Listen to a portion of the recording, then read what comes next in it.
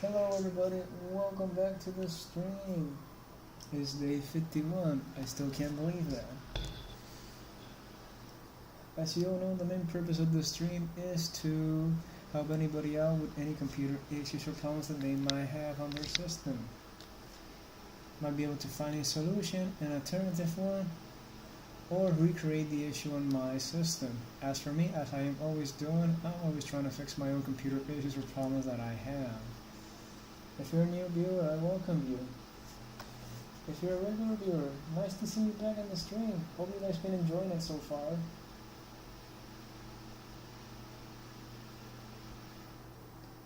So I think this is going to continue today because I am doing like a script with AI and Promox because I still haven't been able to get it to work. So I do have like a few notes in some areas here that I still need to fix. And I'm running here a script that for whatever reason it's working halfway, so it's still compiling a lot of stuff. There's my Promox. But yeah, it's gonna be like a long day. Not sure how long that's gonna take, but it's doing something. Just hope there's no errors this time. It says log in here.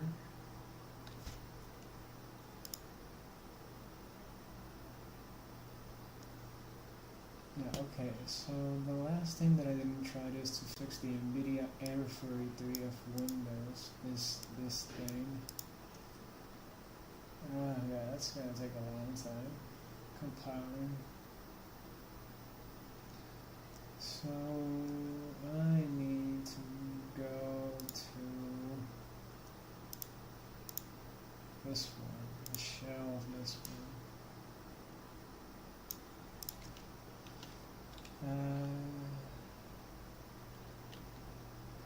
/etc pvp Kernel server, and the ID is 100.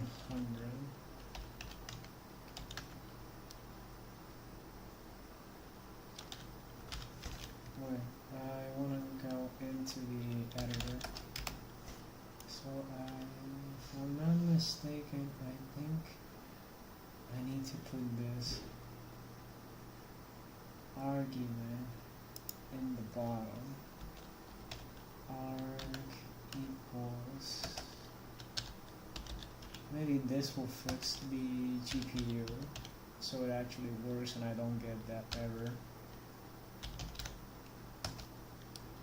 Equals off. I wonder, will this actually work? Oh wait, I already have it here.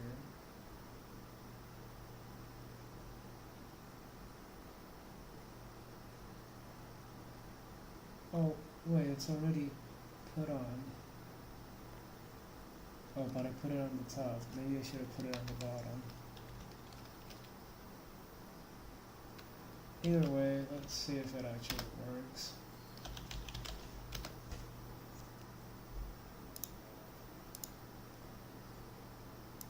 Let's start this up.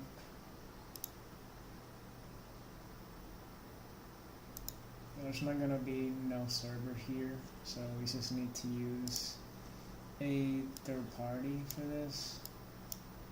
I think the IP was this one. Connecting. Okay, yeah, I was right. That's the IP. Come on. Enter.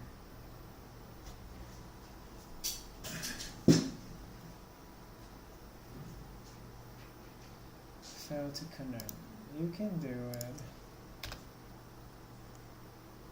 It's just slow sometimes. Come on.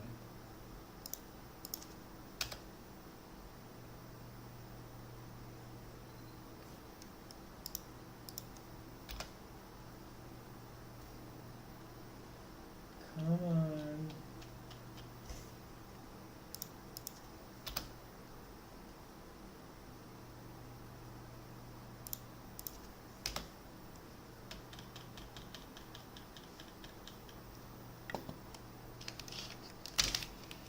Oh my god, did you actually change IP? I'll be pissed. I'll leave that as static. Oh, there we go. Slow. 1, 2, 3, 4, 5.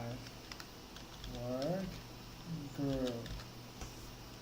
Okay. Now, upscale dynamic, and if I want to put a full screen, so let's just put this a little bigger.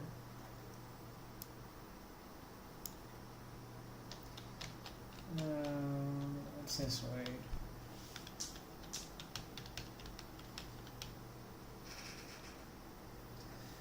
Compiling, waiting.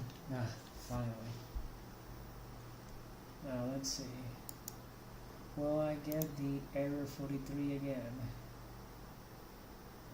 Please. No warning. Ah, screw you. Code 43. God damn it. This pass-through is being a little pain in the ass.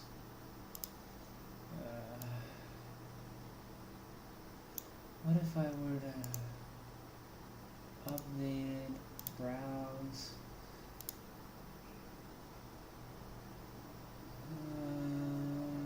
Oh, there's a driver from 2020.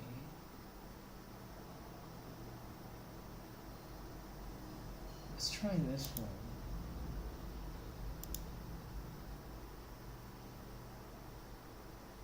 I doubted it would work. If it does, then I'll be surprised myself. An old driver.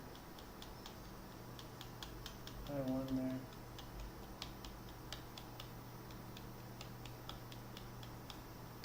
This compiling is gonna take forever. This is Linux from scratch, by the way.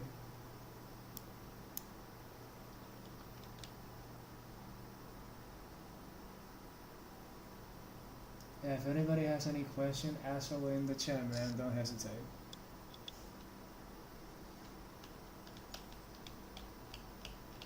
I'm just here to help.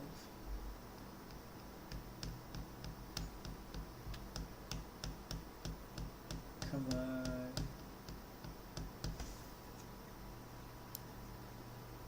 Don't fail me now, please.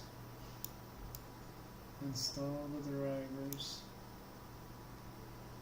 with no errors. Oh, this I actually want this not to fail.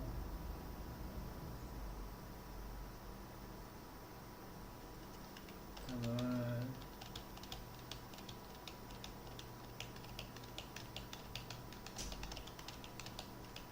Come on. Is this really gonna take a few hours already? Installing drivers. I still see the warning icon.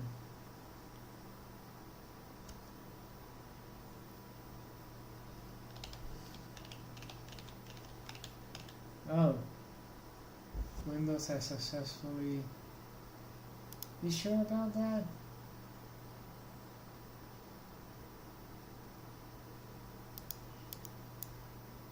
It froze.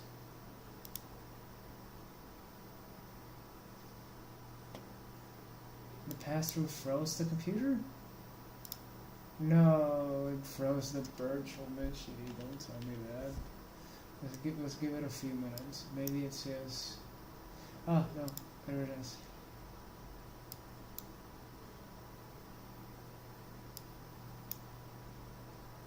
Man, don't tell me that. It still didn't work.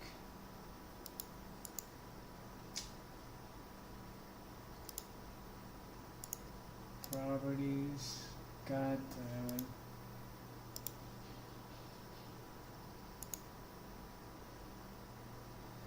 Let's try to update it again. Browse manually. NVIDIA.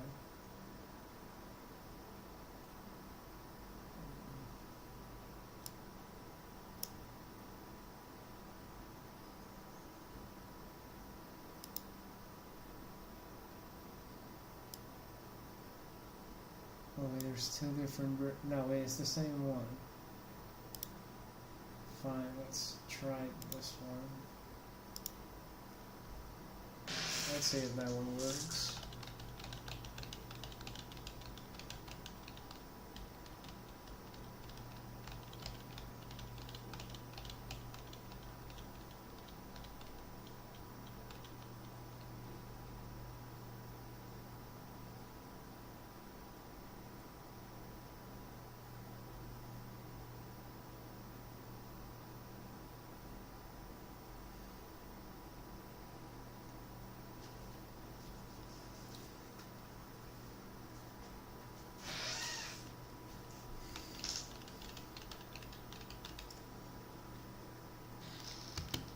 Well, so far the script is working. There's no errors for now. I could have jinxed myself right now.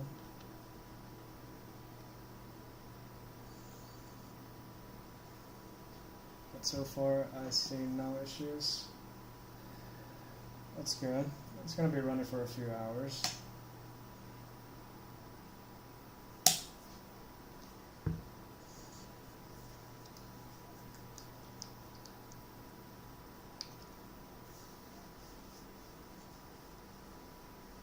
So it's not surprising.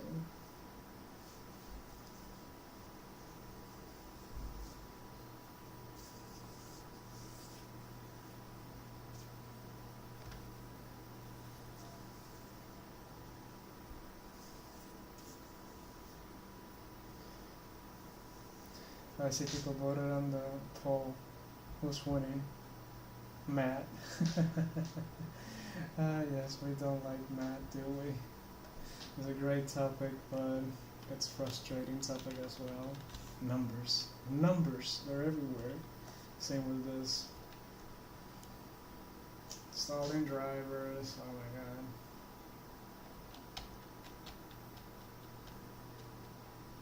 god. Ah, finally.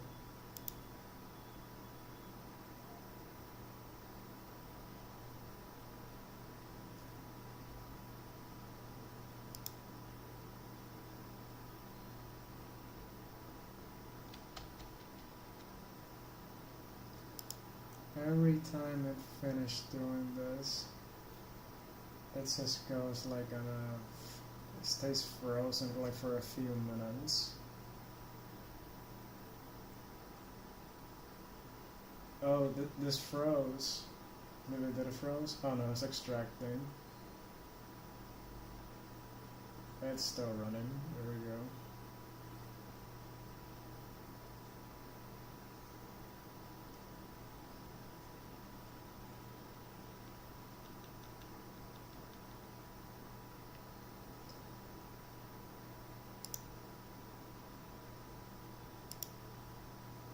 So far, GPU doing this and that and that. At least I was able to make the GPUs appear on Promox. So I could do like a pass-through on it. So the pass-through is successful. On Windows is a pain. I should try this. Oh no, the main purpose is I want to use it on Windows, not on Linux.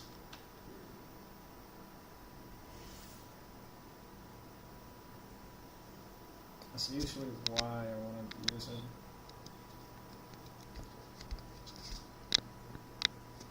Yeah, the camera can stay right there.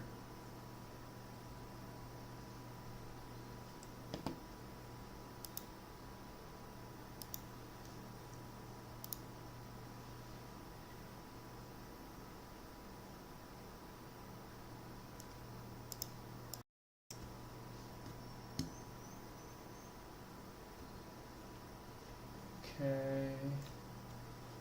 Are you done unfreezing yourself? It says install the drivers.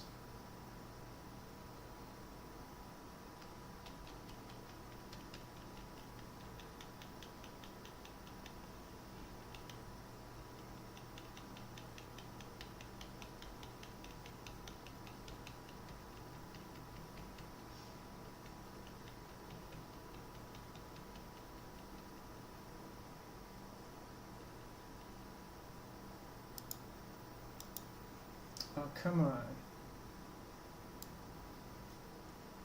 Ah, finally.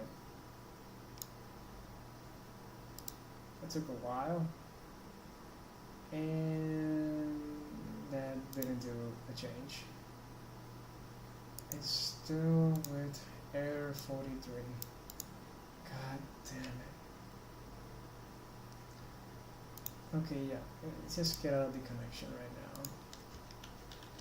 Promos, GPU pass-through, error 43, Windows.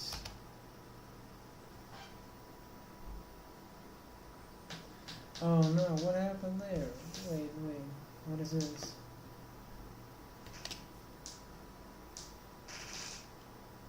Living directory already exists. It stopped there? No.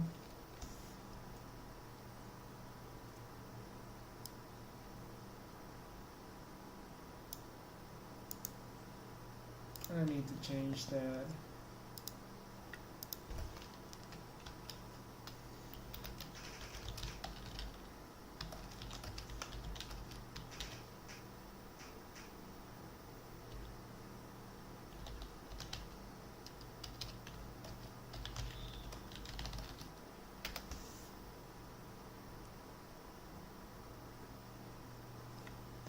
Let's see, GPU pass-through in Windows, error 43.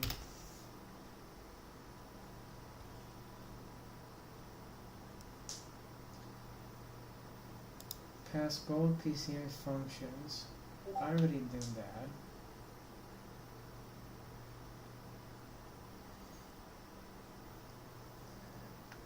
Oh hey, chill and relax. I'm doing alrighty, dude. How about you? How's your day going?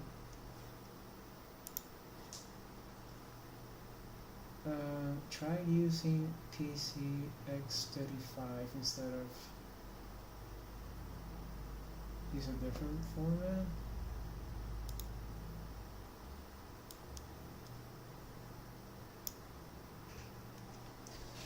Well, I didn't even check if my mic is working. Is my mic working?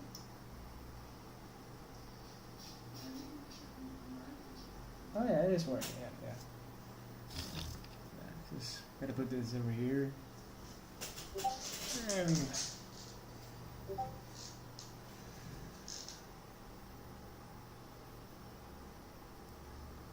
upgrading a touch Dell laptop, cool. A bit of, you talk to another user.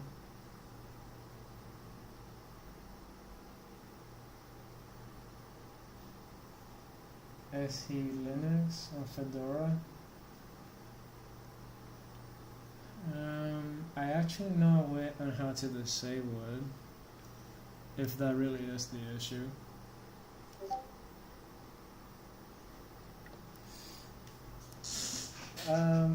So what I'm working on is, I'm actually working on two things.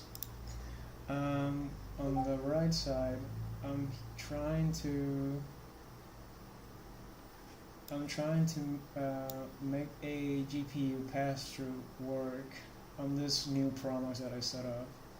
And on the left side is I'm trying to make a script with AI, so I can automate the process of Linux from scratch. Like I already have here like my intense, heavy, like crazy notes here on how to install it, step by step, everything. But I want to make it like into a script.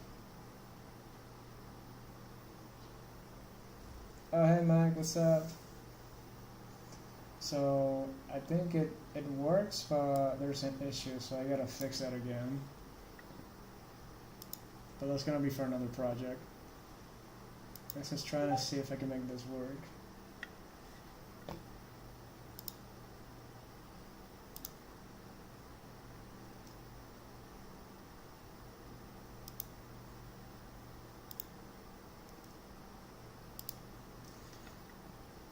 because I know obviously it doesn't say server there, I can't connect to it, so I gotta use a third-party app. So I can just connect to it, but right now I have like this issue here. This is with the username, the password 12345, work group, response. I will look into it a bit off. I gotta check, because I do have like a very simple command to disable like that security, and I'm pretty sure is yeah, this error here, code 43. Alright, what's the error here? Let me just open another window.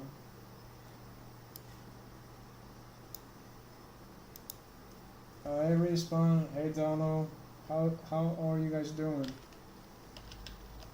So I think the command is sudo 740. If I do this, the SE Linux should be disabled. So let's see if it works.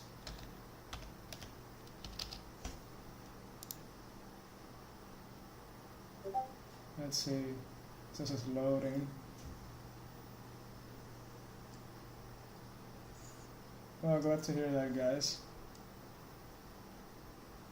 No, that didn't do anything. That's alright though. I'll keep trying another time. Maybe I just need to install a different one. This, however, is pissing me off. So I need to look online, like where in the hell is this stupid error? Madrina with Cosmic Desktop. Oh, and how's that working for you, Respawn? Smooth, glitchy, stable. I did this already. Use the correct machine times for AMD.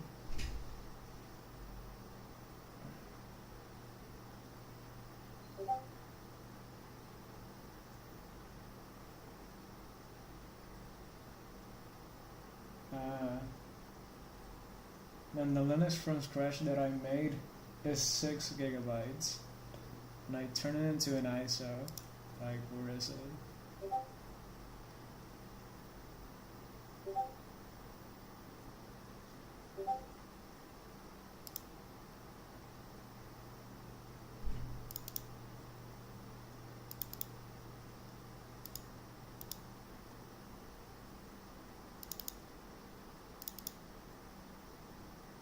Yeah, here's my ISO of the distro that I made. It's 5.9 gigabytes of the Linux from scratch. So this is actually bootable, only for BIOS. So these are like some script that I made with AI, so I can just basically turn it from the directory into a fully bootable ISO. And I did burn it, so it actually works on a physical computer. So I just gotta upgrade it more.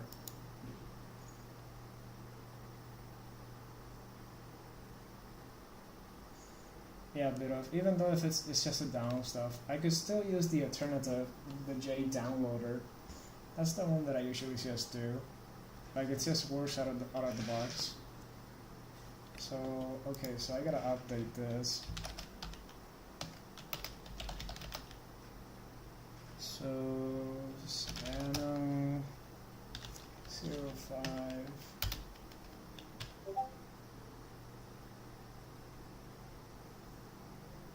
A funny song? Sure, go ahead. But I'm not gonna play on the stream because I don't want to get copyright. That happened to me on another stream. But I will listen to it. I will check it out.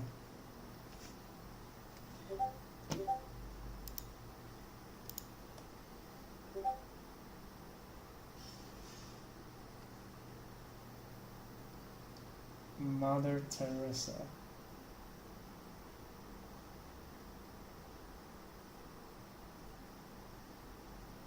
Mother Teresa.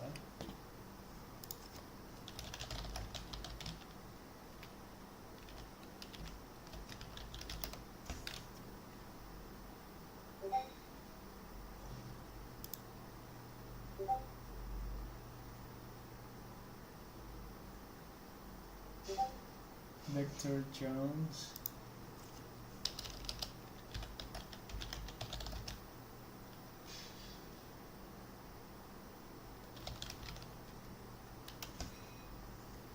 My address by Victor Jones. Okay, don't play. Okay, here it is. I'm gonna keep that bookmark.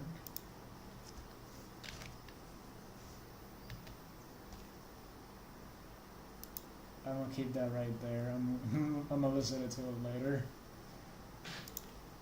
I don't like humor, so hit me up with humor, guys. But if you have any other questions, just ask. Where was I? Oh yeah, I need to update this.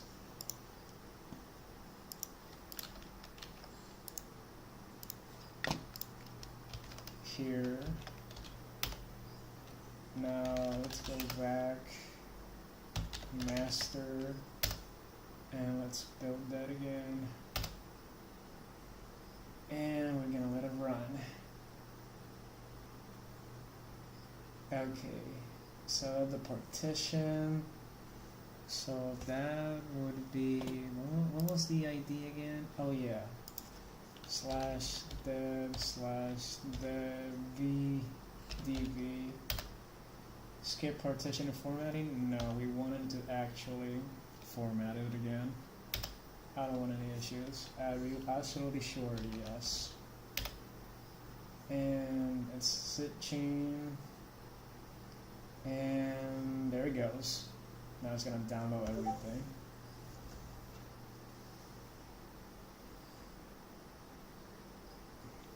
Actually, no. I don't know anybody that has used the Honey extension. I have seen it online. That's about it. At least for me so far. Yes, I found out it was a scam.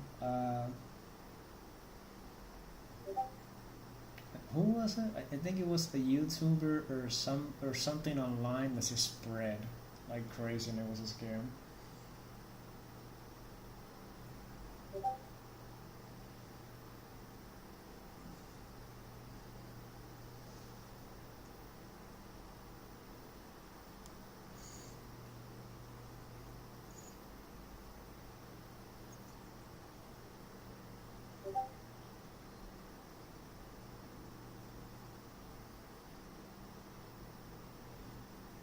Really, that's his name? Megalag? That's an actual YouTuber's name? Megalag?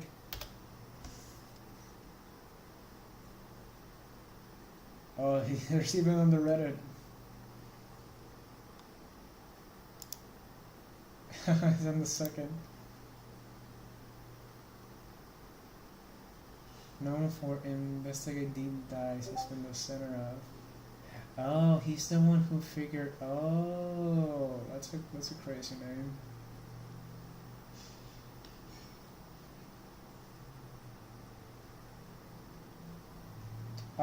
So I don't actually know how to code chill and relax. I usually just do AI. So what I do is I just feed my notes. Where are my notes here?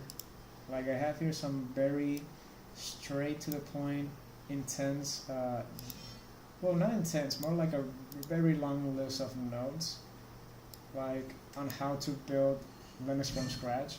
So I feed all of these notes to the AI, and I wanted to try to make it into an automatic script. It's over 138 steps with 3,000 lines. So I just try to be very specific on how I want it to be. Like you can see here, the end of step 138, the start, the end of 137. If I send like this guide, you can build your Linux from scratch just off this guide. It might take you like 3 or 4 hours, because it does it straight to the point. But again, this is a long list of everything. You need to basically copy and paste, copy and paste, copy and paste, copy and paste, and wait for it to compile. So I'm just using like the AI. It says I want to make like an automatic script. Like I did make one, so I can make an ISO out of it. And it works, the ISO right here. This is the ISO. This script is just basically to turn the build that you already compiled into a bootable ISO. Unfortunately, this is only BIOS and no swap. The Markiplier was the only.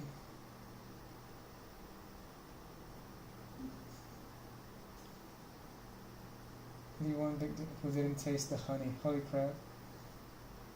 Oh, it's alright. It shouldn't piss them off. Because think about it like this. If you're somebody new and you figure out this, and you decide and you find this script, and you make it, people that are more into like technical, instead of actually keep using the script, they actually want to find out how the documentation, because don't forget, this script is just using my own settings. You can modify this to your preference.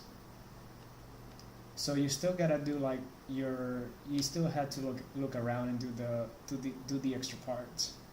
Because I might later on, I might turn this like into a video, but I'm not sure to do that yet because there's some things that I need to figure out yet.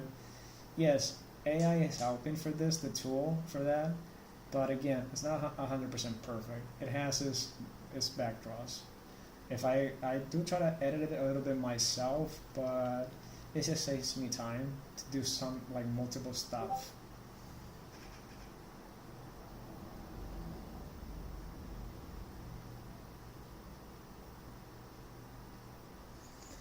I really hope they're not. Other people might be pissed about it, but others might actually be like, holy crap, this is incredible. Or I guess that's their assumption. I'm not sure. Right now, I know me doing this script. Hey, even though I'm feeding my entire freaking notes to this, you can't tell me this is entirely AI on this part. Like this is all my notes. I have to go very specific, like step 0, end of step 0, step 1, and because if I don't put my notes very specific, it's not gonna work. Like I had to put some little notes here, prompt the user to change this, change that. So I had to be very specific. The writing doesn't feel like AI, exactly. Like all of this is just, yes, that's why I'm very specific with my notes. Because AI is not going to be like, oh, step 4, then going to go step 5. It doesn't know, but wait, what's the end of step 4? This is the end. In some way, yes. But I just got to be specific. Like literally, like look at this part here that I put here. In step 7, it says here you got to put this to so it mounts them automatically, but I put here a note. Prompt the user to put the correct deb XXX. AI is not going to fix that for me. I need to be very specific about this.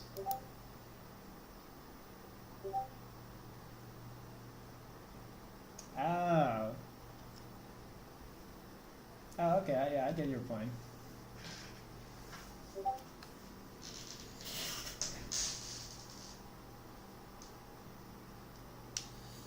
Yeah. I still cannot understand it. Like it says really writes more in machine code. I did see a video about a guy that can speak in machine code and the AI will understand. Like saying one letter, one sentence, it's a giant bundle of numbers.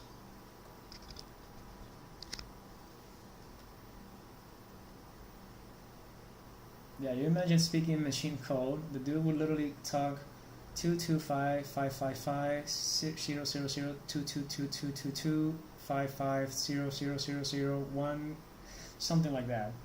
So I'm pretty sure how it makes the scripts and everything else it tries to make it like more directly into hardware, and that's something that I just don't understand. I just gotta keep teaching myself on how to actually code. It's so frustrating. But yeah, doing this script, this has been out. This actually has taken me longer than actually making the Linux from scratch. This from scratch took me what, like took me I think 3 or 4 days to make it. This has been going on for about I say 6 days already.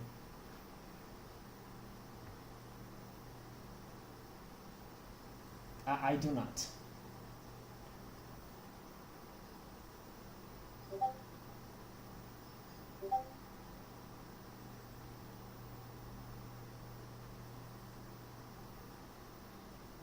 Just to make the script how I wanted, yeah, I think around 6 to 5 days it has taken me. Like the ISO took me, I think it was 2.5 days to actually get it perfect to where I want. Like I have 3 different versions here. This one's like more simple. This one is more like it'll detect the kernel which one you used it, and it will use that one to create it. And this one, it'll detect it, and it will actually prompt you an option if you want to burn it into a USB. So these 3 scripts, well, I'm gonna share them later on, but I just gotta be confident that they actually work. So far they work for mine, but I need other people to actually try it out.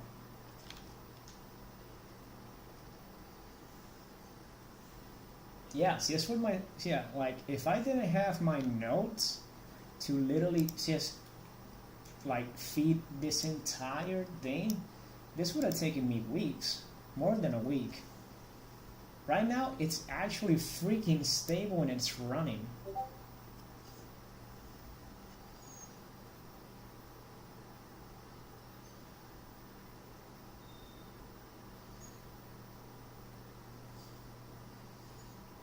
I'm with you on that, man. Older games are like, I just want to play games because I just want to play them. I'm not the type of one that, the graphics looks like crap, I don't like them. I'm more into a game because of the mechanic and how it plays. I'm just single player. That's just what I do, man. Single players are like my games.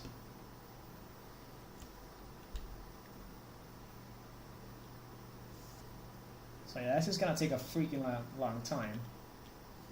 Oh, plus the 6 days. I think it's 5 or 6 days. This literally compiling will take maybe 20 to 2 hours or more because it hasn't finished. I always get errors.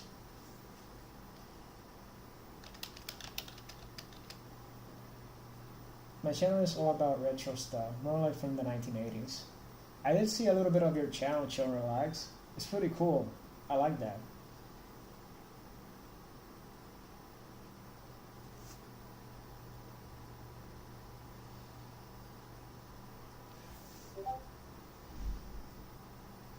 Like I would say the retro stuff that I have here is basically got floppies, transparent floppy adapter.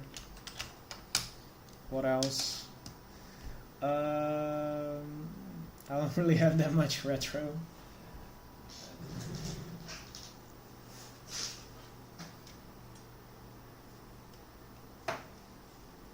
I wouldn't say this is retro, but I did want to get something like retro controller if I want to use it. So I got this. It's like too small for my hands, but I still like it when I use it.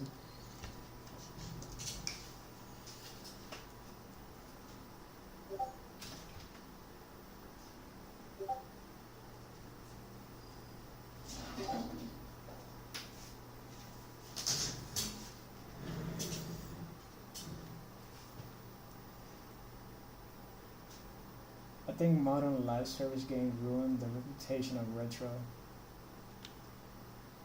Yeah, that's another thing. I don't play video games as I used to before. Like, if I can play a game now, maybe like 20-30 minutes tops max. I can't play more games. If it's like a retro game, like an old game, I would play Galaga. I really like Galaga. Like, I think it's the 1984 or 1989 edition. I can't remember.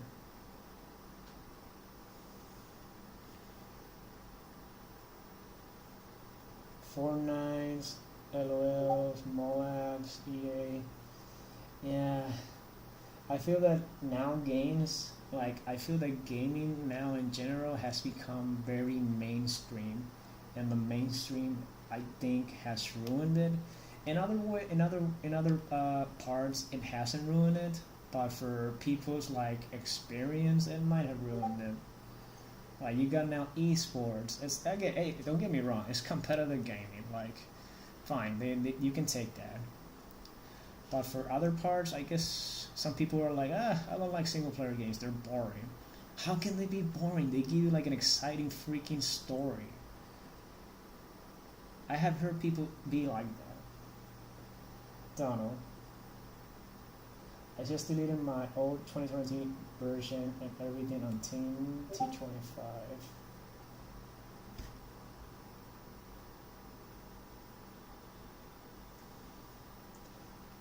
I think I'm putting Catchy OS. LNDE7? I haven't heard of that one.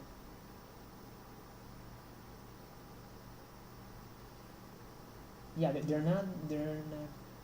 That's what into modifying retro computers. Man, have you ever seen the sleeper builds? The sleeper retro builds. Those are crazy.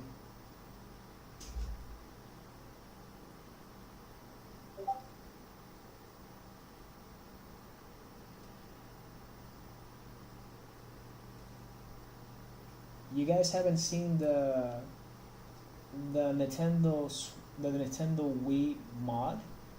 Some dude literally took the entire board, and said, okay, we're just gonna cut it entirely into one corner piece of it. And with that little piece, it works. You don't need the rest of it. And he modified it.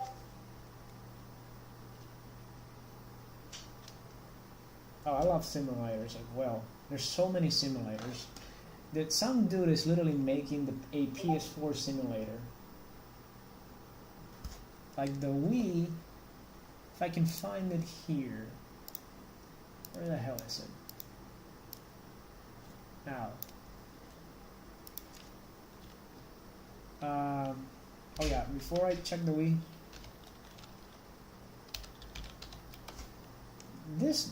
Whoever's building this dude is making a PlayStation 4 emulator. Whoever's making this is fucking insane. Now, the Wii thing,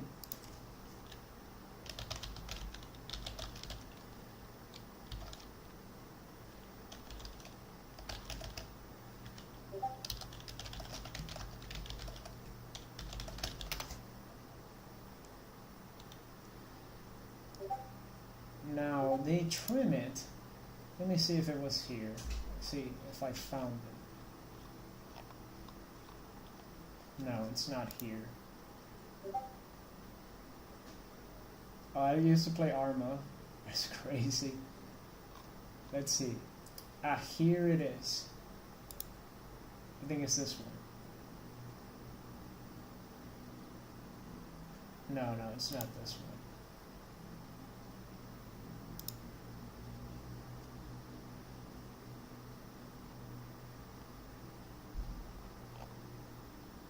So there's a guy who cut it. Where was it? It's not this. He trimmed the Wii that he only needs to use like a quarter of it. Where the hell is it?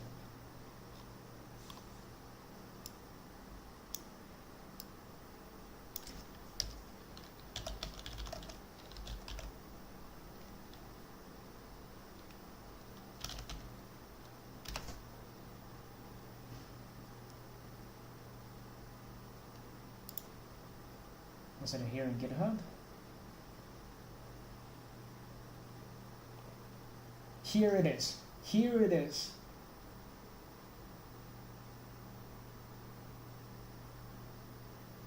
This is the entire Wii trim.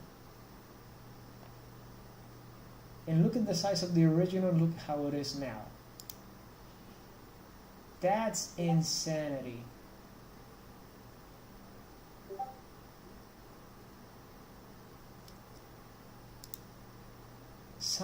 Look at that.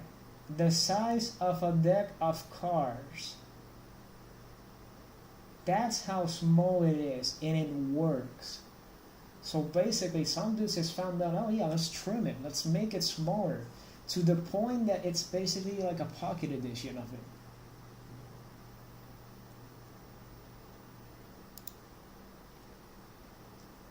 And it says here, can we go smaller? Yes, it's definitely possible to go smaller than this.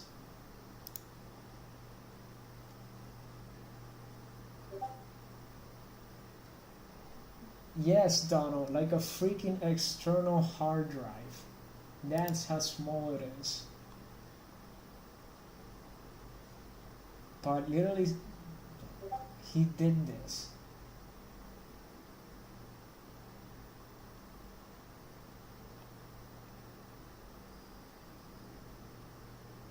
He trimmed it.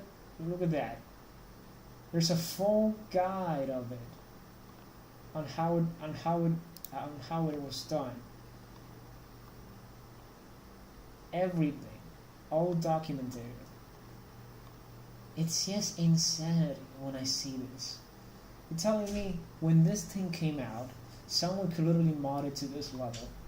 Well, either way, man, I know it's old, the Wii, but having it like that, I know you can use an emulator and everything else, but to that extreme. Oh, look at that. Power via USB-C, so it's a modern one.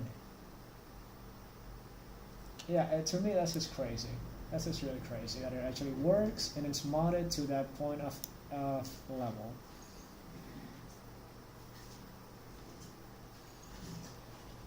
Played the hell of ETS2.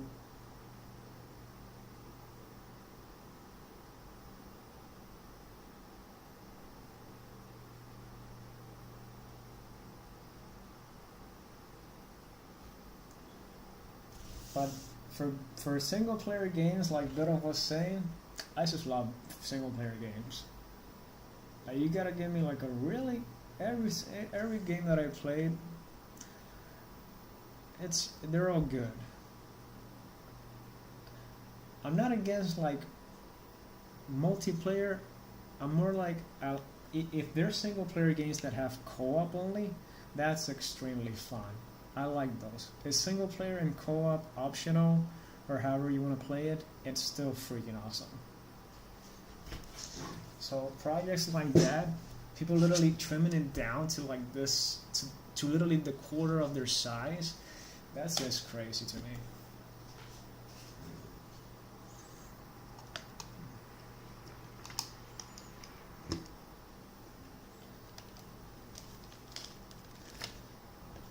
Now I wonder, am I able to actually get this to work? Promise.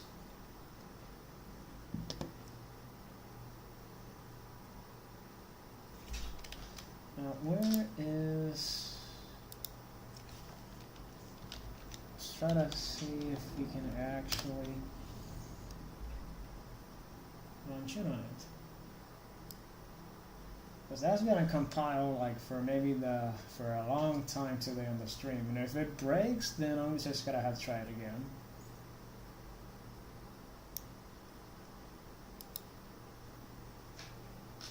I'm not even sure if it already passed the part where it failed, because it's just doing it so fast. I'm not even paying attention.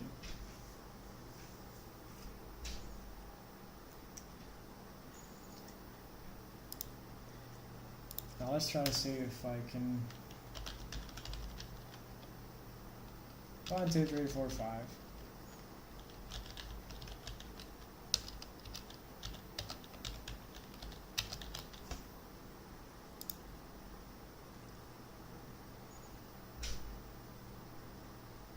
Ah, okay.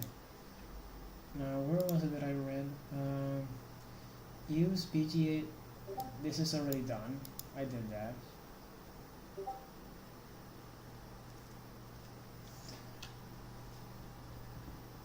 Yo sir, hello there. I'm having an issue with my PC. I have an X67 carbon Wi-Fi motherboard, 7950 CPU and a 4080. When I power on my PC, it goes straight into the BIOS but no picture on my monitor.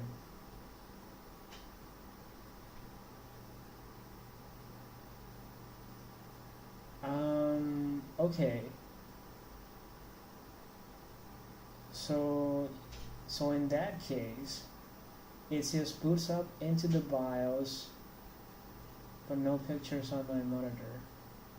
Okay, are you able to, okay, are you able to actually log in into the BIOS and edit anything that you want? Because you can see it.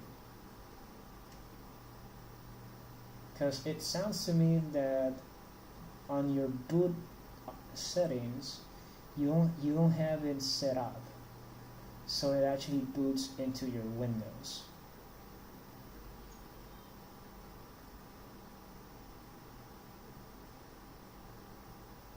So you said you have a 670E carbon Wi-Fi. Let's look that up. 670. Oh wait, X600E carbon Wi-Fi motherboard.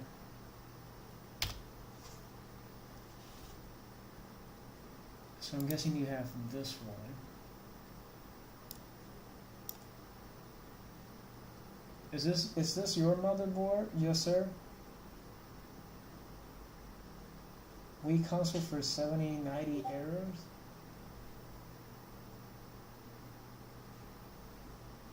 That's a little pricey, I think. Also, what OS are you running on it?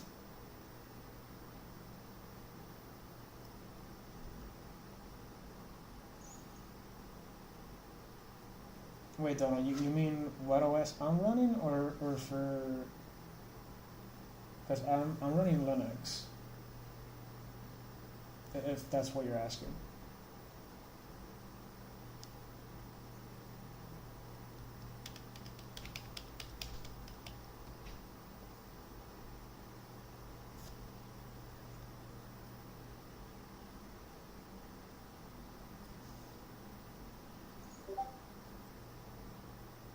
Oh, my bad.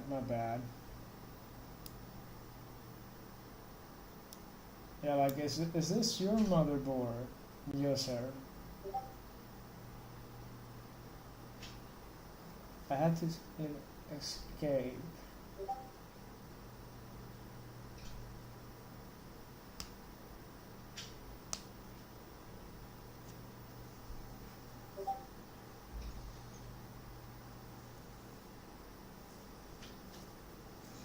But I don't think that's his issue. I think his issue is on his BIOS.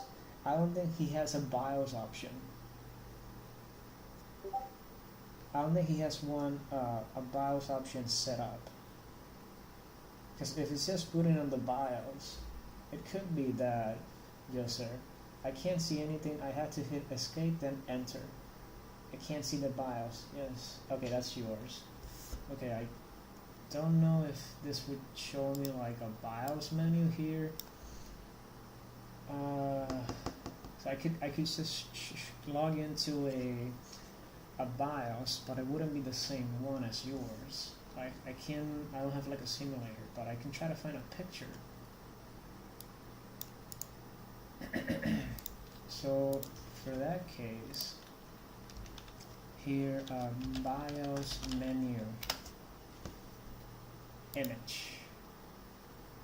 Ah, okay, perfect.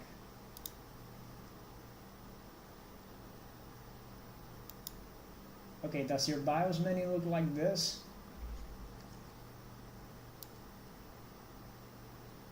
Does your BIOS menu look like this?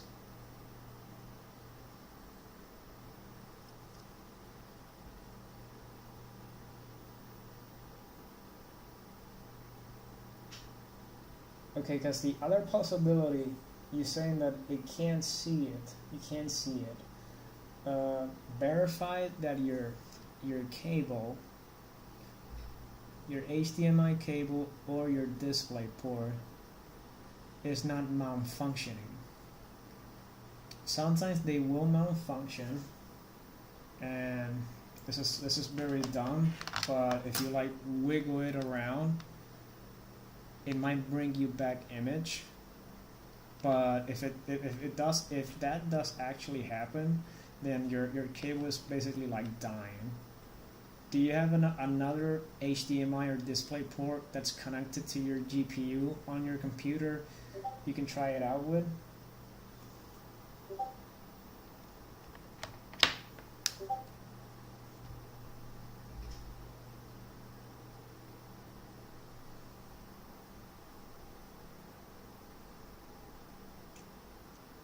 Okay, it looks like this one. Okay, then try to find an option here that's supposed to be, that it's supposed to prompt you for boot options. Let me see if I can find here a picture that's showing us inside of the boot. No, this is for overclocking. There has to be a picture here that will show me. Here we go, boot options. Make sure in this section, if this is the same one that you have or is similar, in this section where it says setting in boot, make sure in option 1 it's selected. If you're on Windows, it should say Windows Boot Manager if it is a UEFI system. I'm guessing it is.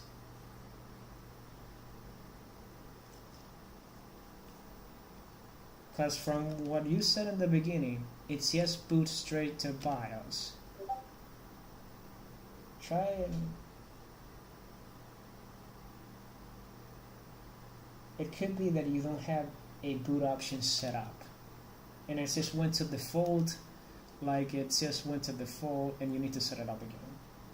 Yes, try new cables. It does it with HDMI and display cable. Okay, that's something. That's something. But see if you can actually go into this area here and verify that you do actually have a boot option set up. If there's no boot option, you're basically just gonna be booting into your motherboard's BIOS, nothing else. But if this part does actually work, you're able to get into this area. If you're using Windows, check to see if you have an option, Windows Boot Manager, and put that option, and you click F10 to save the changes and try to reboot, and it should boot automatically into your selected boot option.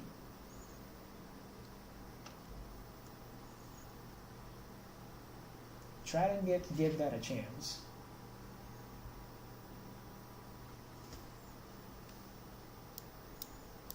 Oh my god, it's still running. Oh god, maybe I jinxed myself.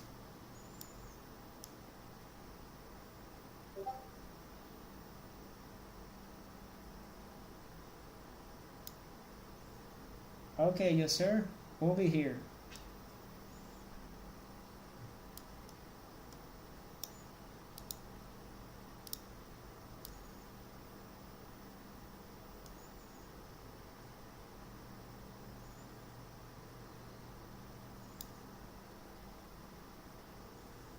Well, that's still running, that compiling. I'm pretty sure that's going to take a few hours or more.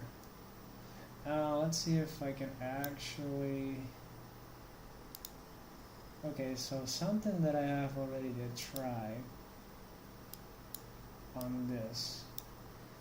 Ensure the GPU is not used during host boot.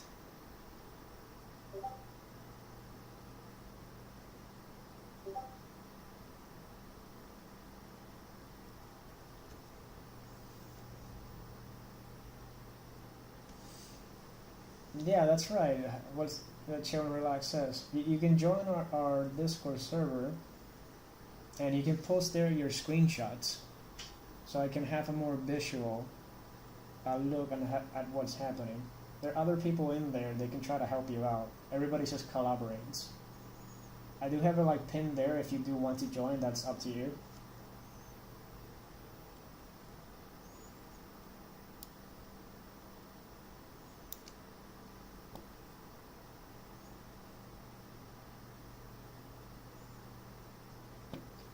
Okay, so this is already enabled. This forces the GPU to be treated as the primary display. That's not my issue. The virtual BIOS room. A patch virtual BIOS? Use the tool like NVIDIA KVM Patcher or NVIDIA File. Confirm driver if the GPUs before rebooting to be an expert. If errors 43 appear, try reinstalling the...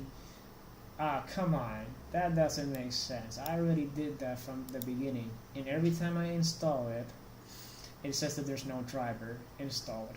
This doesn't make sense.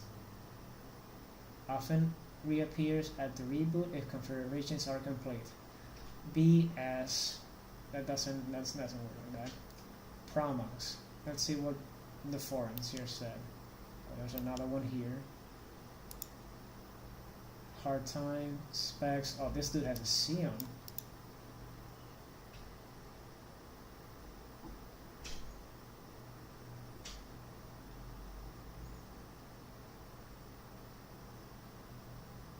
Virtual machine.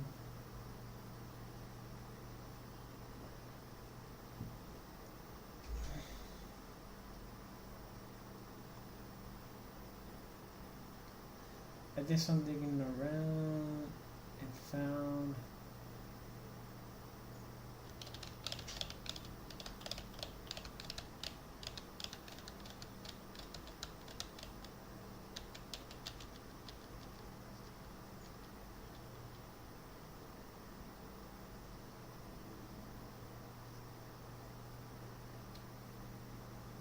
no.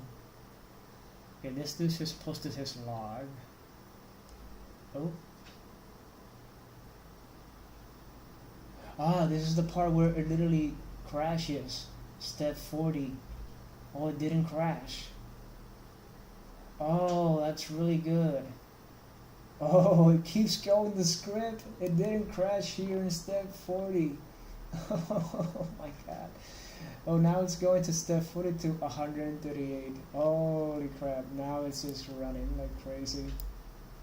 Oh, did I finally figure it out? Is this gonna work? I hope.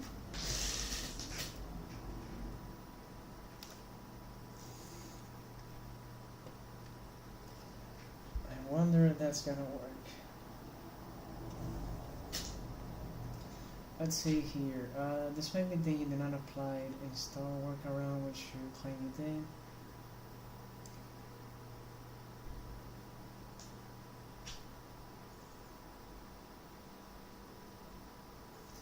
The trouble is you manually specify the BIOS of the GPU when you pass it through. I really need to dump the BIOS in the pass-through? Dumping the wrong file should be completed, but can cause permanent damage to the GPU?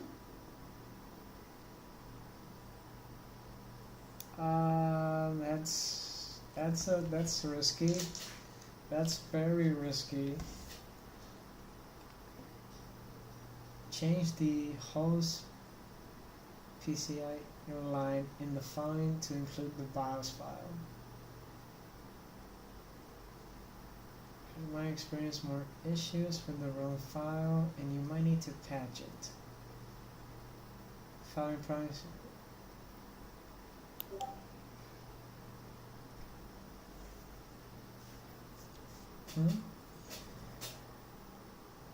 Sidecav. PC crashes randomly.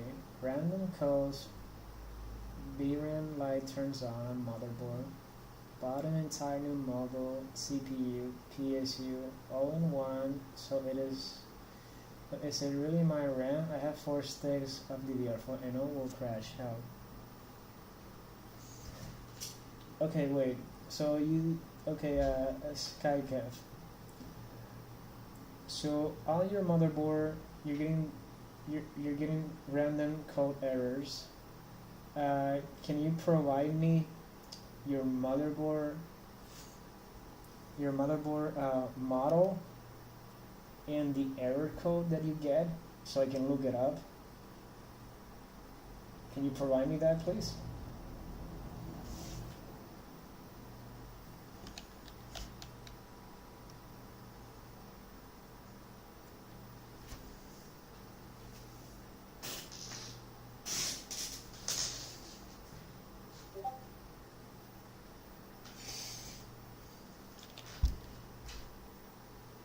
Oh hey, Eras, I'm doing alright.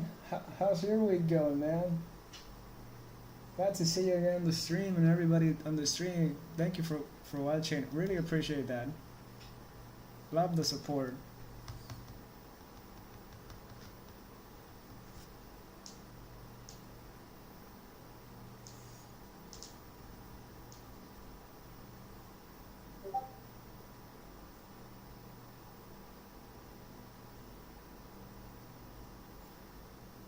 But the error code is usually random, sir. It's my son's PC. I don't know the codes. I appreciate it. Though. B450. Do you have by any chance?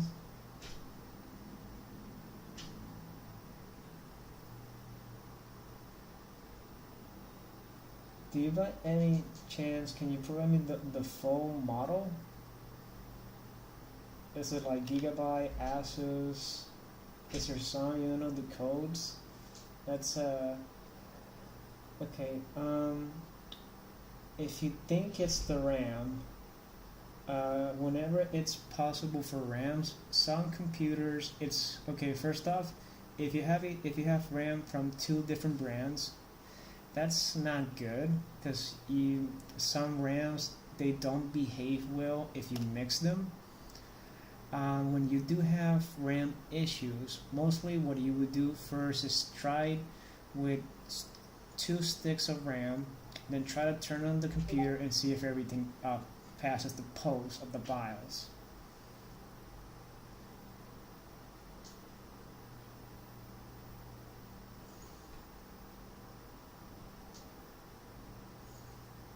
Oh, that's great, Ezra. My week has been going great. Thank you for asking. I'm glad yours is going great. Oh no.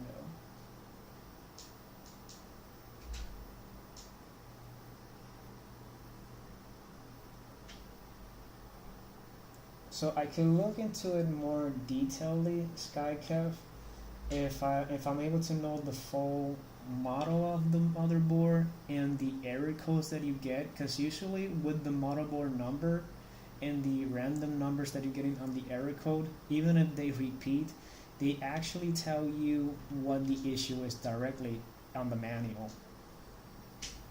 So if you do have those parts, then hey man, I'm more welcome. Like, if you provide them to me so I can look it up. But if you think it's RAM, like I don't think it's RAM until I have like more further details. Like I just don't want to be like lying to you, but it's just telling you like from my experience.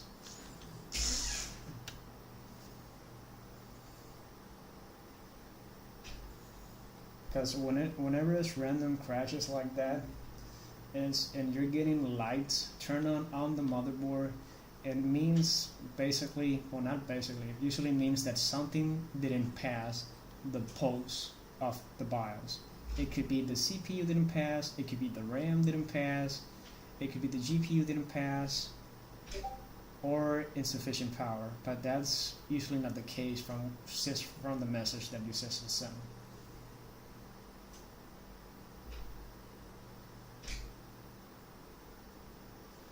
Did somebody send a message?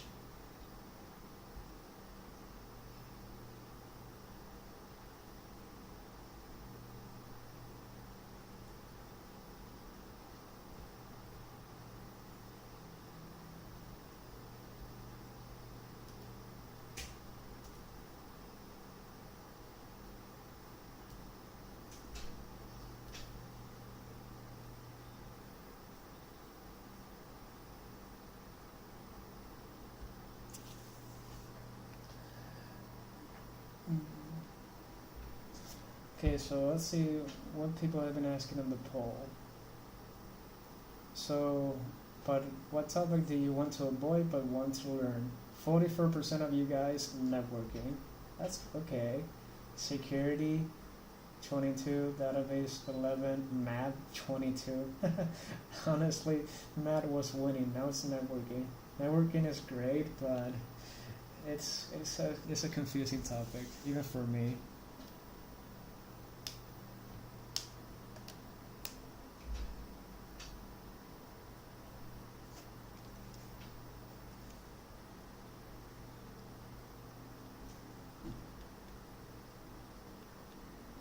Now let's see if I can actually figure out how to fix this.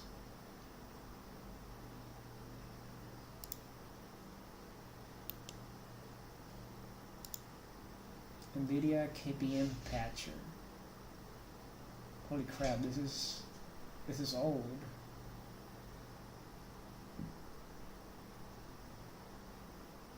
This is completely unsupported and probably unmaintained. Use at your own risk.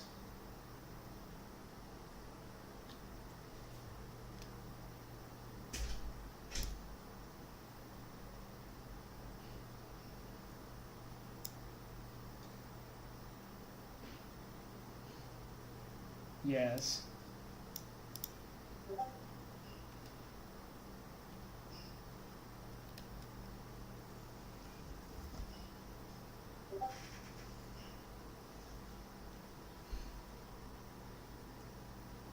Networking confuses me.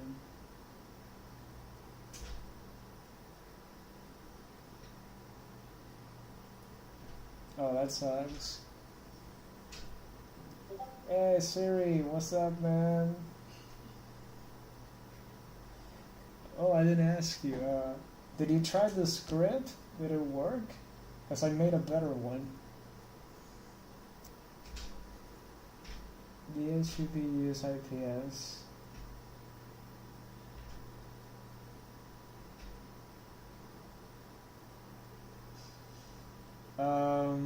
Wait, you had a router?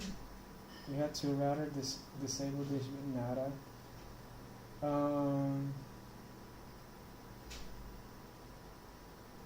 That's weird. Usually on the main router you put from your modem, it's from your modem to the WAN of the router, and then to the second one it would be to the LAN of your router. Like I would turn the second router into an access point.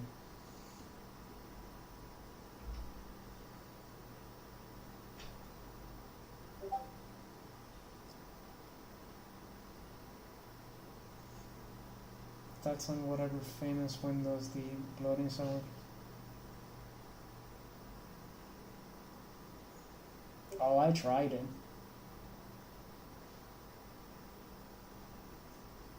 He has a lot of good deep load stuff.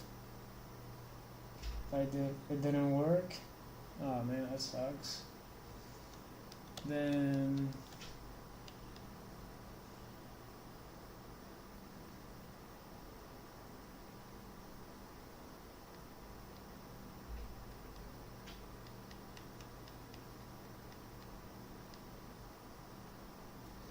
usually when you try to connect to those, wait, you said through Ethernet cable.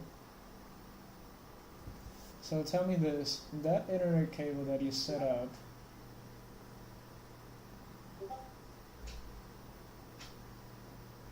did you, when you connected to your devices, did you connect it via Wi-Fi or on Ethernet cable?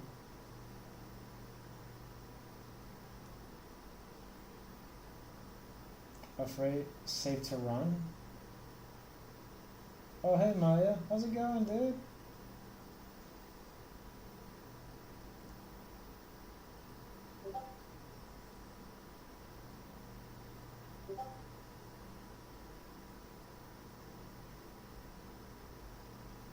What category did you got it? Cat 5, Cat 6, Cat 7, Cat 8. Usually everybody just has like a Cat 5e or a 6. That should be enough just to give you like more coverage. Well, it should.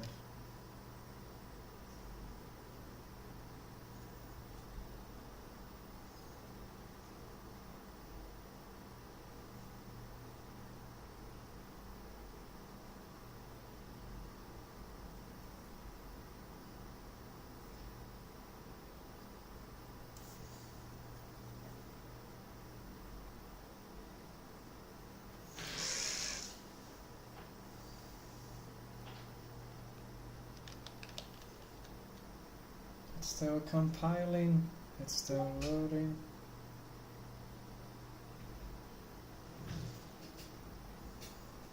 Oh no, Maya, I already finished it. This is just an automatic script that I'm running for LFS. I was just testing out the script if it works. So far, it has not failed. I've been with the script for around 6 days, trying to make it work with all my notes. I actually customized it even more, and I got it. I added some packages from BLFS.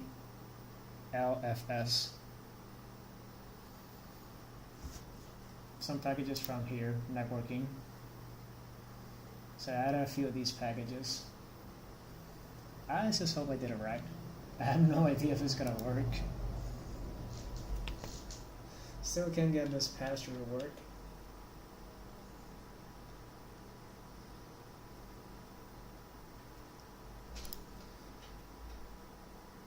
$43.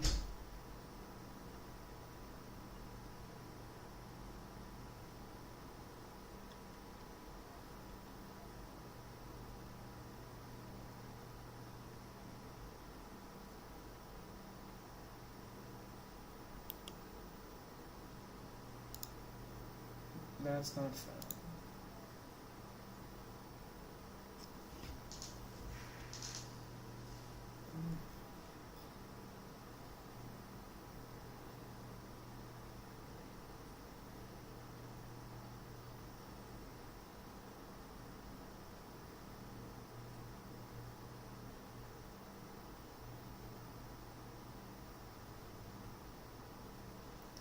If you're curious how long has that script been running, it's been running since the beginning of the stream. So it's been what, an hour and 20 minutes. This is not gonna work for me. I need something better. This is way too old. Well, not too old.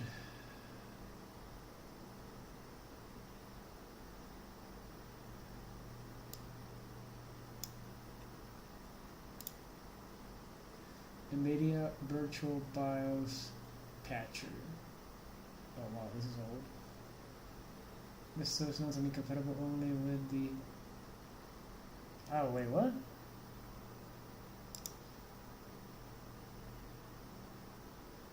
What do you mean it finish?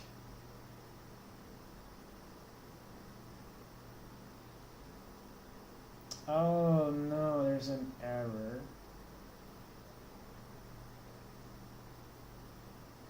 Oh man, don't tell me that.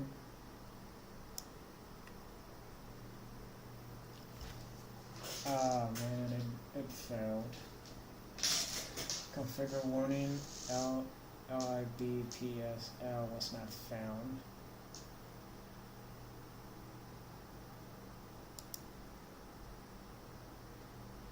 That's a shame.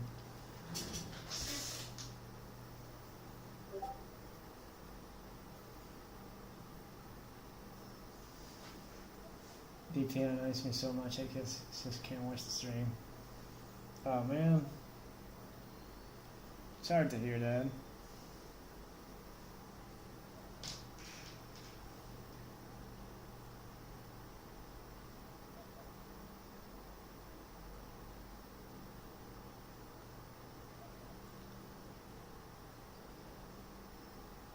Error.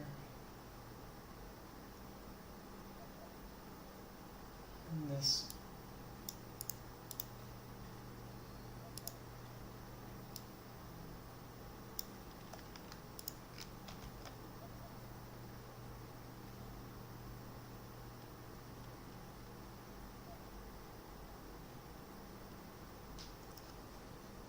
So I had this error. Any L bit PSL was not found.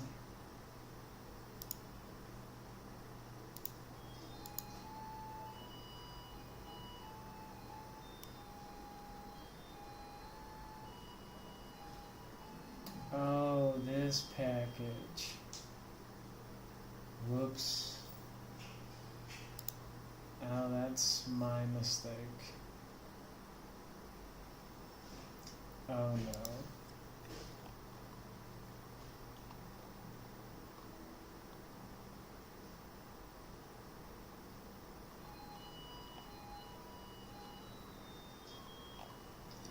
That's my mistake. I forgot to add that package.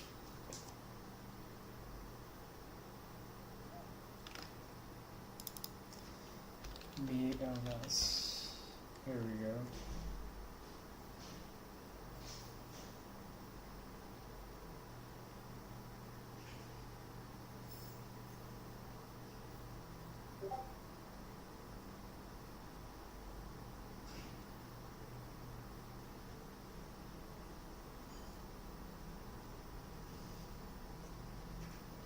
Do you know any BLS clients?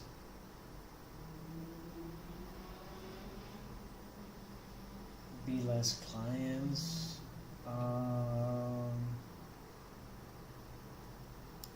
BLS. That sounds familiar.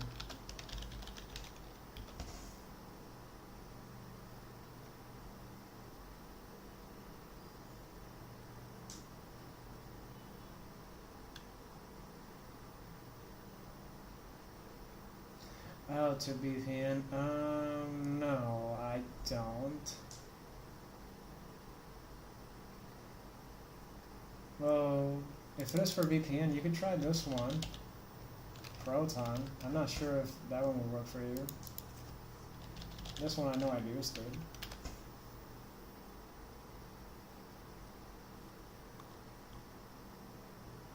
This one. I'm not sure if it would work for you. And of step 2.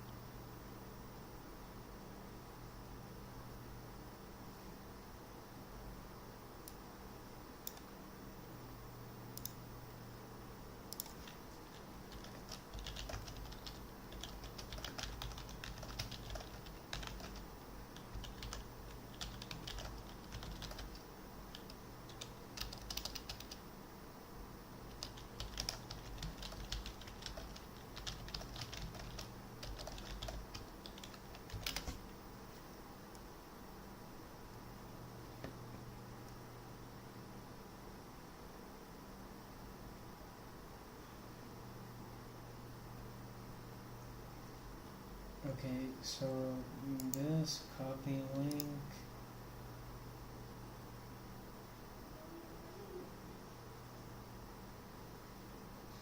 So I need to put here a new one.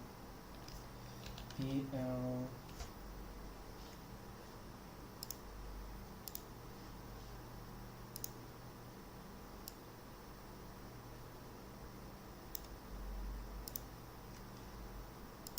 BLFS step 1.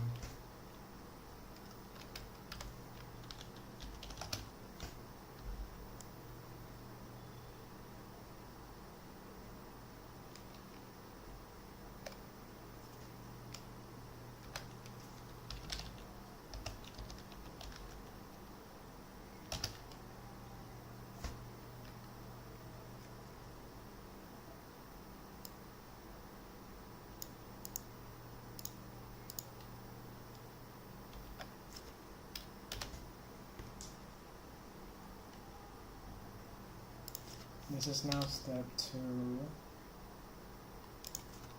This is step 2. Step 3. Step 3.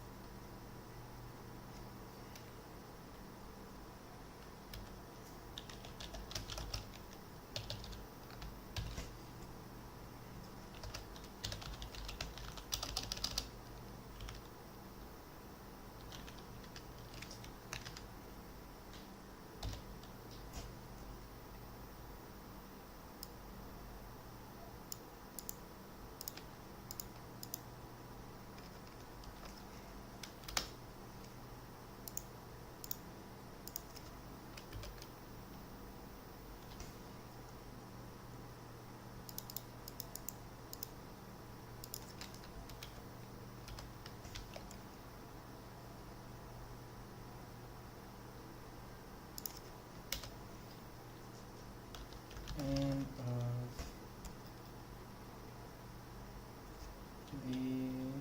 this 1.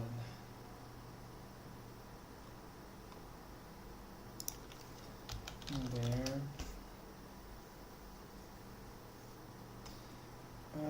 But I need dependencies. Recommended.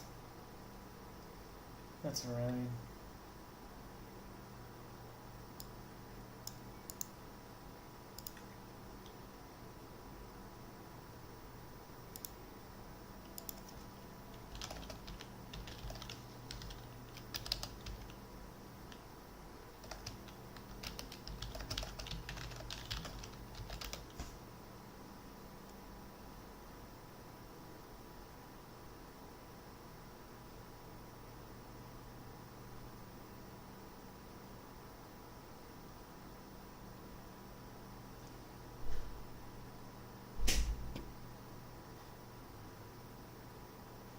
Okay, so this one needs to go first, this one goes second.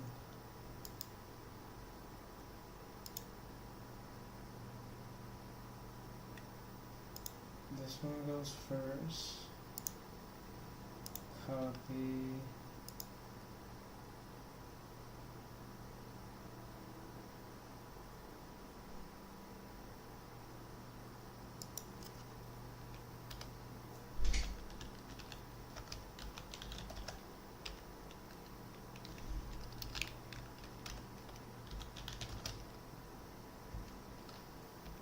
so I need to change a lot of stuff. Damn.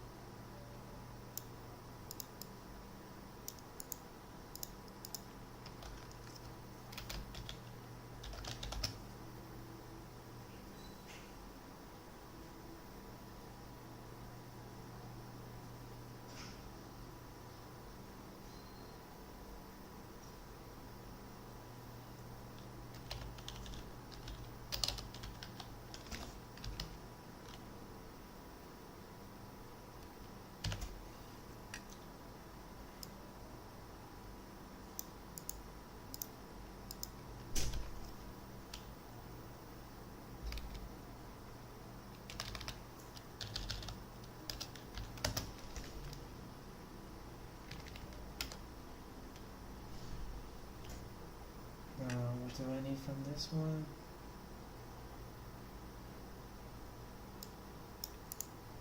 I need this.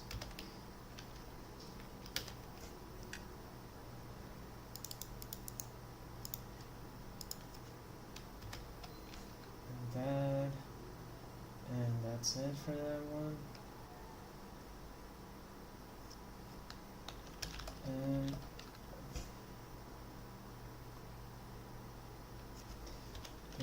as step 1.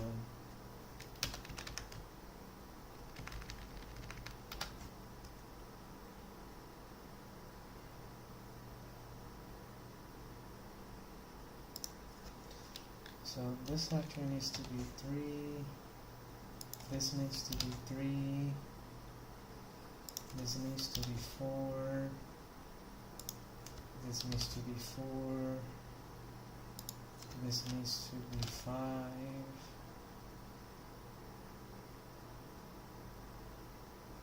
and this needs to be 5.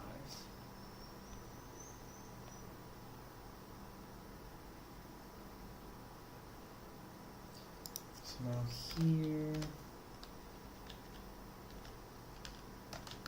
step 2 is to get this one.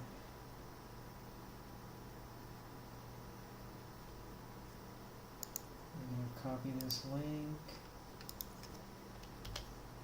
wget that tard,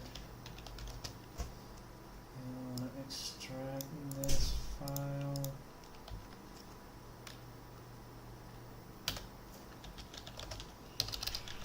Go to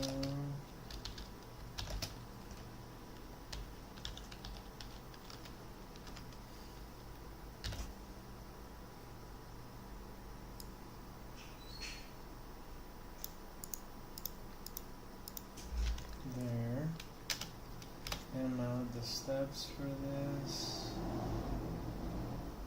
is this. This one was more simple. That's actually great. Awesome. Okay. Save that. I need to put this in full screen. Let's see if I didn't make a mistake. Oh yeah. And step 2. Okay. There we go. Now it's gonna work. Oh, I hope this one works. Step 3. Yep, okay. Now let's just update that. Copy this.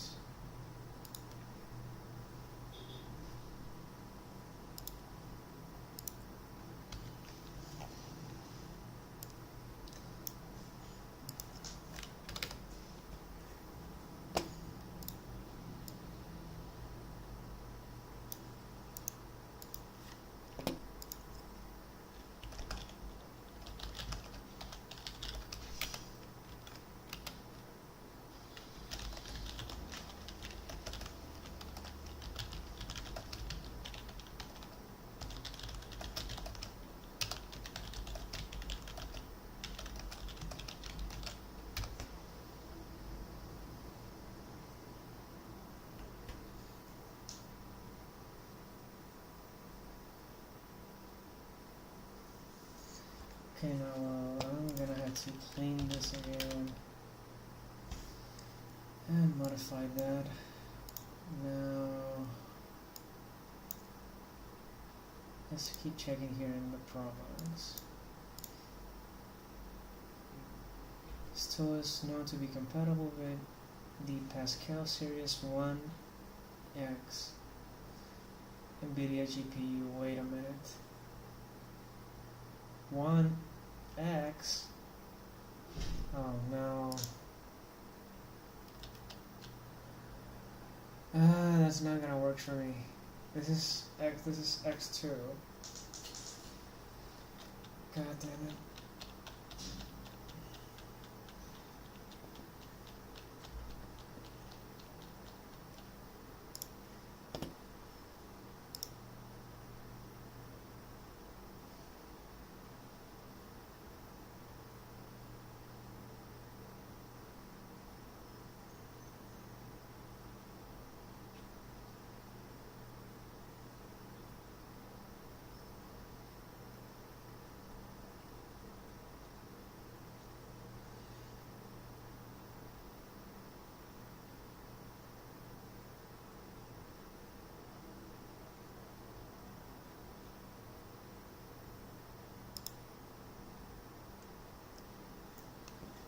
Okay.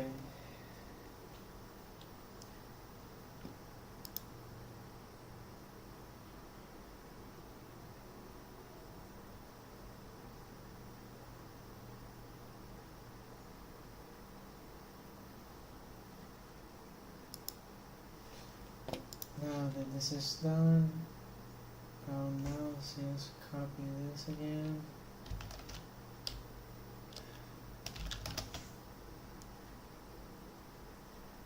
Oh wait, what file that I'm gonna here? Okay, yeah. Nano master.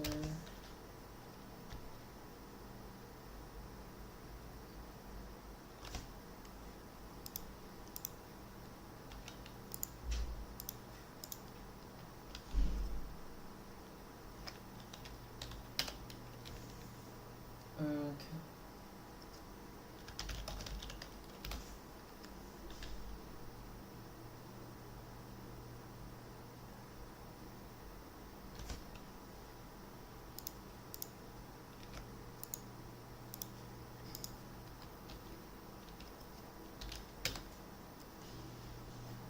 Now let's go scripts. Okay.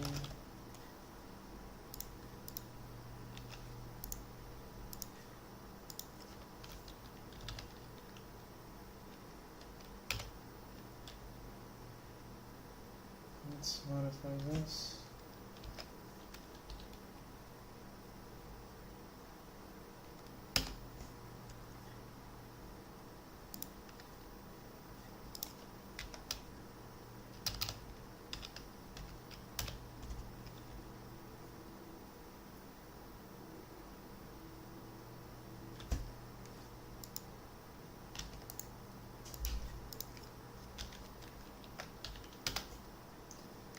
Okay.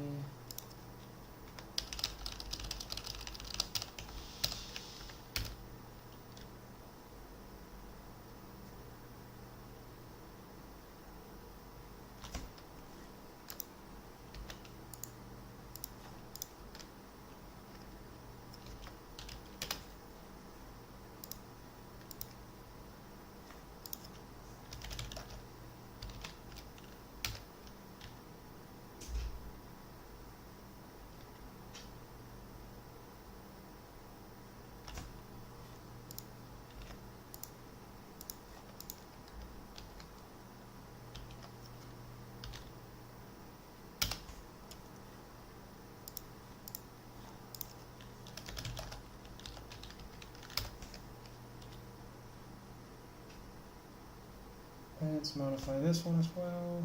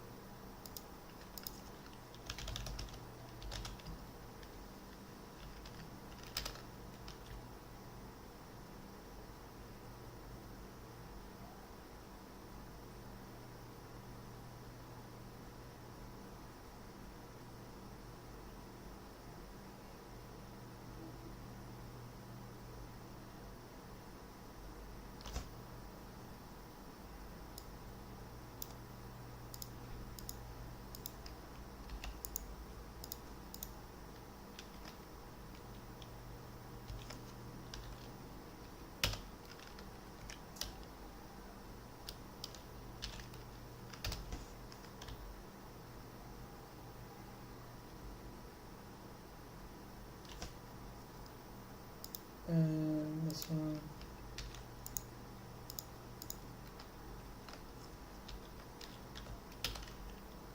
And the last one.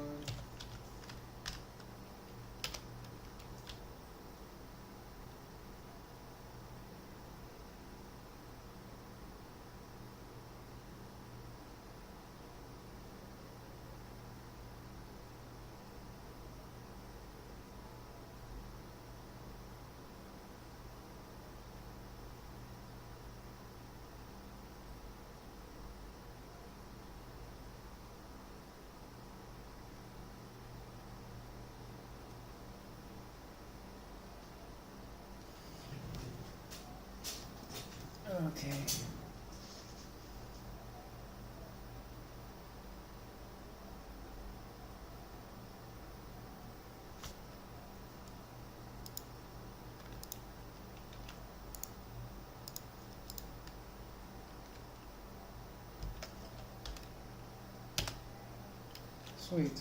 Okay.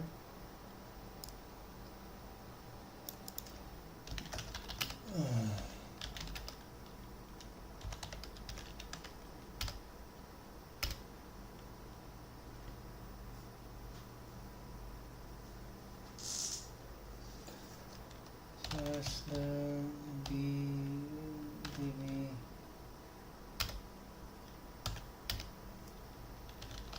Yes.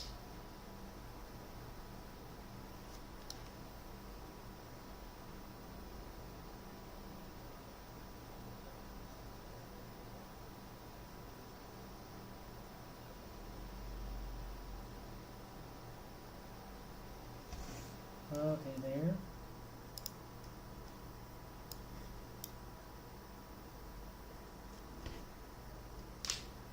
Now that's just gonna download again.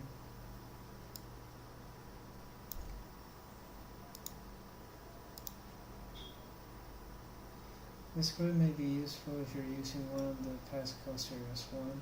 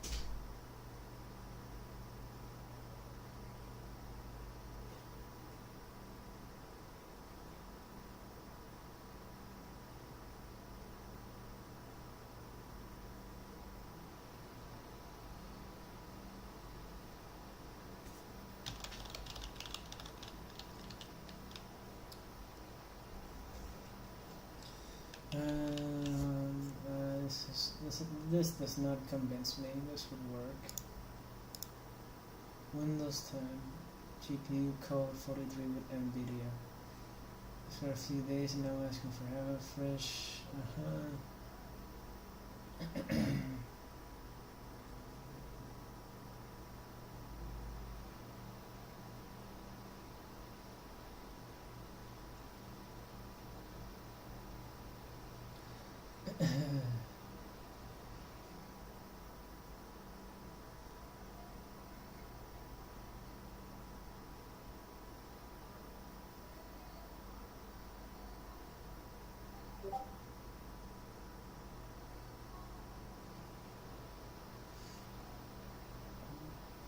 USB Madriva.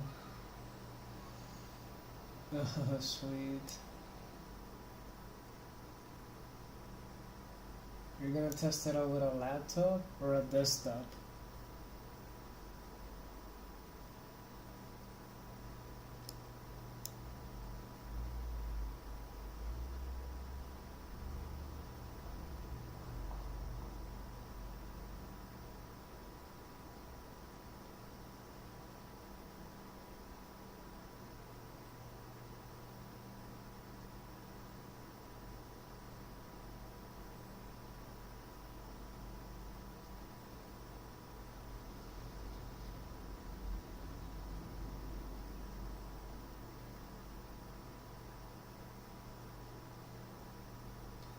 Virtual machine configuration, Wi-Fi,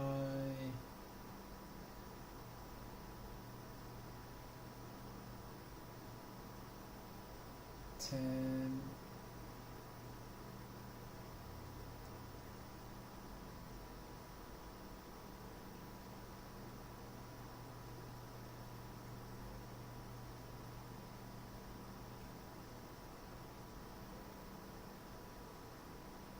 Oh man. You also try that. Try another dimension in this thread.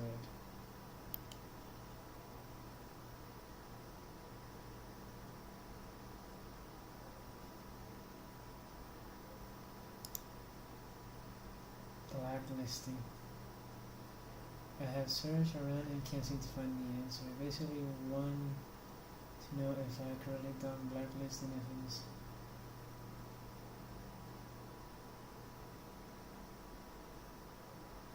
Add the device ID to a new config file. Add the drive name to an existing.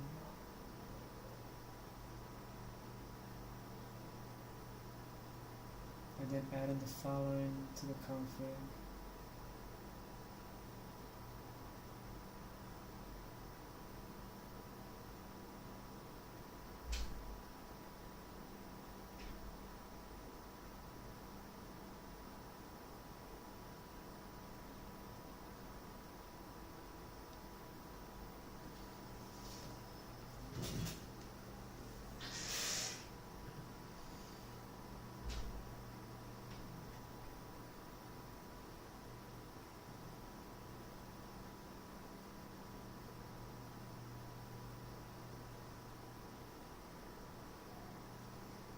Also wanted to blacklist.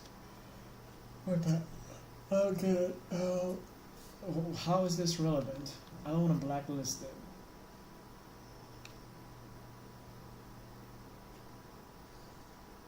I don't know how this is relevant.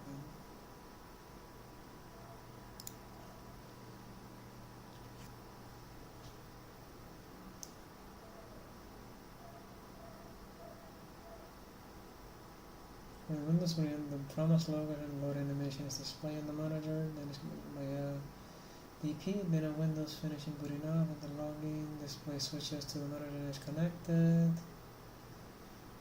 Oh my god! Change the BM machine version option from 6 to 8, also to no improvement.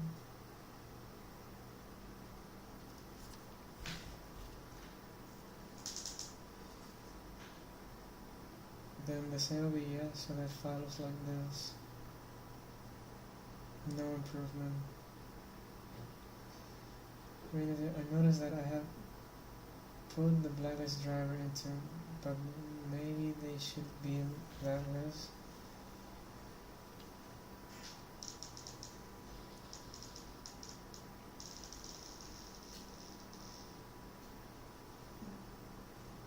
I am confused as hell.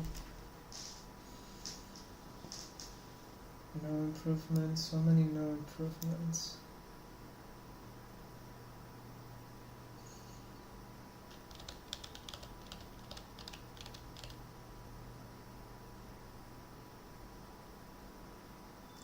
So, I didn't take the PCIe checkbox.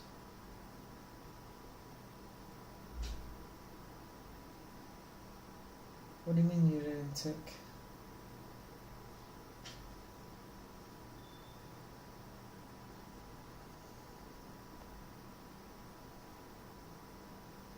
PCIe checkbox?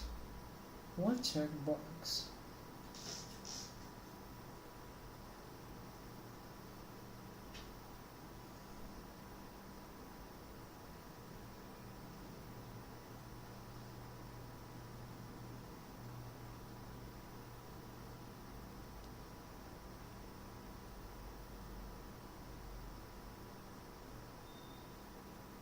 Still was however there's a temporary glitching Promox logo being displayed at the screen. Okay, wait a minute. So if they get the parameter,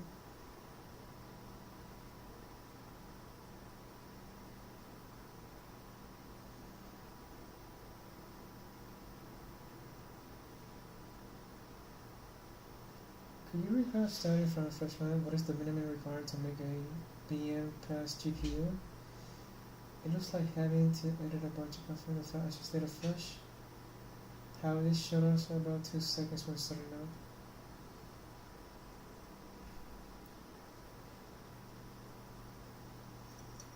up. Added the PCIe GPU and it yes works.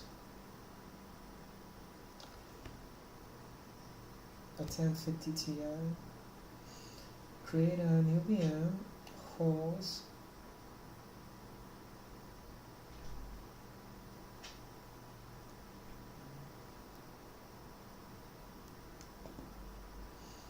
and promise hardware type of PCI raw. Oh, he added it wrong. Added these 2 lines. Seriously?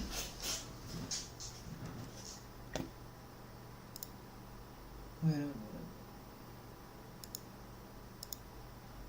Shut this down.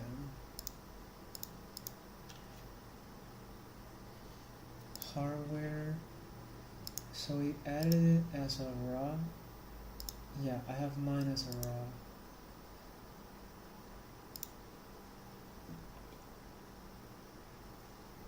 Yeah, I already have Bird IO drive.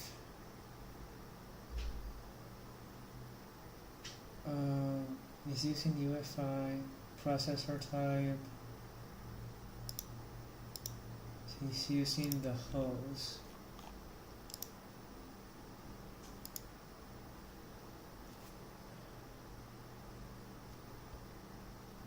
In hardware tab, yeah, I had that right.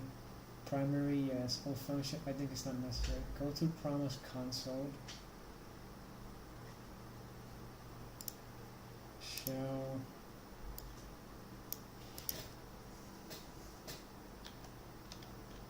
Oh, now it's extracting the Linux. Okay.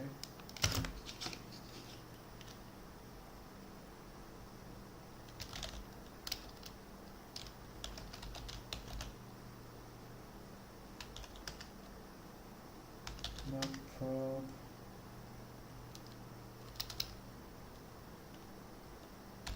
PE.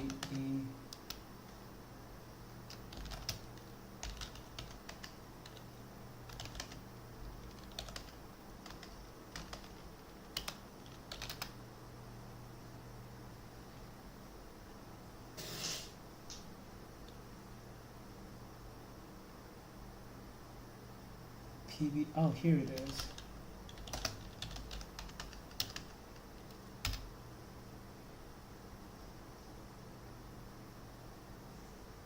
Already contain. Yeah, okay. So he added these 2 lines. Blacklist. No. Beau. No BEAU. Blacklist. NVIDIA.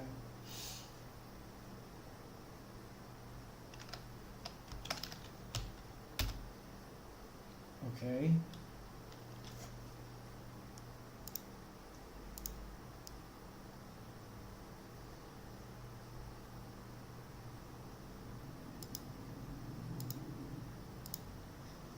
It's using the hose. Fine, now let's start it. Obviously there's not gonna be a server.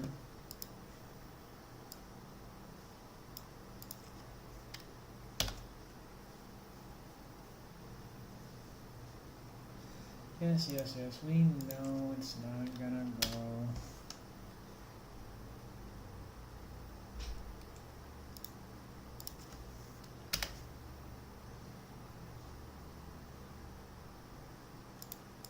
Come on, machine, you can do it.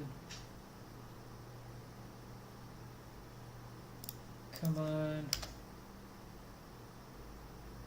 Load. Load already.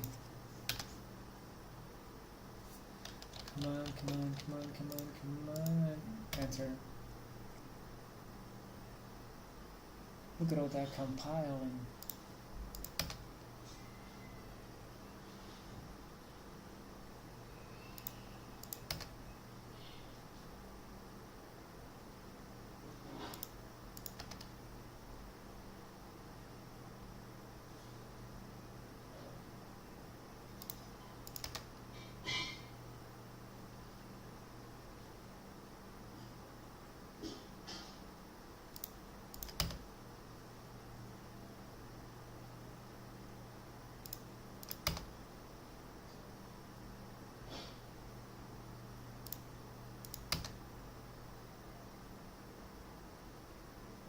Come on, I know this is your IP.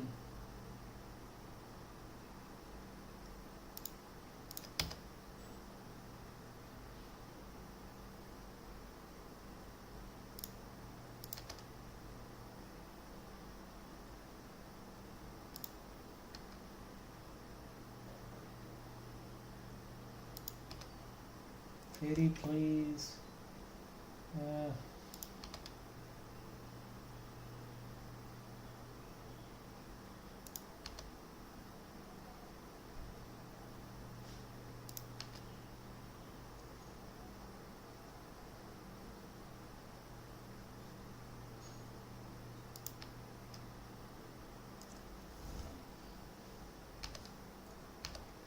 Come on.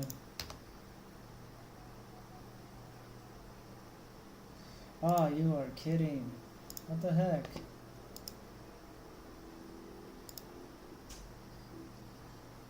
Yes, I know it's not gonna turn on.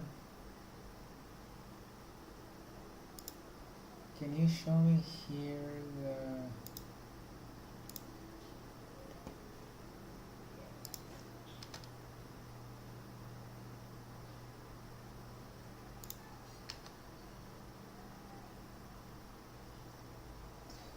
Come on.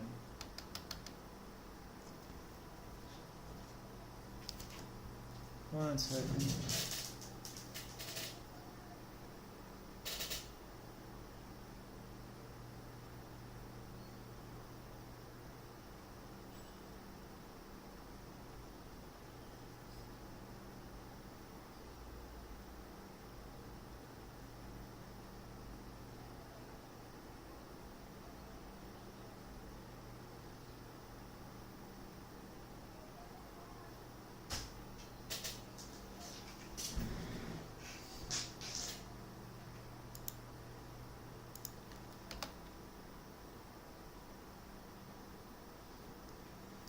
Oh my god, fine.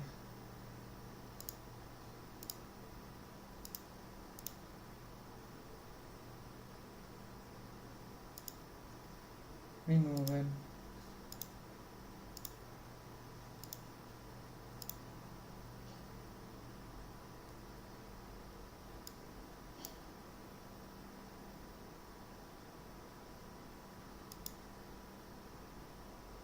Oh wait, dang it.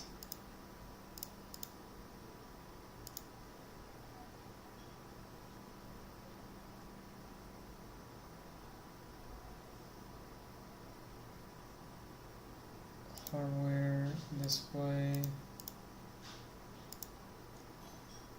default.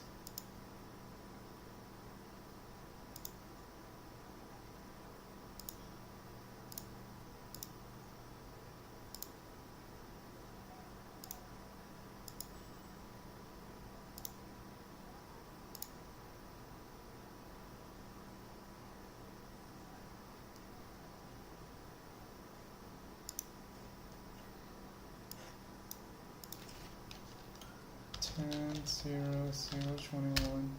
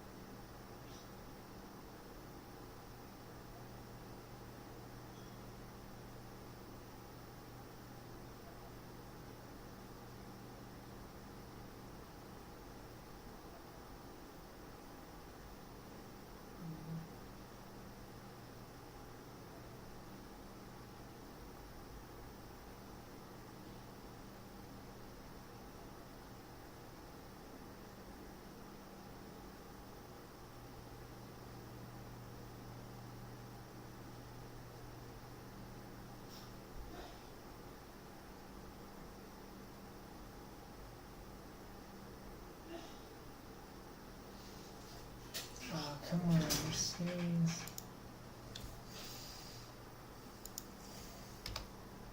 Ah, there we go, finally. 1, 2, 3, 4, 5. Worker.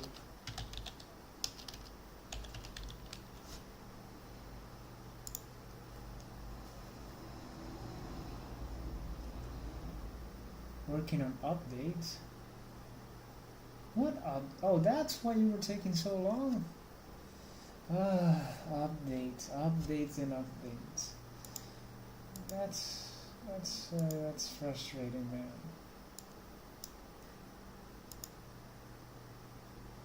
Oh great, I hope I didn't just crash it.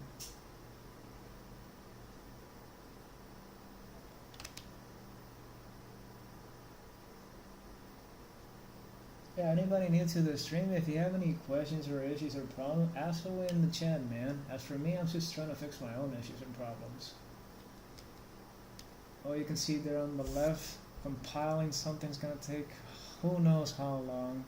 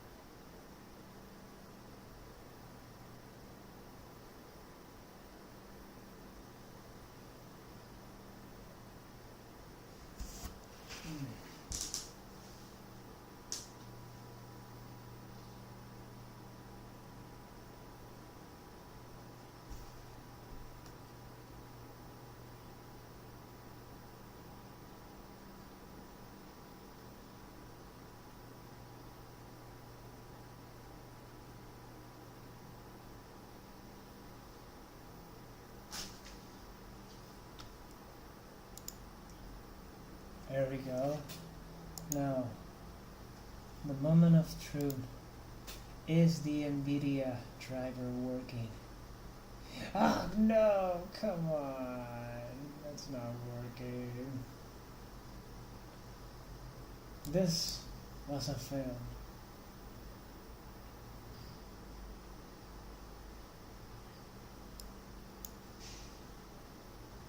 Let's, you know what?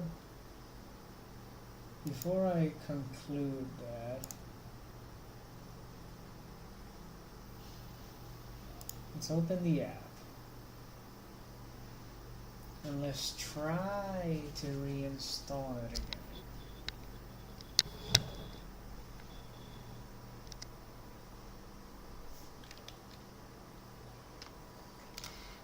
Let's just try to reinstall it again.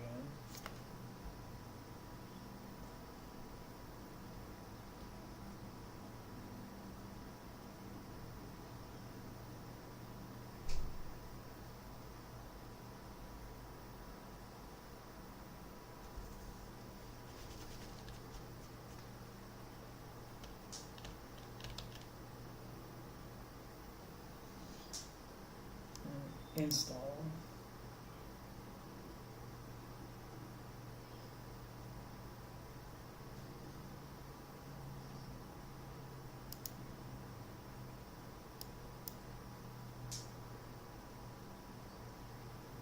Let's see if it works now. GPU pass-through, here we go.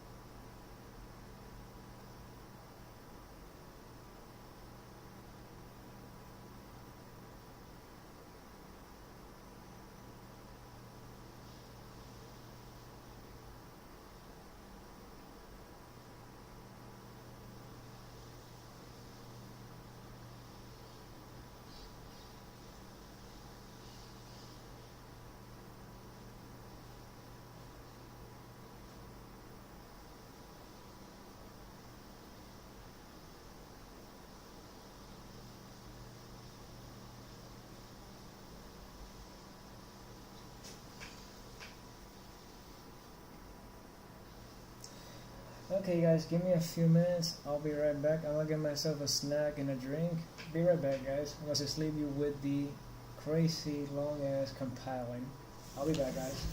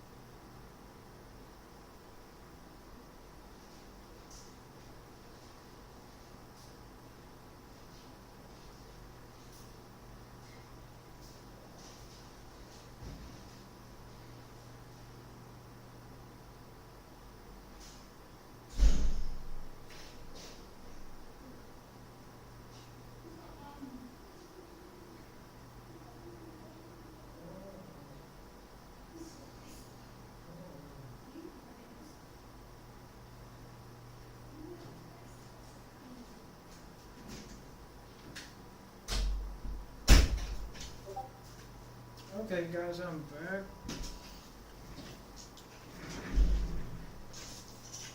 Tested it. It's in live mode. Works fine. Oh sweet.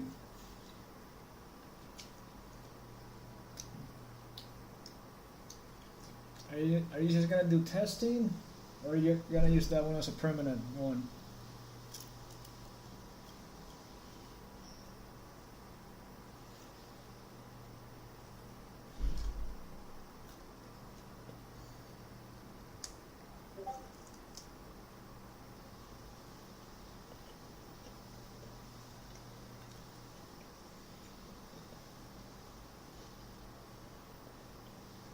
I'm thinking about it. Okay.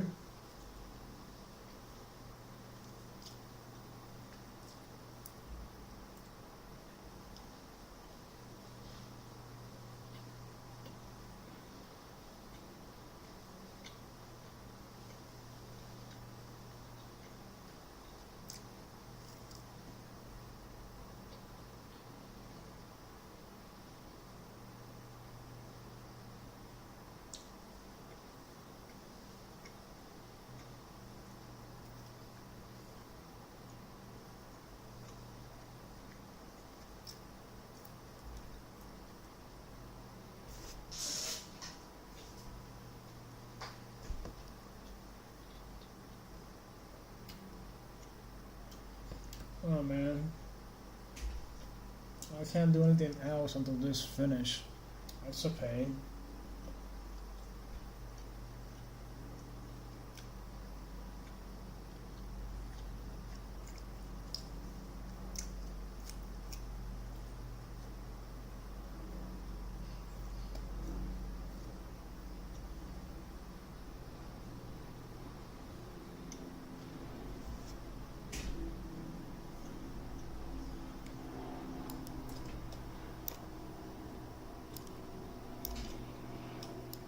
I wonder if anybody else reported something.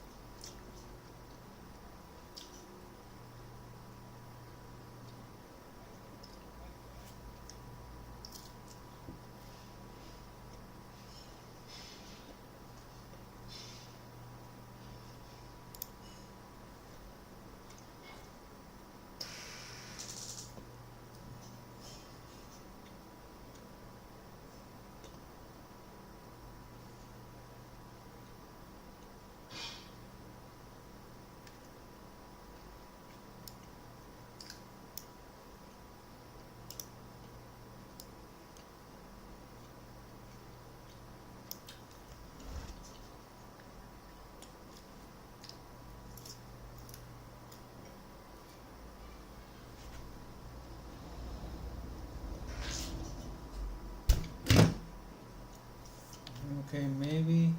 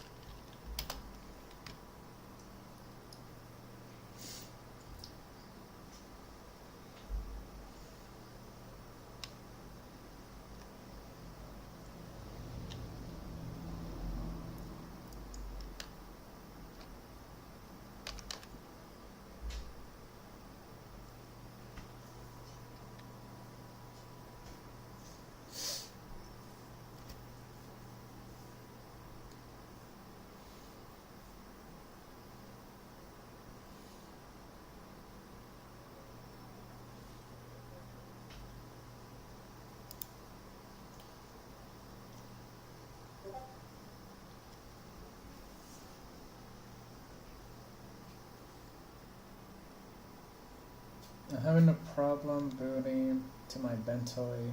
It wants me to enroll a MLK laws.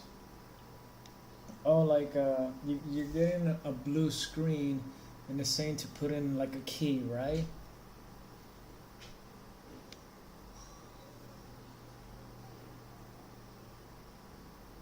Is that the screen that you're seeing, Donald?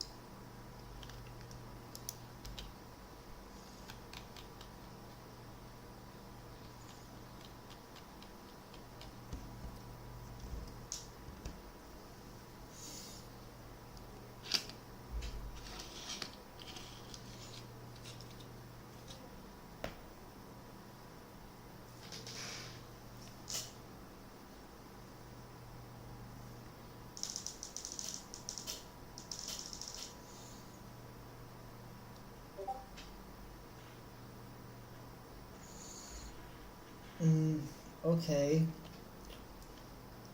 Then if I'm not mistaken, that screen that you're getting, that blue screen, check check if you have, that's usually the secure boot screen. It's like a violation. So if I were you, disable secure boot in your BIOS and try it again.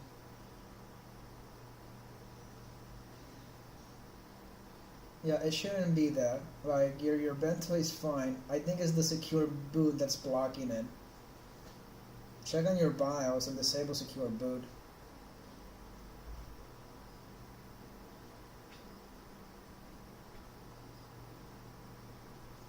Usually when that happens to me, it's almost always secure boot that it's enabled on the system. Oh man, this did not work. What a pain.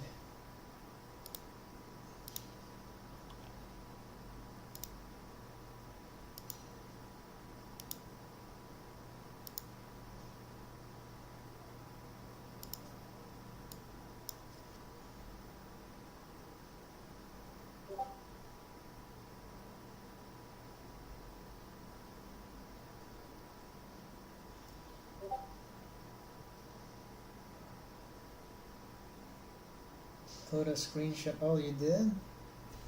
Let's look at that.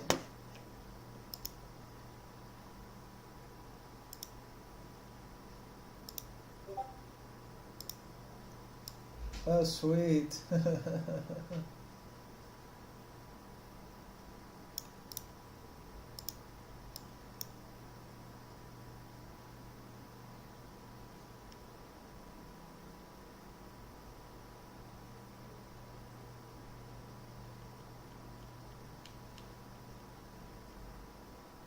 It's usually that, Donald. At least from my experience, man. Wayland, open drive-by. The 12 gen.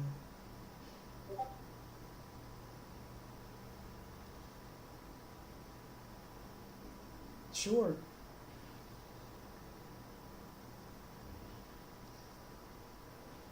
Oh, that's a pretty powerful PC, man. Cool. The logo looks like a moon. Never actually seen that one.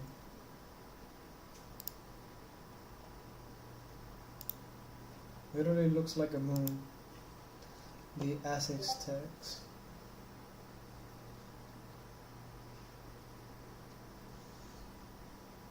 Yeah, I would say pretty good specs for that laptop, honestly.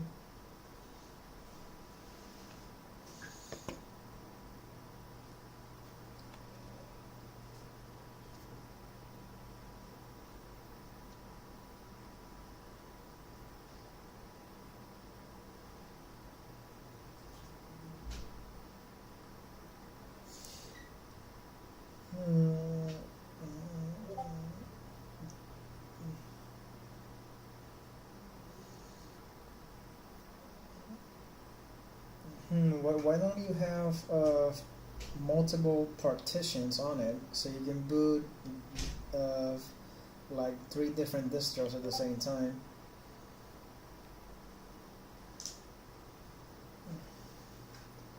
It comes with Plasma 6 community editions. Oh, that's neat.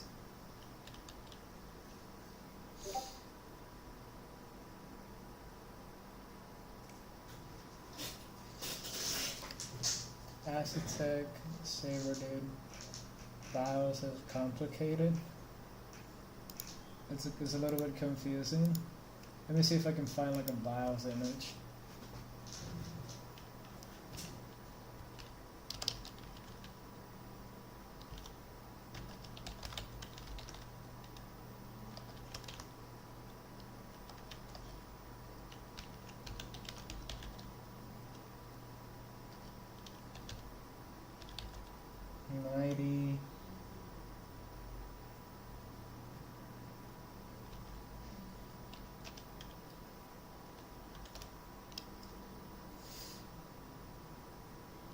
Gen 3 R2.0.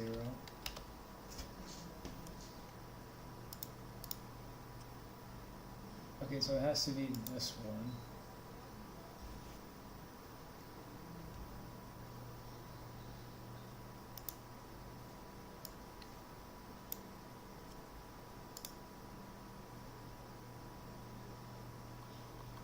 Huh? There's no picture.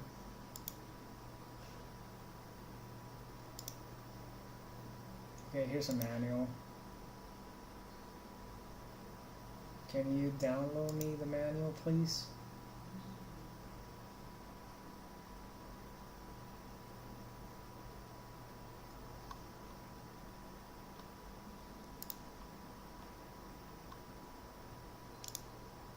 No, that's not what I'm looking for.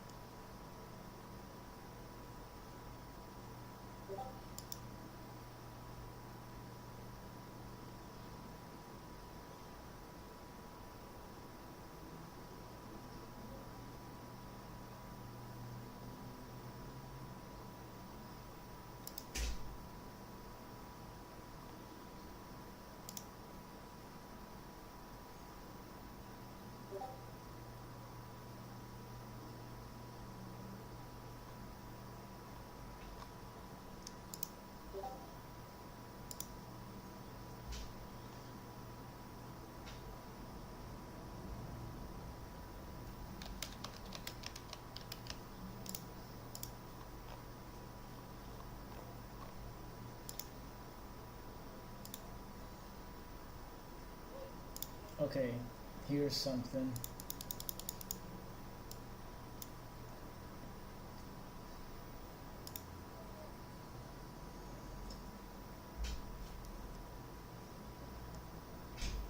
Okay, so is this how the BIOS menu looks like?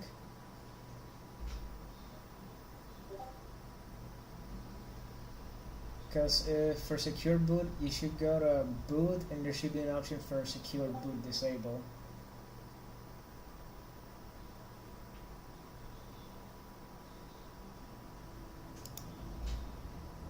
Let me see here if I can get here. There should be here. No, not AI Twitter.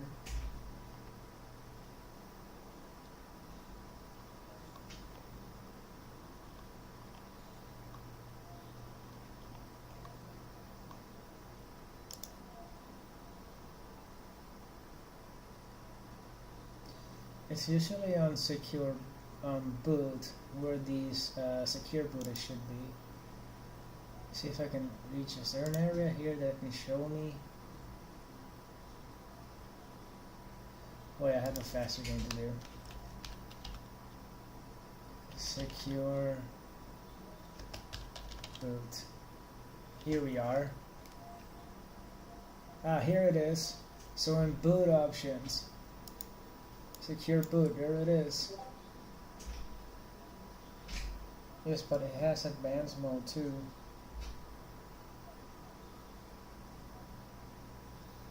But it should just be like an options just to disable it. It should disable. Let's see here. Where is it? Secure boot, yeah. Custom, standard.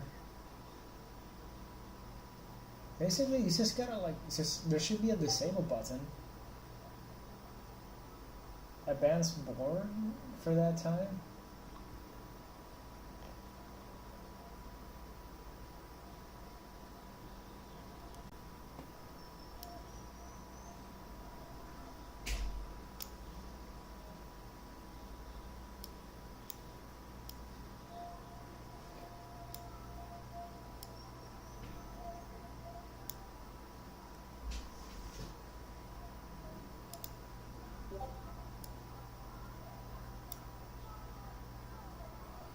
Yeah, give it a try.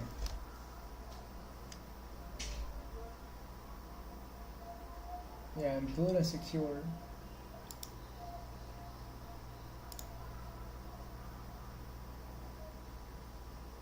And then you just do, it's always mostly F10, it's just to save the changes. If not, it will prompt you, like save changes to exit.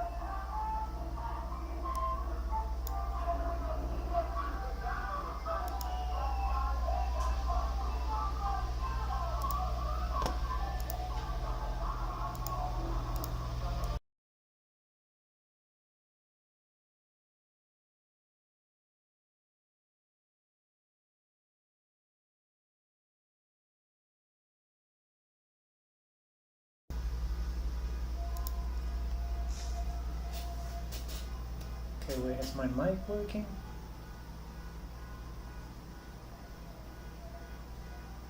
Is my mic working? I'm doing a test.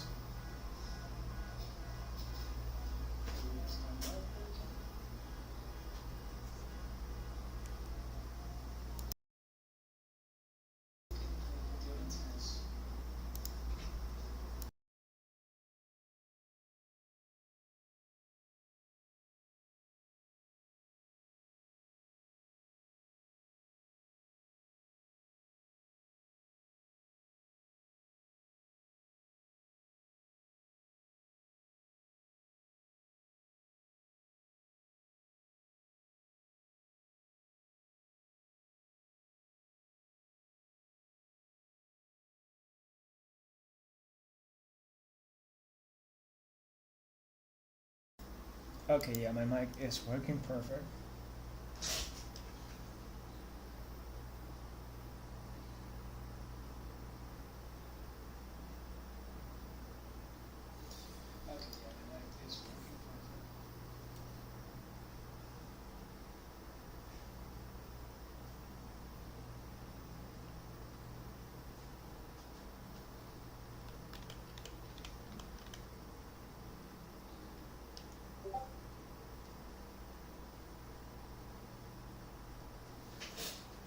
Use mate on my old PC works perfect. Swool. You don't want to do partitions and have like multiple distros in one computer respawn? It might be a good idea. Well, I think. At least that's what I used to do on another laptop. I had 3 distros, Windows and 2 Linux ones.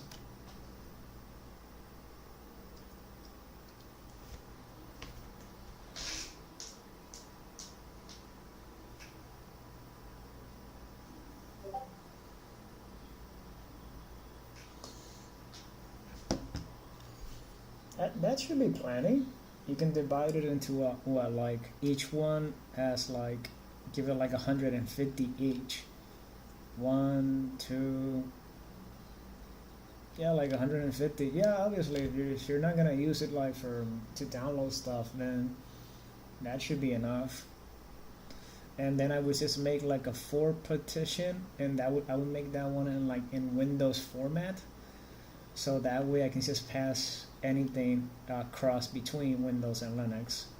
At least that's how I would do it. Like I would make a few partitions, and one I would make it in Windows format since Linux can read it, and that's it. So anything that I download, I would put it in that partition directly.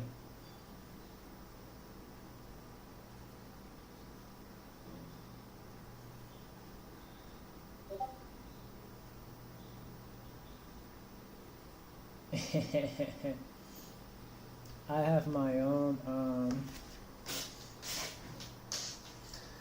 I have like my own custom Windows that basically is deep loaded, so it doesn't even have Microsoft Edge. I should try to put it here again.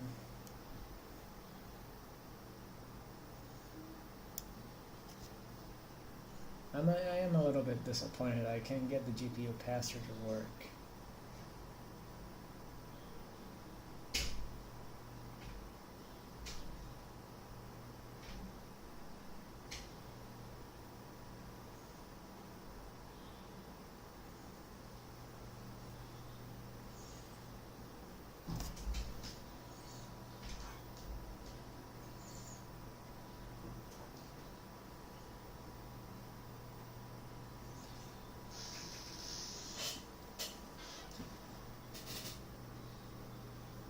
Oh, what?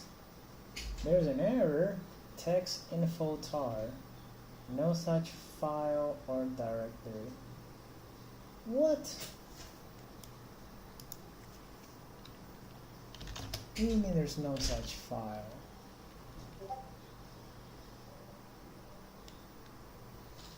That's pretty neat. 7 years. Extended to 17 years.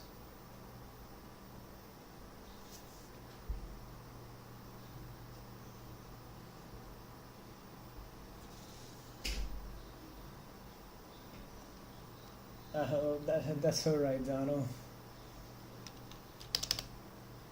What happened here?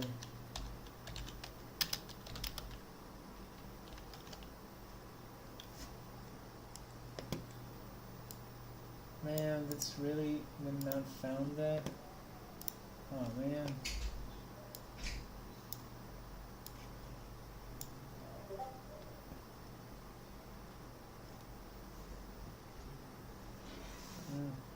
I don't think they're bad computers. I think they actually are built to last.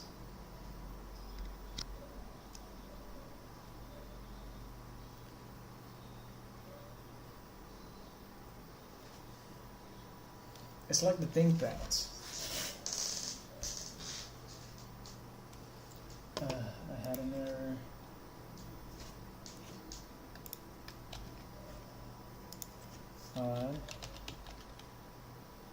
Source.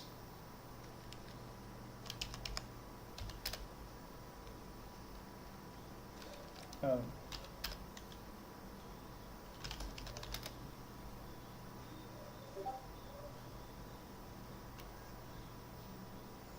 Hinge problem.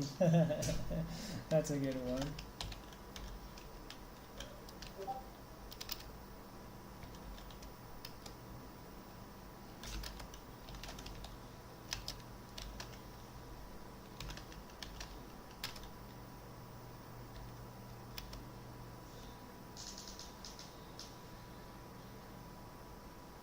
Okay, I see it here. Text info. And why didn't it found it?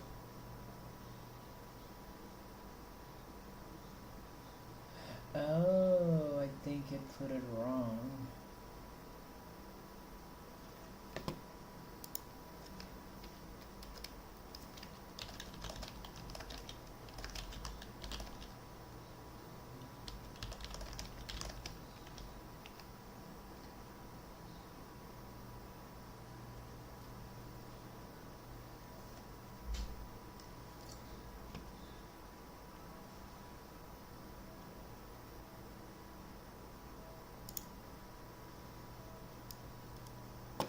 Oh man. Text info.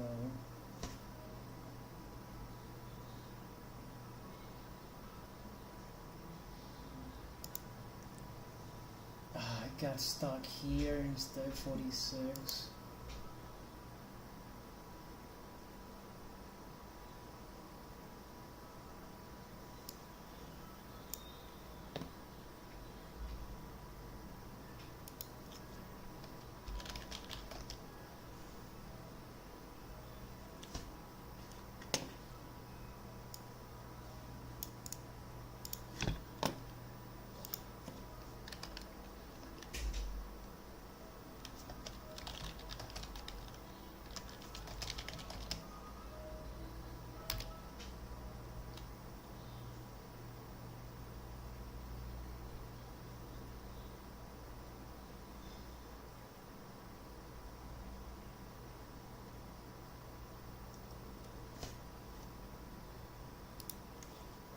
That's a pain. You know what? I am gonna use this promo. I'm gonna make a few containers on this. We're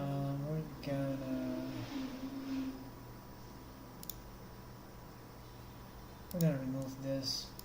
I'm gonna make a few containers.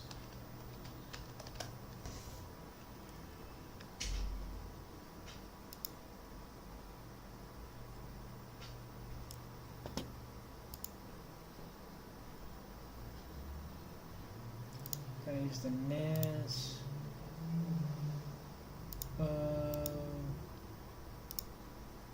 Let's download templates. We're gonna use Debian for this.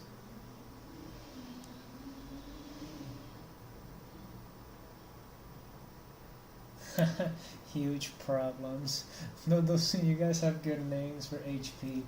Hinge problems and huge problems. I should make a new poll about what name fits better for HP. I should make a poll about that. Give me 2 more names, 2 more, and I'll make a poll about it, and let's see which one wins for the next coming hours. Let's download Debian.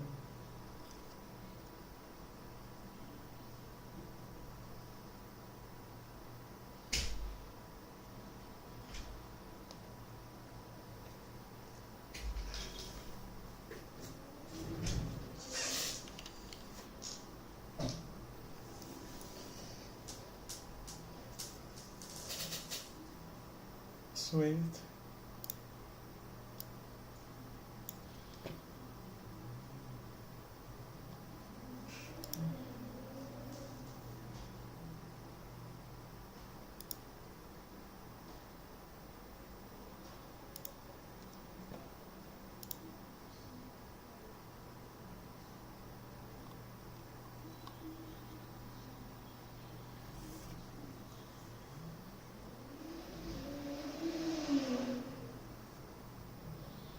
Okay, so I gotta clear this again.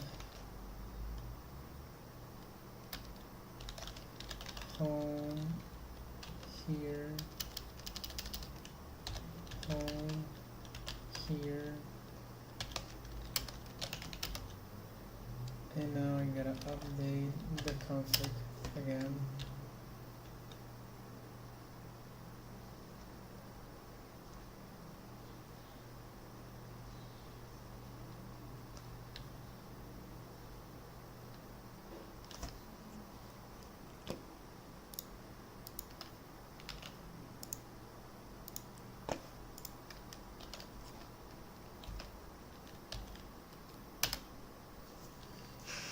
There we go. Now we run it again. Another hour and a half. Yes, enter.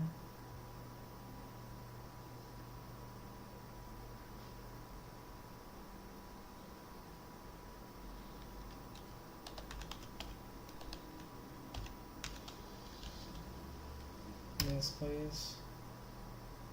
Skip partitioning and formatting.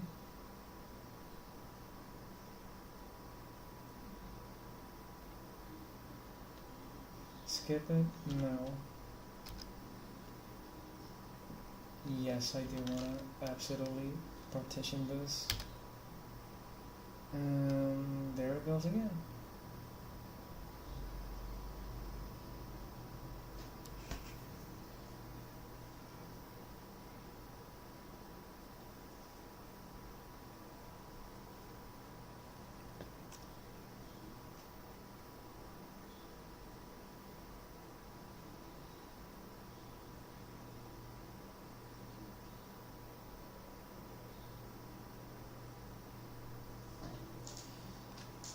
Okay, so now let's create a container. We're gonna name this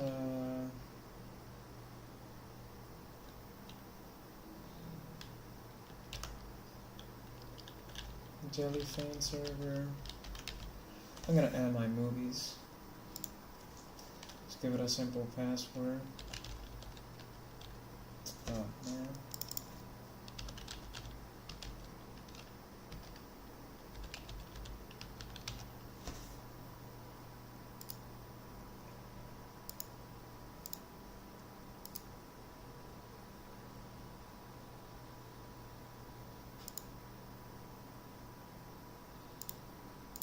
Yeah, give it 100. Wait, how much does it have? 115. Mount options.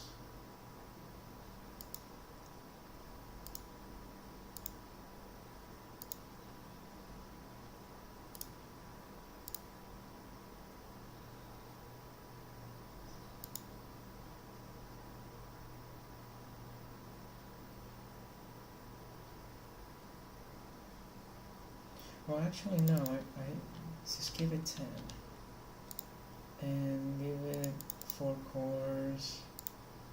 Give it 7 network, dynamic, DNS. Yeah, do that. Do that. Start actor created.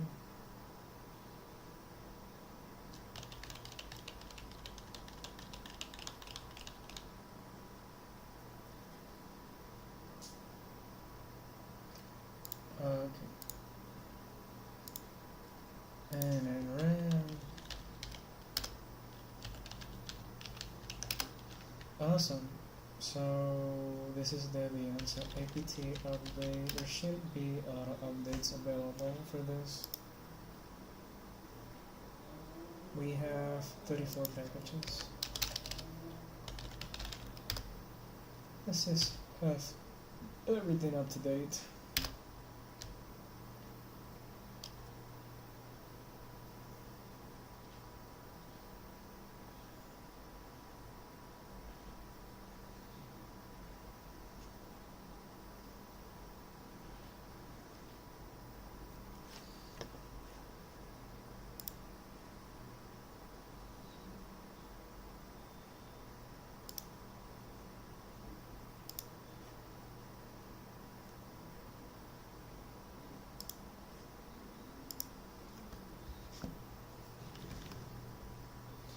Now we're just gonna wait for that.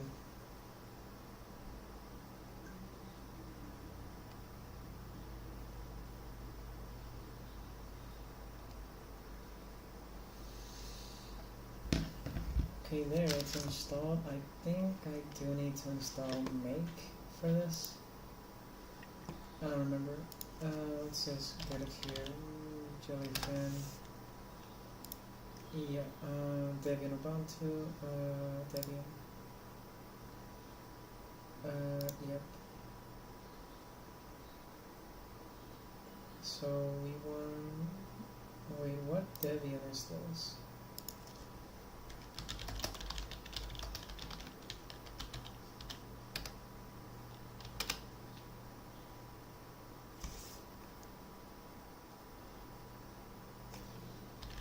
Fetch.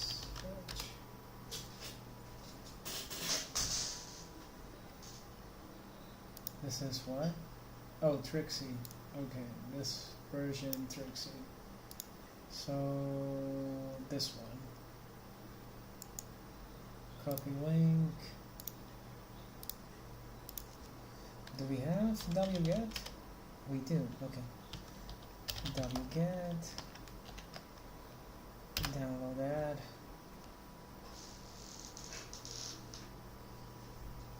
Okay, sweet. There it is. Apt install apt.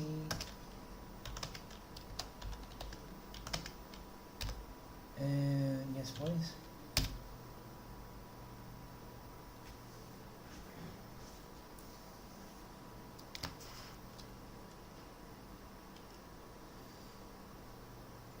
Awesome. Okay, so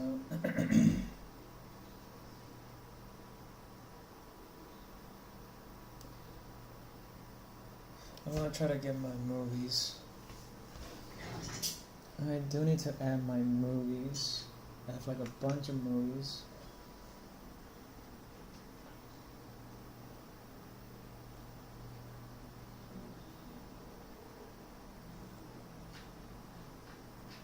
Let's connect my drive.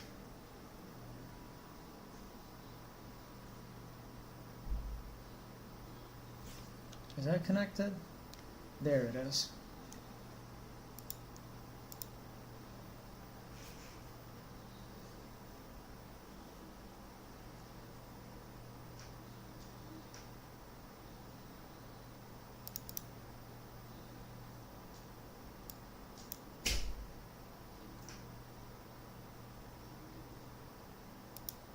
Okay, I have my movies. Now I just need to copy them.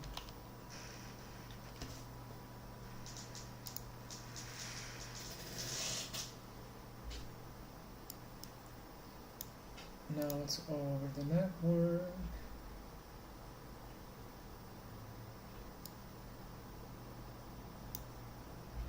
Okay, sweet. So now that's up and running. Here it is. NAS server. Yeah, the password, I think it was this one. Yeah.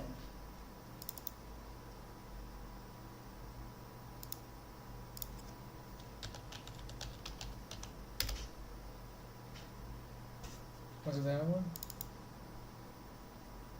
Oh, sweet. Okay, so I have a lot of stuff here.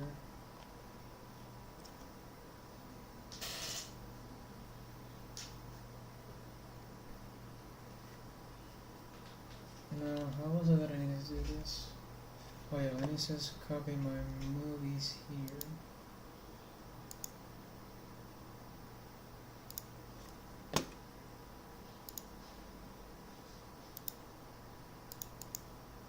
Paste. There we go. Oh, holy crap, that's...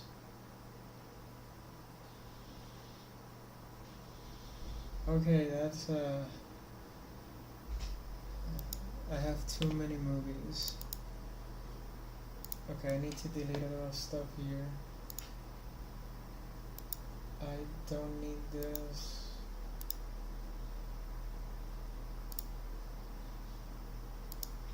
Yeah, we can delete permanently, yeah. We can just delete, yeah, what is this?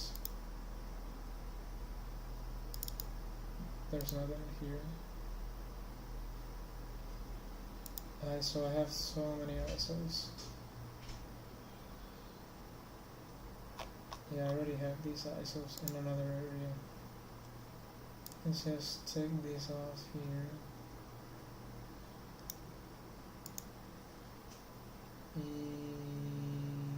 Delete permanently. Fine then, just skip all. And just delete what you can. Okay, I do have some music in there.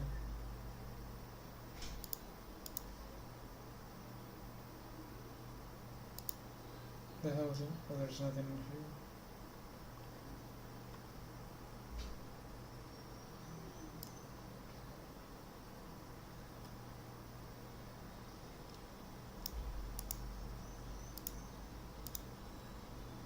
Promox nodes. Oh.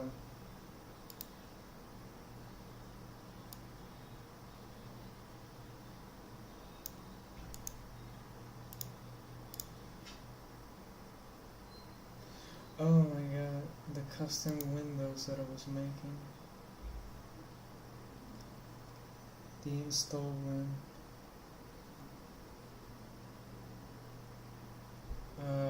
I'm gonna delete that. I don't need that.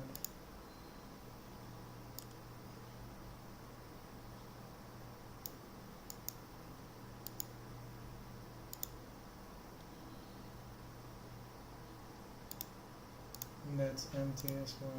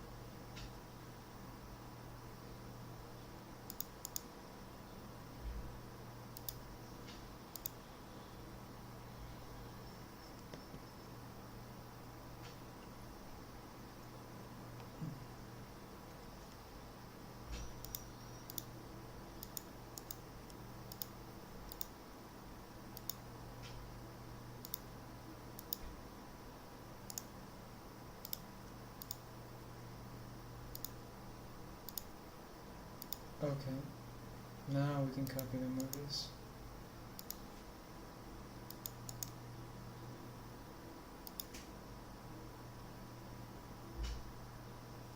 Preparing. Ah yes, 2005, almost 3000 files. And that's gonna take 2 hours. Holy crud.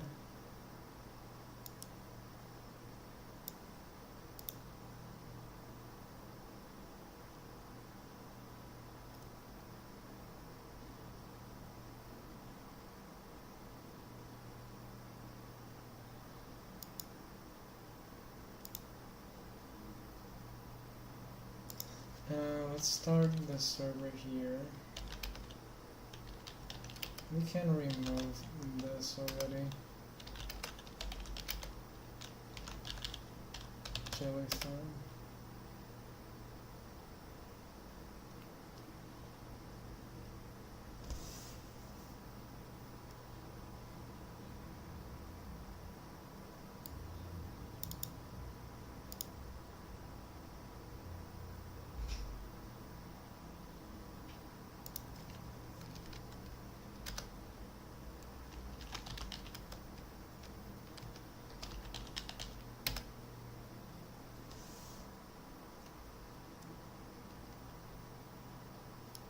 What IP did this get in? The 27.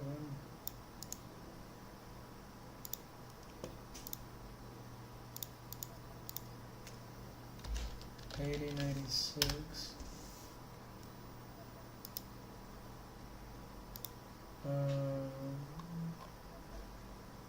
Wait, how do I start this up? I forgot.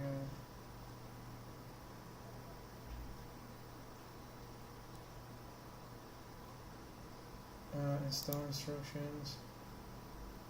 Oh, I could have just did that. Once it's started, it runs a service. Oh, a service. Huh? If I tell people this is what Linux looks like, they might be scared. This is how it's made. A lot of random numbers and letters is compiling for hours and hours. Well, this is the third time I run the script because it failed, because it was missing a little error. So yeah, this is Hackerman Linux. Yeah, that's actually not a bad name for Linux.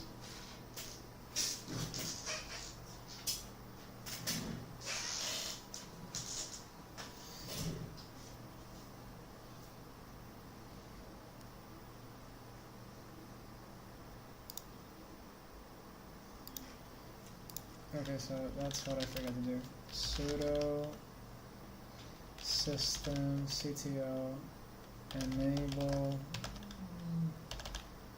jellyfin.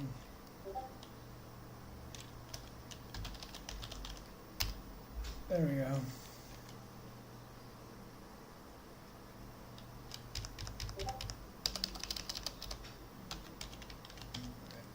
HP laptops are supposed to be the easiest to dismantle. At least that's what I was told by other technicians. Fail to start.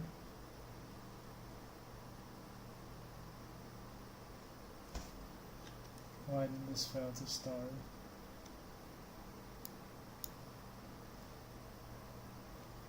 I can't see it.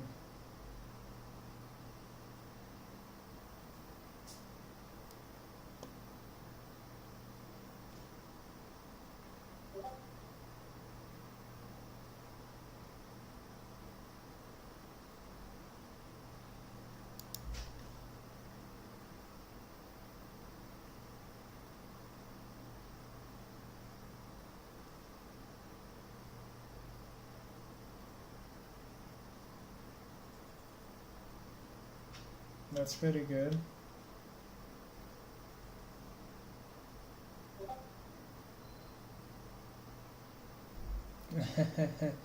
Maybe a little bit.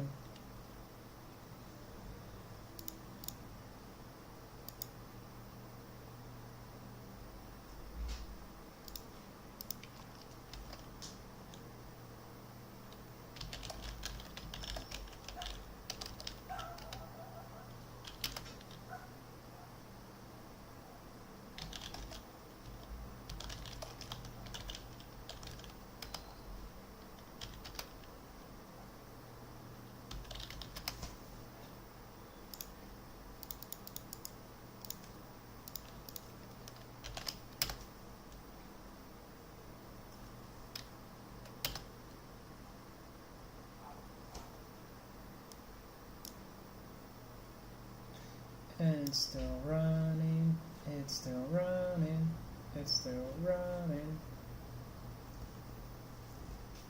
For the next couple of hours, you will just see that. What do you mean there is an error?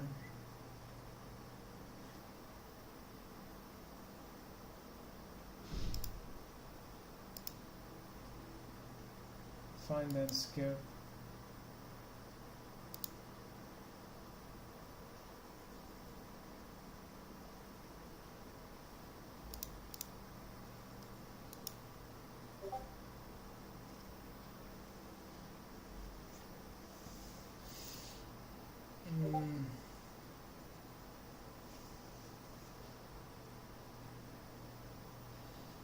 This is just a hunch, but maybe the Linux YouTuber with a lot of followers and subscribers make drama, extreme content like Linux will take over the world. Linux keeps on winning. It's just to get viewers and make revenue. I guess, well, I'm not sure about that. I haven't really seen a lot of other YouTubers that just do Linux only content in that way, but yeah, I'm guessing a lot of people just do it like that. Do it like, what's the word that I'm looking for? What's the word that I'm actually looking for? Basically, put in like a really exaggerated title, so people will click on it and see what is it about. It's a possibility, yeah. Clickbait. That's another name that you could put in. Clickbait is also another name. Like, I don't really like to do stuff like that. That's why my style is just basically just doing like guides. Even if it's just like a slow process, I'm okay with it. I just prefer it like this. This is just my style. I think it feels more real with myself and whoever is watching this.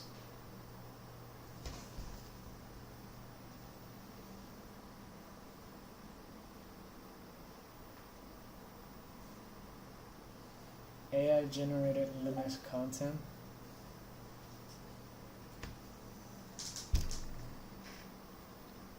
What do you mean by AI generated Linux content?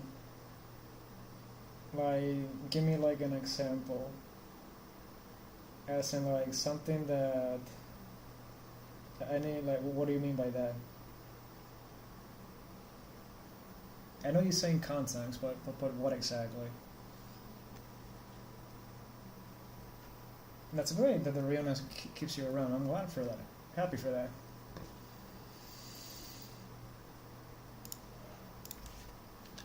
$10.0.0.27.80.96. Hello, Jellyfin server.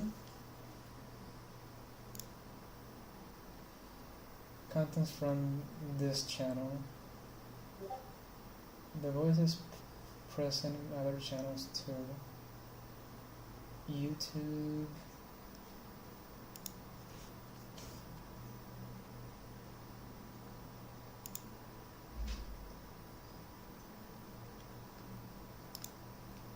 Add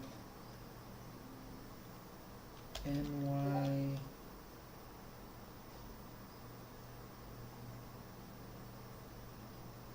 NYXterra, and it has really exaggerated claims. Xterra.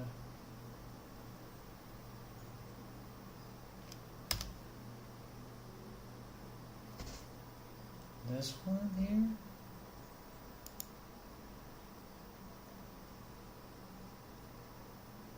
What the heck? Breaking code, not lost. This joke might be illegal though. What the heck is this?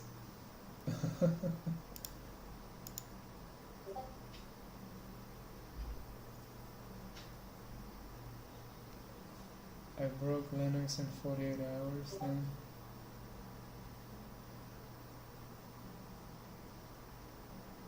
Oh.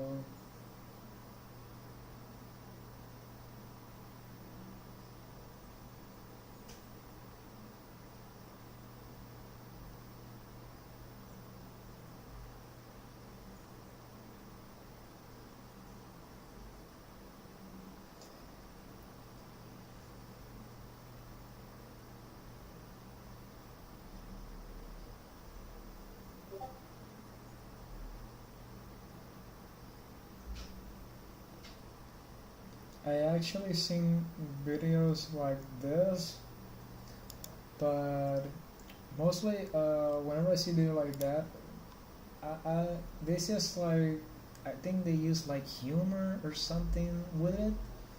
I don't find them entertaining. I find them a little bit boring. They're not really like that good. I guess it's really what the thumbnail takes you, and I think it's just mixing like humor, memes, anything to keep like the viewer entertained with the video. It's not really like a guide for anything. It's just criticism. I guess people like criticism, depending on what it is. I'm surprised he has 32 videos and 2,500 subscribers. I don't even have that many subscribers, and he has so less. Wow, that's crazy.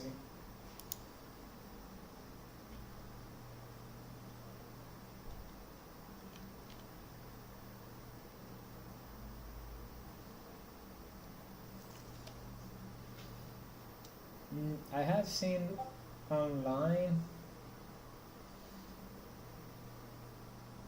people having multiple channels. I don't really think it makes sense.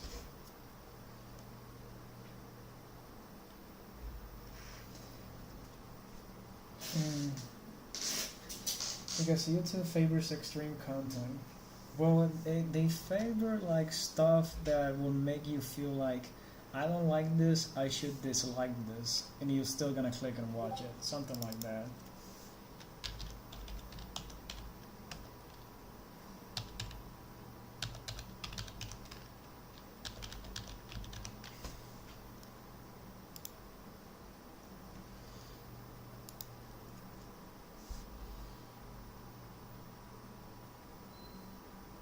I think I think just from what you're saying, from what I just saw, I think it's stroking the ego of everybody that likes tech in general.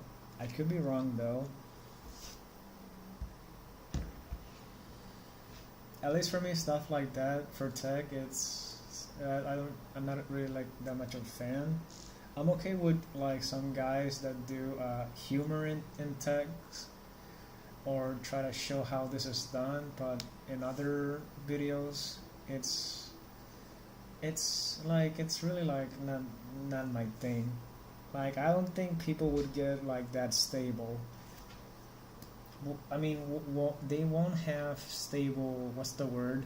Like a stable stream of viewers coming to the channel. I think it's like one blows up, and then it goes back down, and then there's nothing else.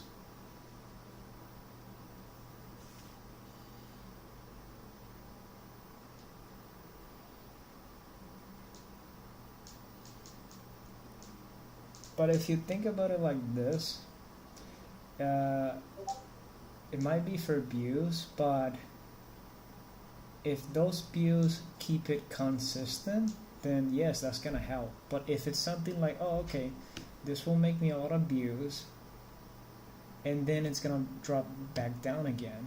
So basically, it's attractive, but it's not gonna keep up in the long term.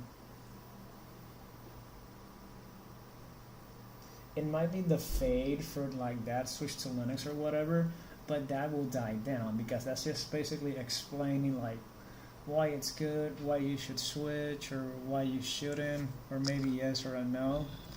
Like I feel that the videos that will keep in the longer term are something that I found online some time ago. It's called evergreen content. So I searched online that the type of content that I make, it's evergreen. because it's relevant throughout the years.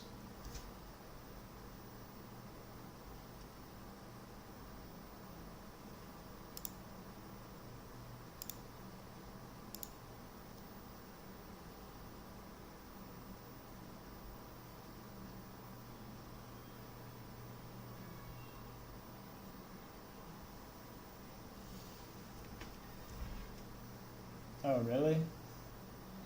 Me? For me, if anybody comes with any Windows issues or Linux issue and wants me to turn that, like, say, turn it into a video, I'll try to do it the best way that I can.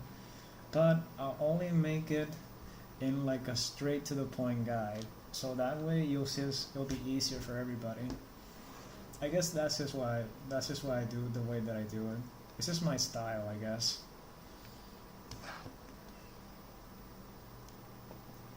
Preferred download English country. I don't really need this.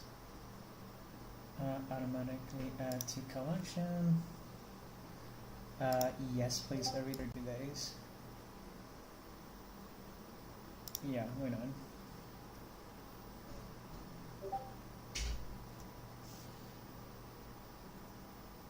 Not to be rude, but this is just my opinion, but Linux is kind of becoming the NFT on YouTube. Really? An NFT? I really don't know much about that, man. It does sound funny when you think about it. It's not rude or anything, but I don't know, honestly. I can't really say much about it. Have I noticed that? No, not really. I just feel that this system is not gonna get mainstream now. Maybe it might get in maybe 10 or 12 more years. I could be wrong though. But here's the bad thing about it. If it gets mainstream, that's gonna blow ass. I really don't want it to get mainstream. Whenever something gets really mainstream, it tends to get ruined. Don't get me wrong, it will grow in popularity, but it will get ruined. And I really don't want that.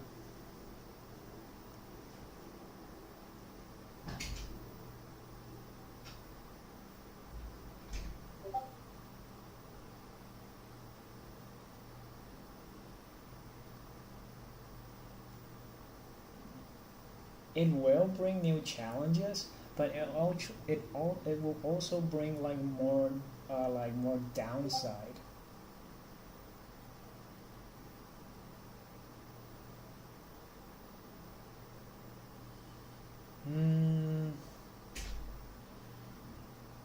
I think Linux is faster than Windows, not because of antivirus. I think it's more like because you can actually, just from doing the Linux from scratch, documentation and making that into an actually bootable ISO, you can basically take apart and put what you actually need. That's what literally makes it fast. You can take off what you don't need and leave what you actually do need, and it's still a usable system. So to me, that's why it makes it faster.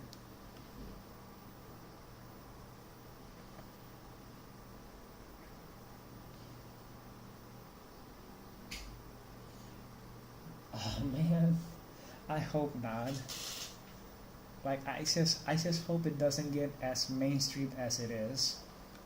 Don't get me wrong, I love it, I like it.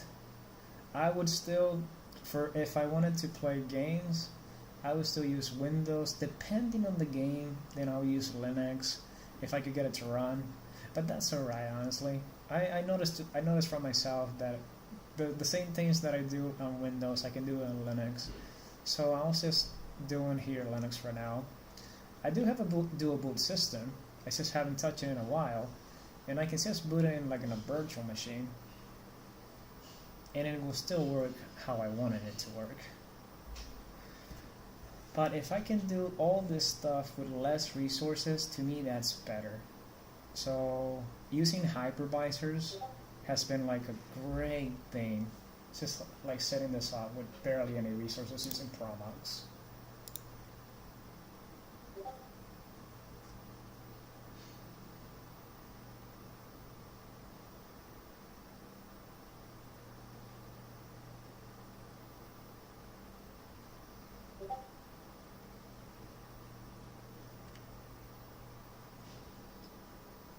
Linux is only faster than Windows right now because it doesn't require a big brother monitoring.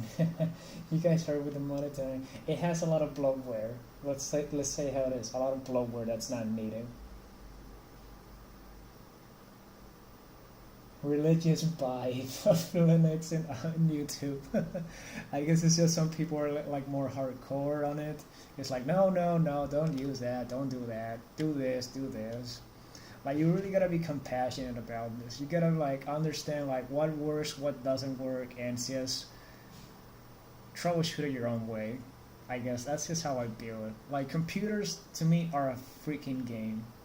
I feel this is how I view computers. I feel that I'm playing a game, and I have a freaking entire imagination of anything that I can do on this computer. And now you've given me the resources on a new system that we can literally, anybody, you can literally put whatever you want and work it how you want it. Windows, does it do that? Yes. But this system, Linux, basically does it in a way that just requires less resources and no bloatware. Put what you want, take it out, like a modular system. Like, I'm gonna put like a stupid example, like this thing. It has a freaking screen. Why do I want a screen for it? Take that off. I don't need that. I just need the buttons and to move something, and that's it. Like, this is just unnecessary stuff. It doesn't need this. Do I need RGB lighting on this thing? Let me just turn this on. Do I actually need this? No. It's unnecessary. I just want it to work and that's it. Nothing else.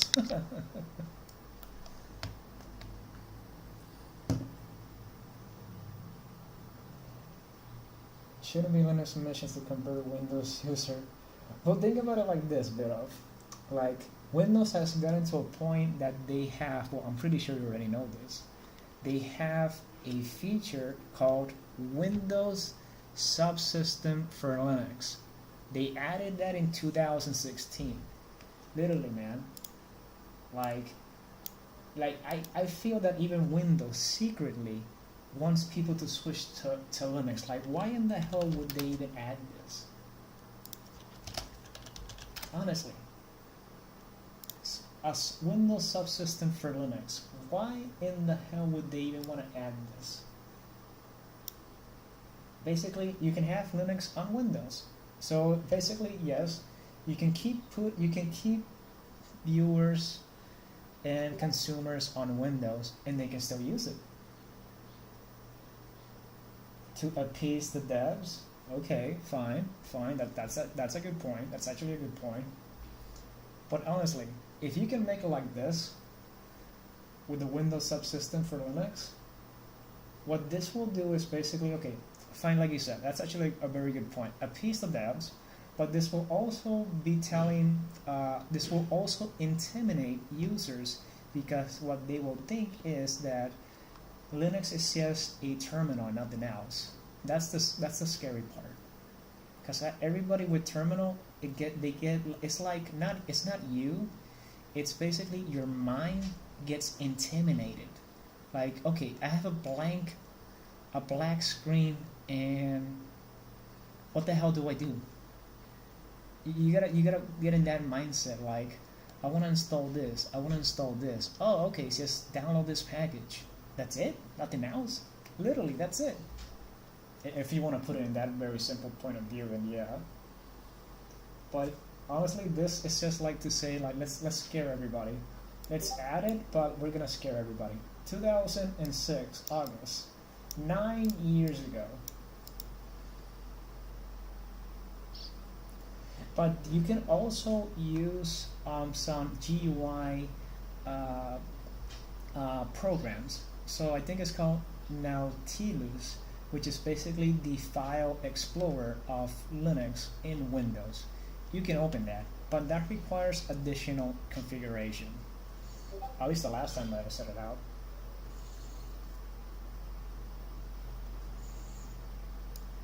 Jesus, this is still running.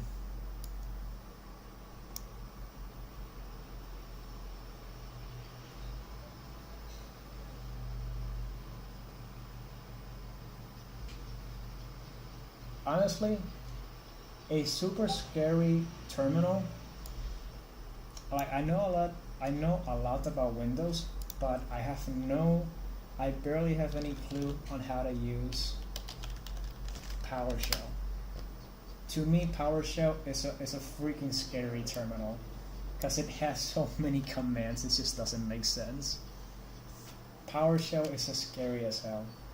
Command prompt is like the little brother of PowerShell.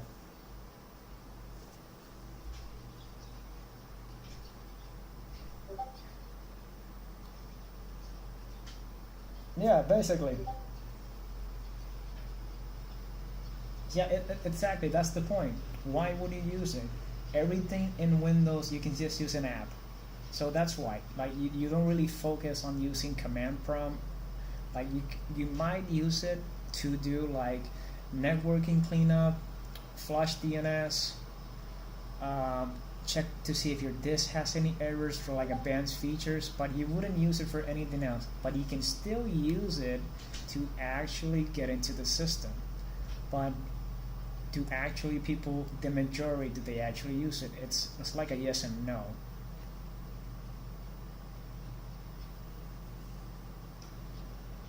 I actually couldn't believe that they actually wanted to buy the GitHub. When something becomes so good and popular, they want to buy it. Think about it like Discord. Microsoft wanted to buy that, or did they buy it? I can't remember. It's like it's for gamers and for everybody else because they literally noticed that Discord is being used more than their own freaking software, which is Microsoft Teams. It's funny. like let's take what the people use and forget about the other one because the other one is more like for Office. They all do that. They basically all do that. They whatever it is. That's the thing. If it gets mainstream, like that's the thing that I hate about mainstream. If it gets too mainstream, they will look into research and they will try to literally take it. Basically, Teams is corporate Discord. That's the simplest explanation to give. Yep, that's true. Yep, it's for boomers. Like in different jobs that I had, they all use Teams. Honestly, it's just the same thing, but it's more like in a gaming preference, like I would say.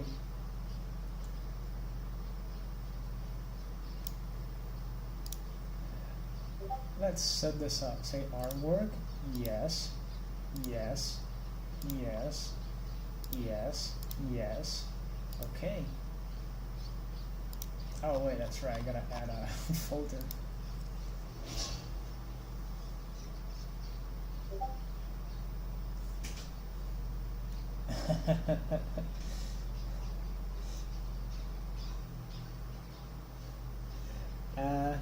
We might be old outside, but if your mentality is still what it is when you were younger, then we're not old.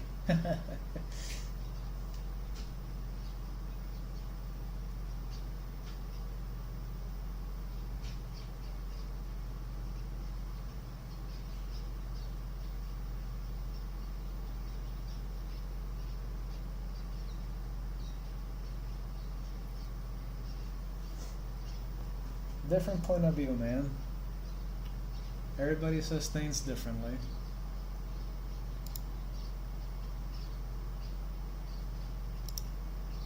Oh wait, that's right. I need to attach it.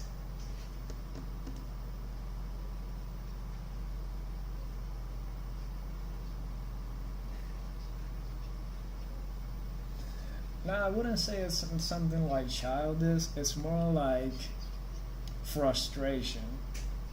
Like you try to do different stuff, and for other people it just becomes a frustration that now you have a new name. Like whenever they think about it, there's like anger inside of you.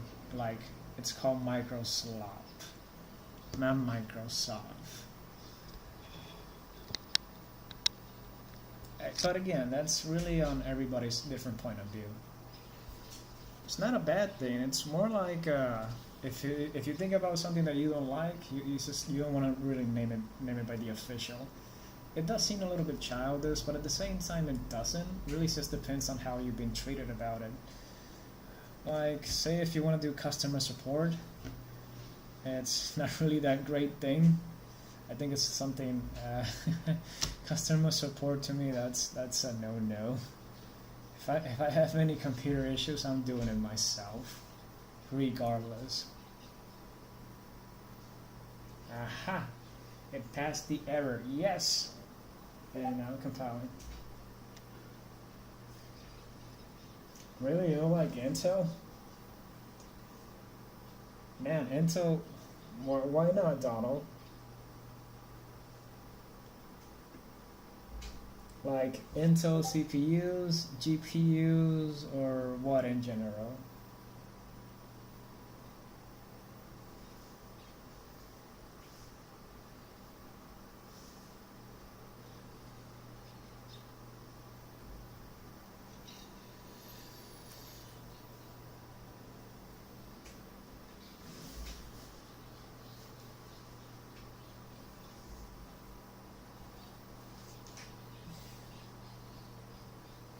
Well, that needs to change.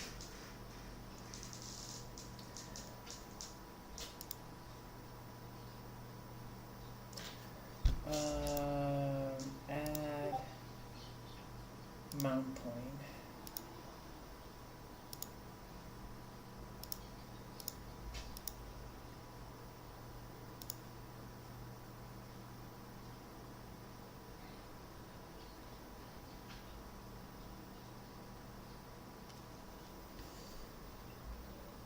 Capitalism has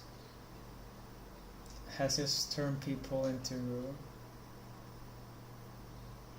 well, it does give people, it gives you like, whenever it's money, it's mostly greed. If it's not greed, it's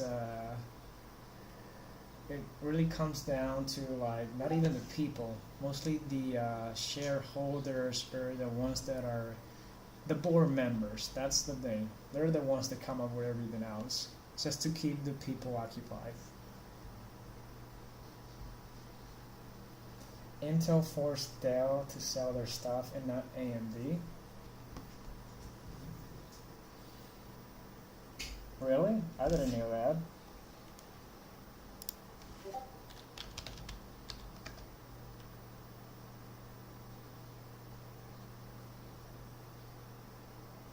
Hidden processor inside? Intel's hidden processor? What do you mean? And Intel Management Engine is a hidden independent processor embedded in Intel's chip since 2008. What the heck?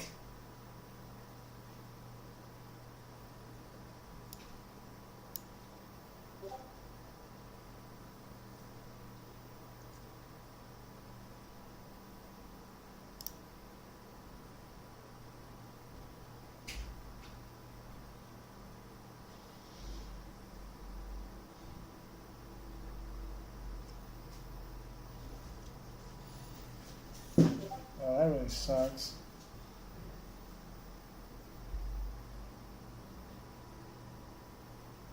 '98, 200 megahertz.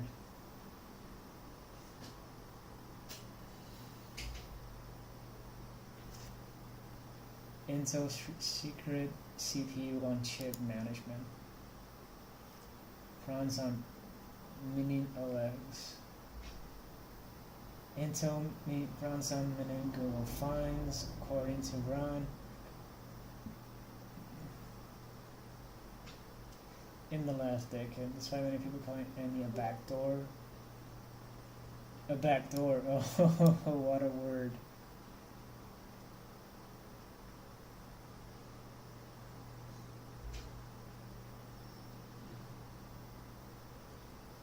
From my experience with Intel and AMD, Intel used to be the top dog in CPU. Then AMD went wild and released their Ryzen processor. That's when they actually got better than Intel, at least from my opinion.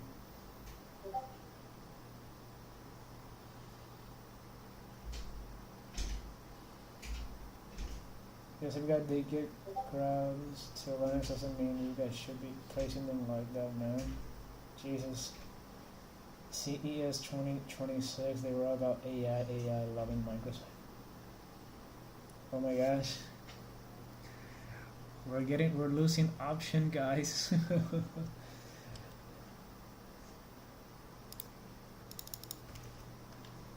CES 2026. The most powerful tech event in the world.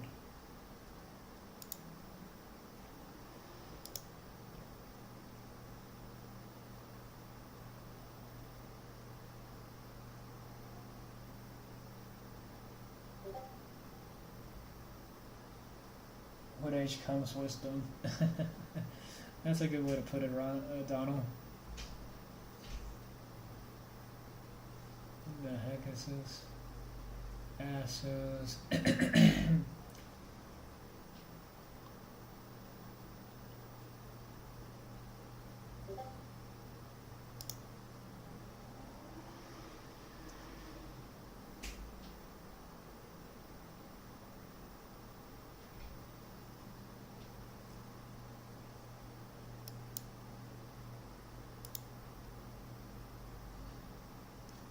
Oh, yikes. Yeah, I guess the more older that we get, the more we just notice more stuff.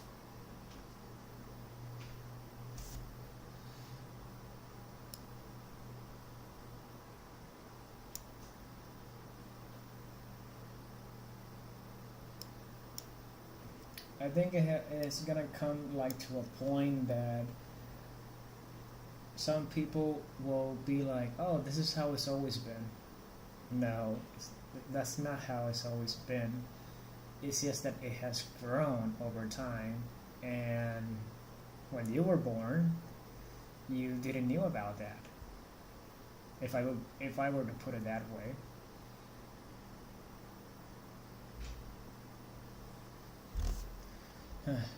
Okay, guys, give me a few minutes. I'll be right back. I'm gonna get myself another snack and a drink.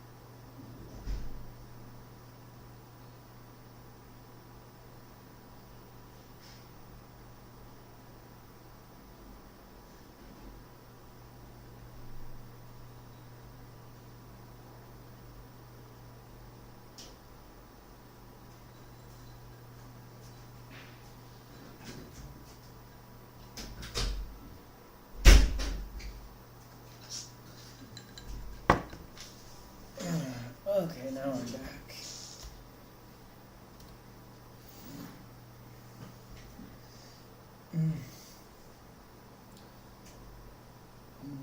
Over 60 years, I have used Windows 7 and 10 before, but those feel like a distant memory now. A distant dream from a long time ago.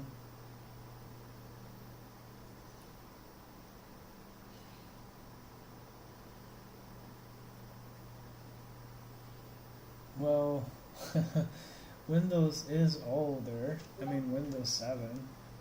How old is Windows 7 now?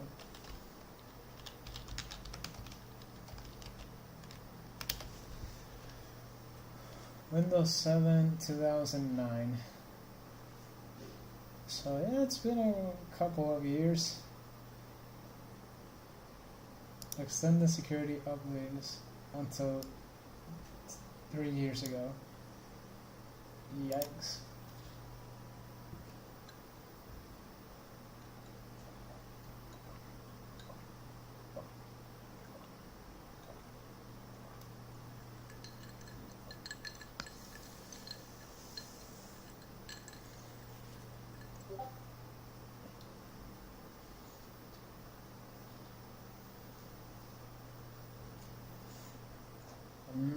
Oh, I love it.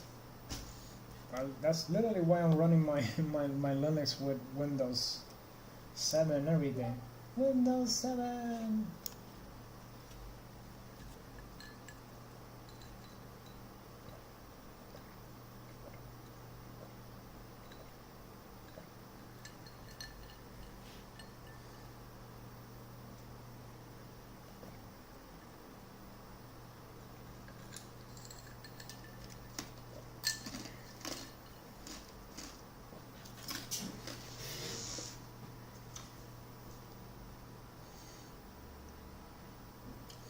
Okay, I need to make a mount point to my jellyfin.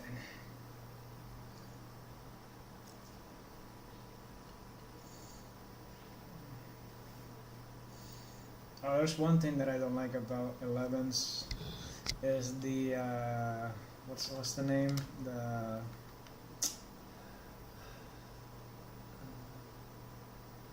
The contents menu. When you right click this from Windows 11, I hate it. I put it to the classic of Windows 10. I just don't like it, like all the options bundle up. I prefer the Windows 10 one. It reminds me of Windows XP. When you open everything, it's just right there.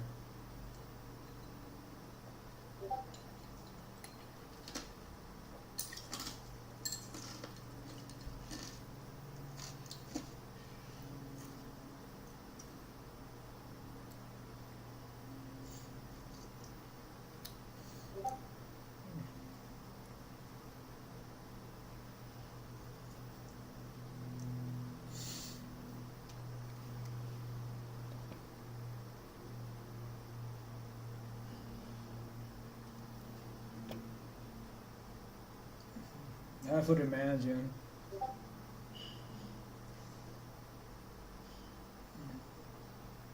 It's like the usable Windows 11. For me, it's a Windows with some plastic surgery.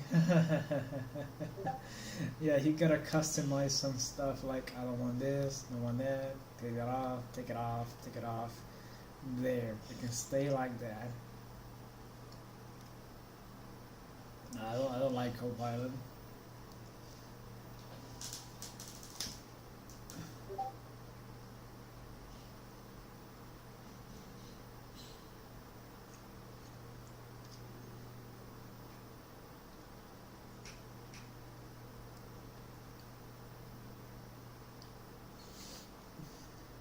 Something that I really thought it was funny is the I don't know what company added this, but the Copilot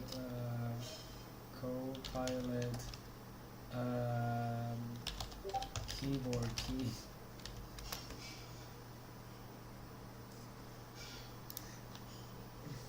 I thought this was funny. Like, why would you add this to your system? Honestly. Like, I would just put a hotkey on something, but really?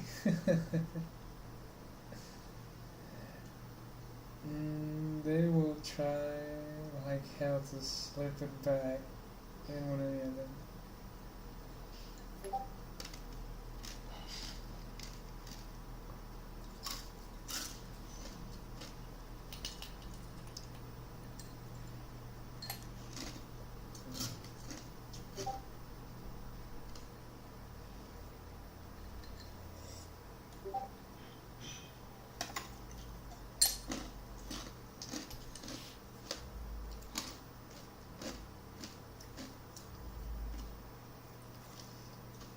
Oh yeah. There's so many Windows tools that people have made just to make Windows better. For them. Not for the company. For them. For yourself.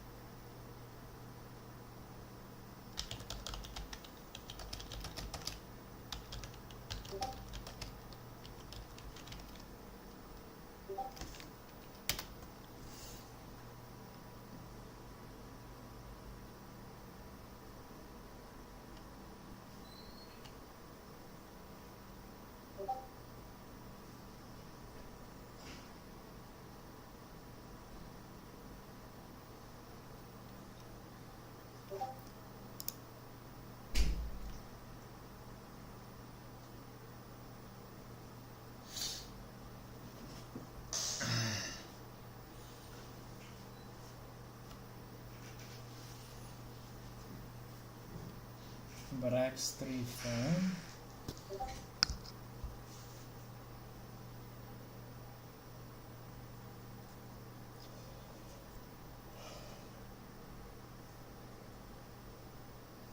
I would just get the ISO and put on a bootable USB and boom, just format that computer right off the bat.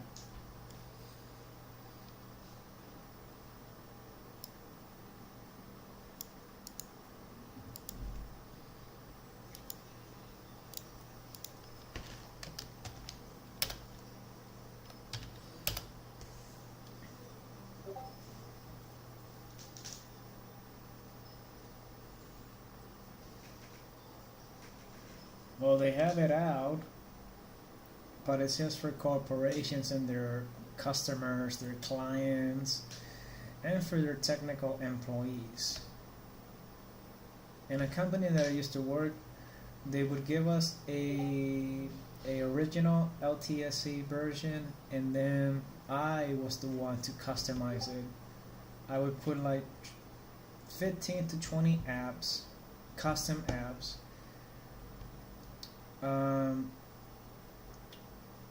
Turn that into a bootable ISO and plug and play and format all the computers and use like an antivirus to set it up and activate it.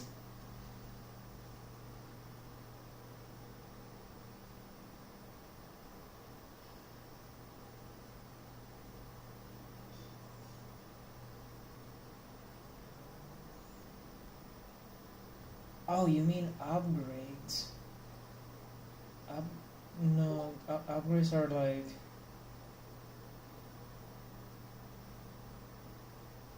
No, if it's upgrade, that's a little bit more different. Upgrades, they tend to not actually work and have issues. So yeah, I do agree on that. Even with to do like change the version of Windows, even some upgrades or actualizations, they don't always work properly. I'm not sure why. It's very confusing.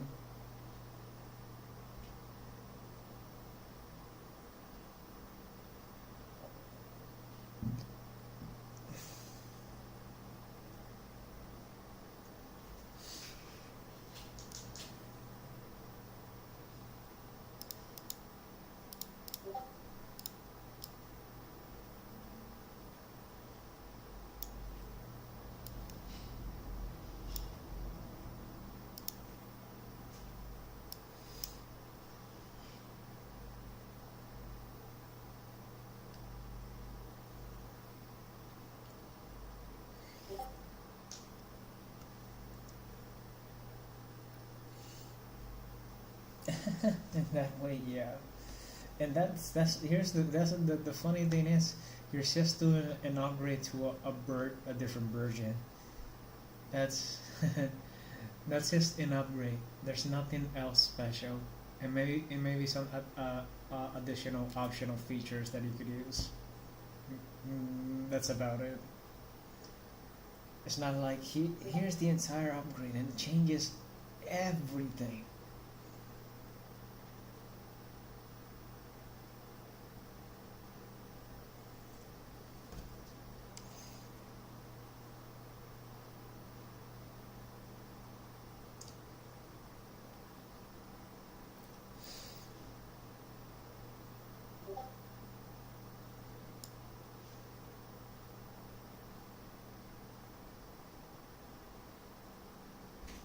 Proprax Mantech? Never heard of it.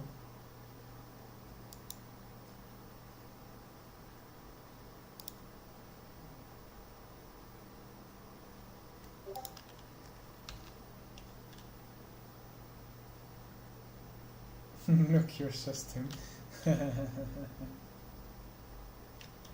Crowd. Brax.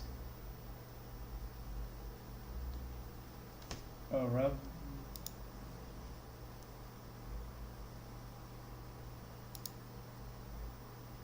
The internet privacy guy.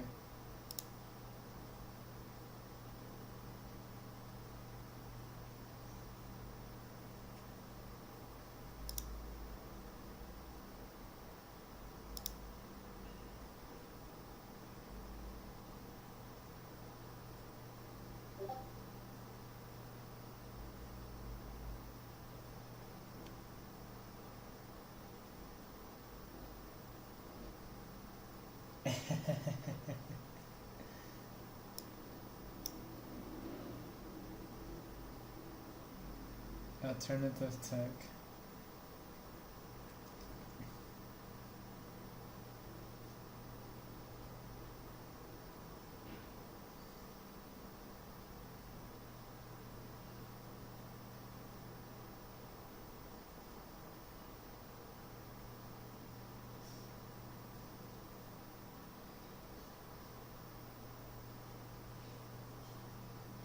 Oh, I never heard of this guy.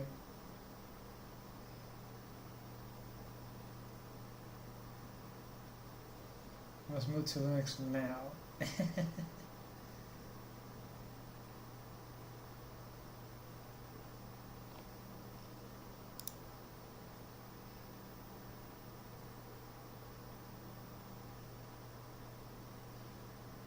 Say no to Windows. Oh wow, truly destined for the garbage. Skynet went live. What the hell? 4 years ago? That's crazy.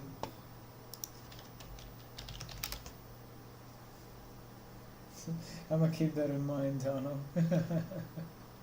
Never seen that guy before.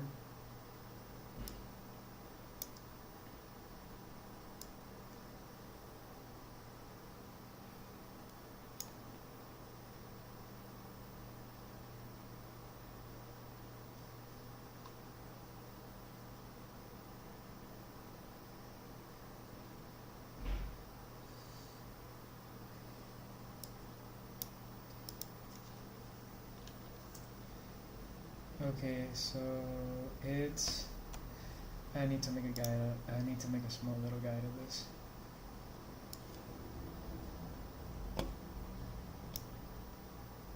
A new one.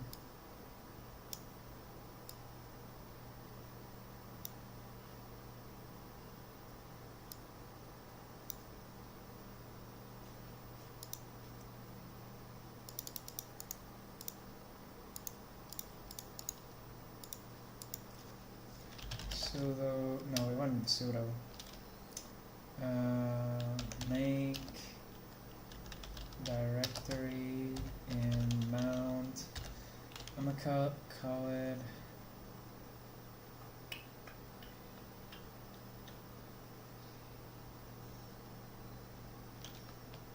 NAS share.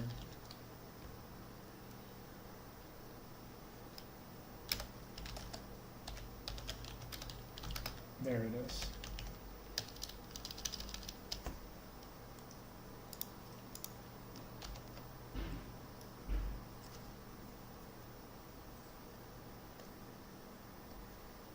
Enter credentials.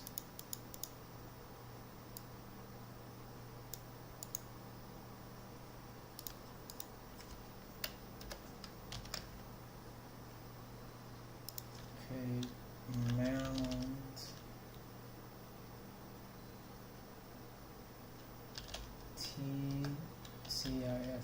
TCIFS/o username equals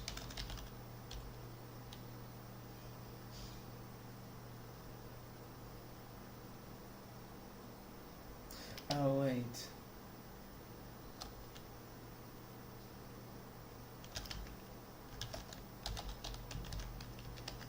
Samba creds. This is a new file. Username equals password equals, oh god, what was the password? Wait, I gotta move this over here.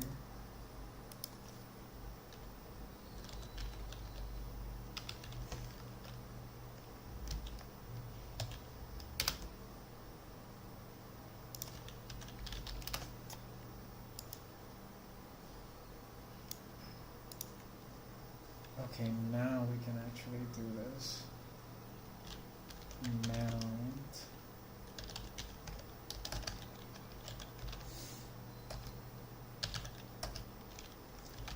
username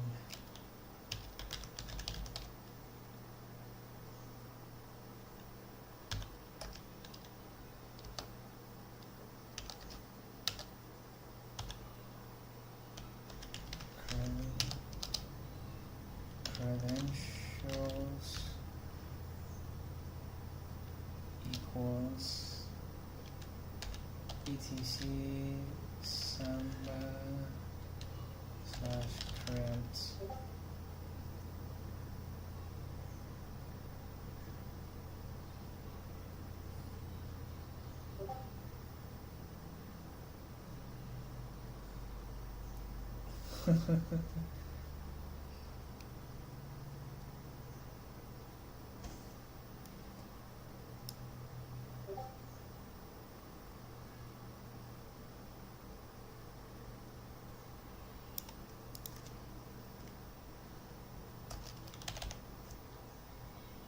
uh, 10 0 0 1 2 3.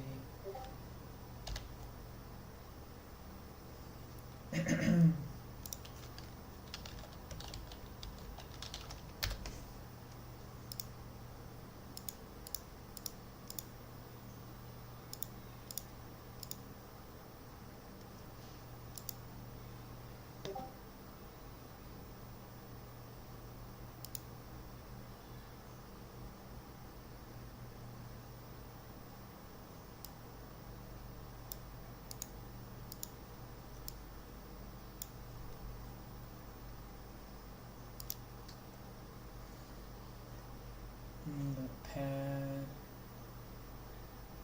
Ah, yes, the share name, which would be that.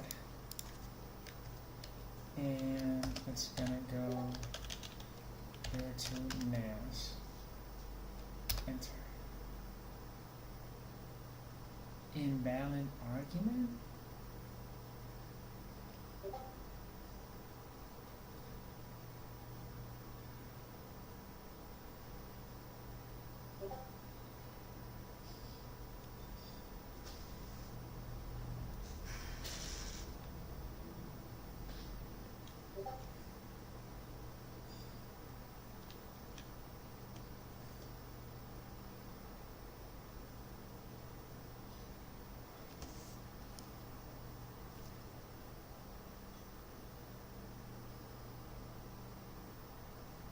What did I put wrong?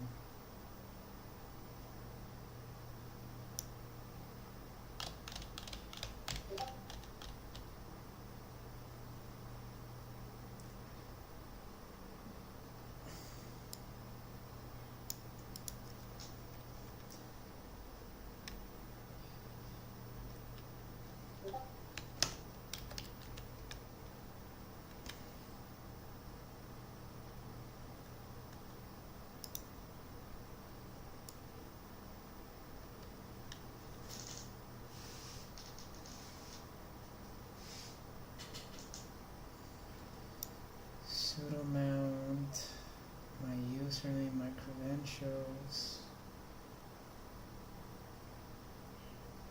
That's the pad.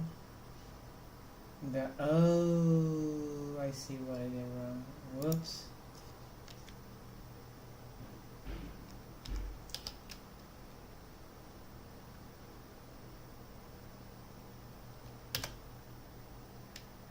What?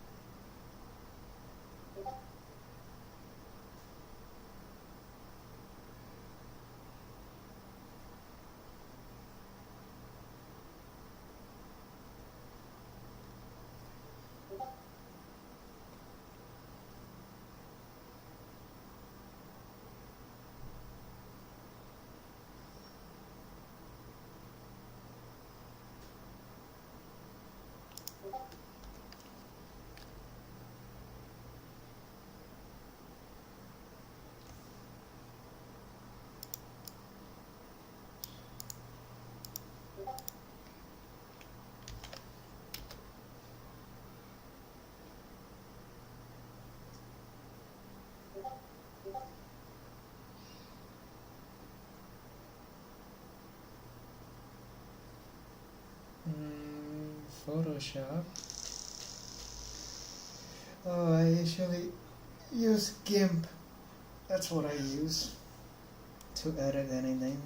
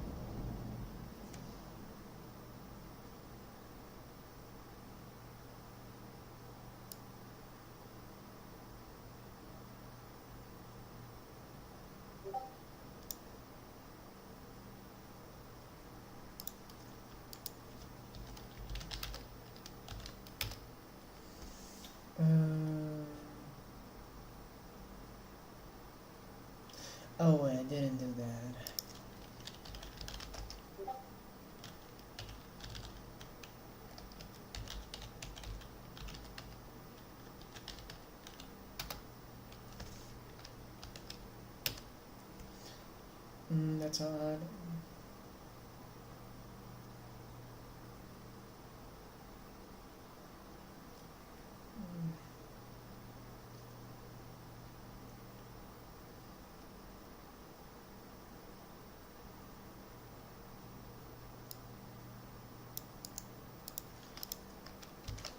Let's see.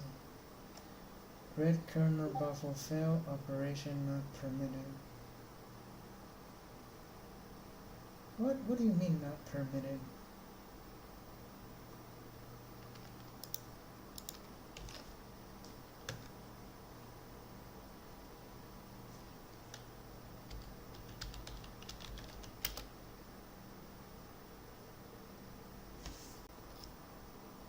SMB1 disabled, no workload available. And I forgot to do something here.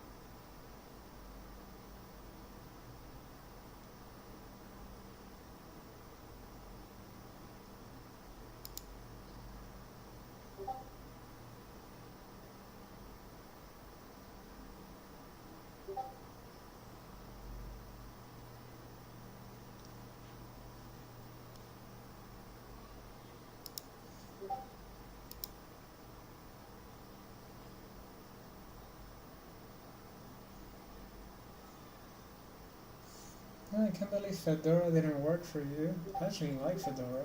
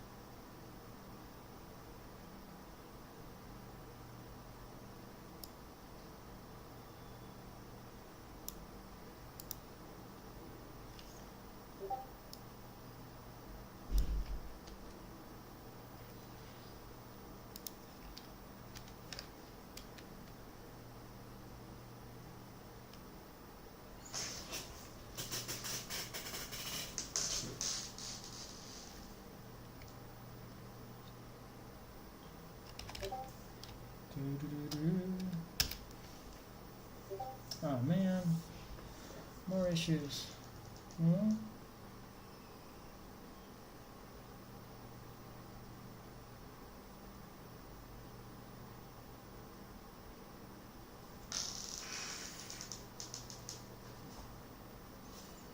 Yeah, I guess we all have our preference. It's just it's like some time. Maybe in the future.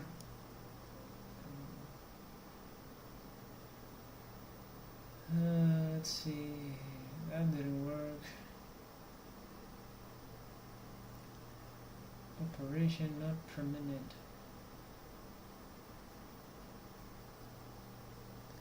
Man, I just want to mount this. Oh, wait a second. Yes, it can pin it. Of course it can.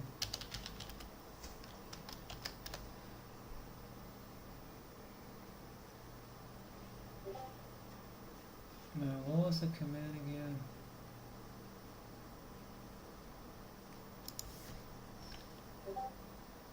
Emacs equals tab.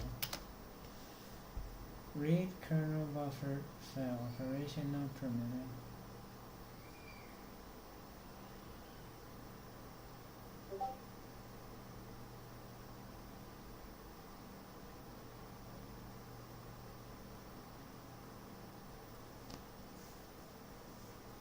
Oh man, that really sucks.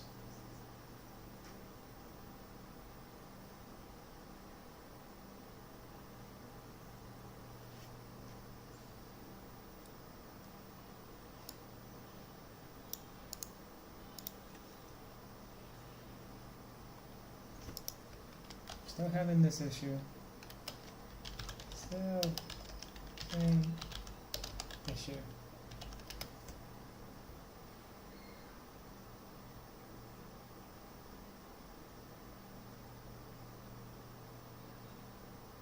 Privilege, but I changed the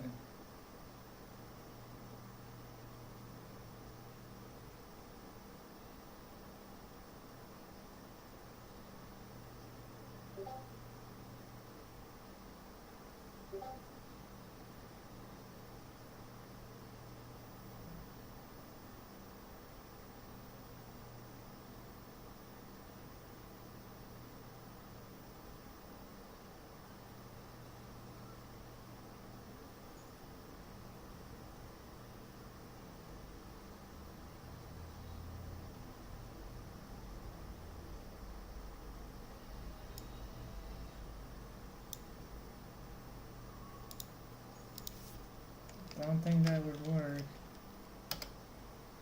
Okay, I have a better idea. Migrate.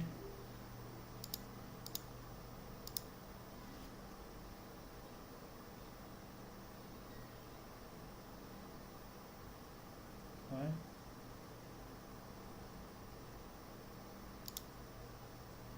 Migration aborted.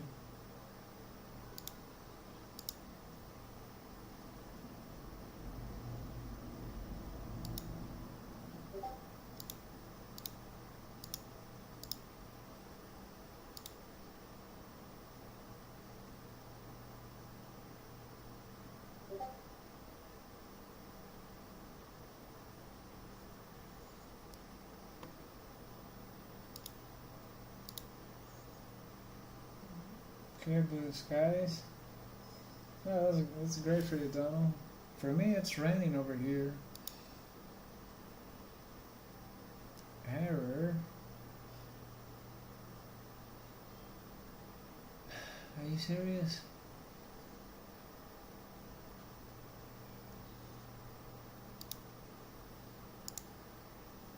Can I really not migrate this?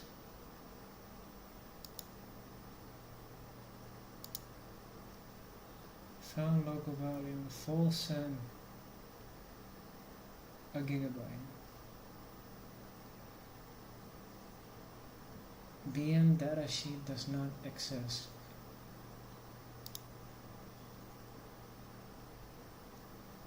Oh, yeah, that's right.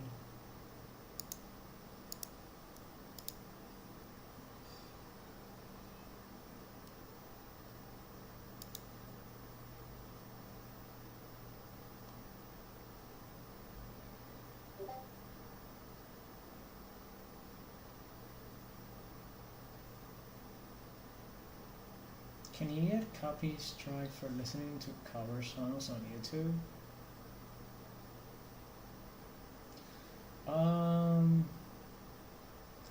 Any song that you don't own, then you could get a copyright. Like, if I go to here to like on my YouTube, and if I go to like the YouTube studio, there's like a section here in the bottom for music. Like all these music are copyright free, so I could use any of these music. All of these I can put these.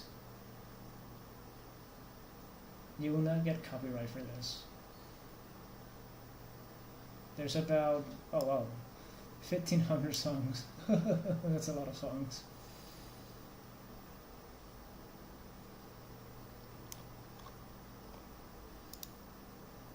Oh, even sound effects. Cool.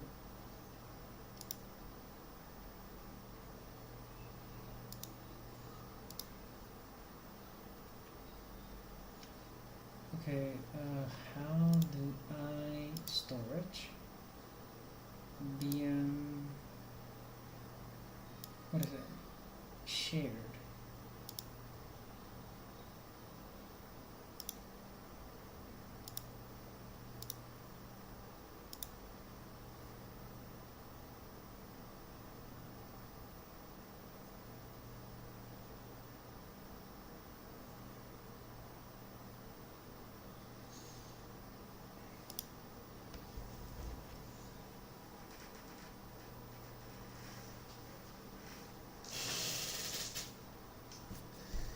Let's see, what else? Whoa, what was that error?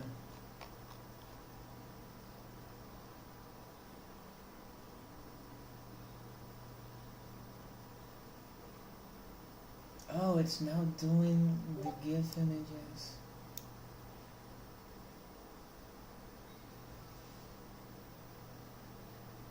Yep, I saw that 3 weeks ago. No, wait, 2 weeks ago on Reddit. They want to buy Wonder Brothers. So I have like pros and cons about this.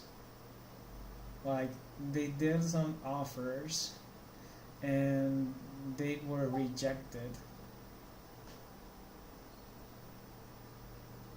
But then Paramount did some offers and were rejected as well. So what happened now is they're like in a buy war or a trade war or something like that. I don't know. I'm not really sure. But the pro and con is if Warner Brothers accept the offer that Netflix gave them, like they rejected a $70 billion offer, then they did $100 billion and they rejected that. So I feel that if they buy Warner Brothers, two things might happen. One, we'll get the movies. If you do have Netflix, we'll get all the movies from Netflix, from Warner Brothers to Netflix. And the other con, that's a pro, but there's a con. Netflix subscription might increase in price, but we're getting more movies because now they have all the rights. I feel that that's what might happen if they actually do get Warner Brothers. Like, a pro is more movies, more shows added because now they have the rights. But the con is that the subscription might increase in price if they actually agreed on the deal. At least that's my opinion. I think that's what might happen.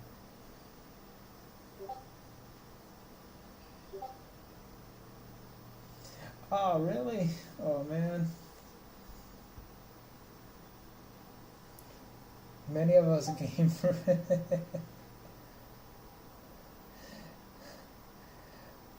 It's called Wonder Brothers Warn a Brother. I actually never heard about that, Donald. That's a good one.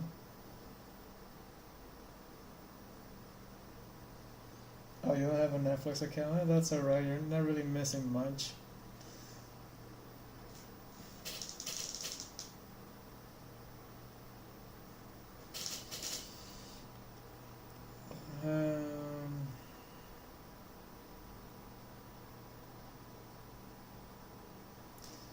Enable nesting in Capsys admin first.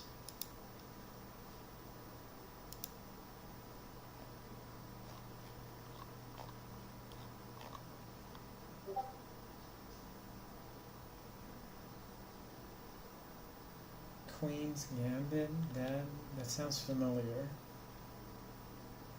but I can't remember from where.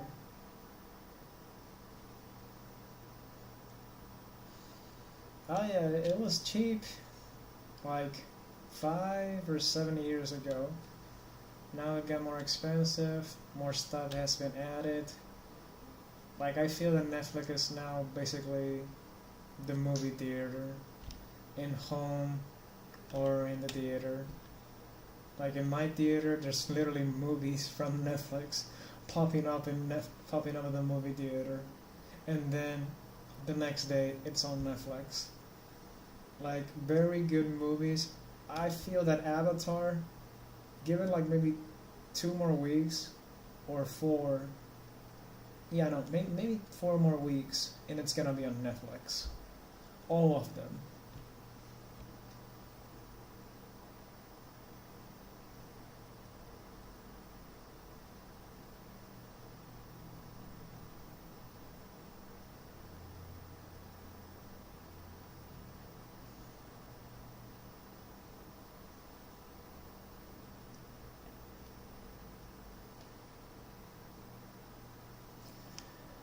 Okay. Options. On privilege container, is this what it was talking about? Enable nesting.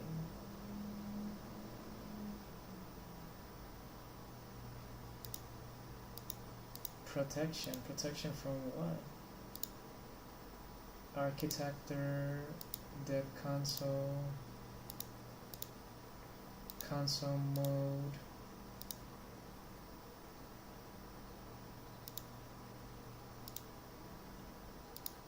features.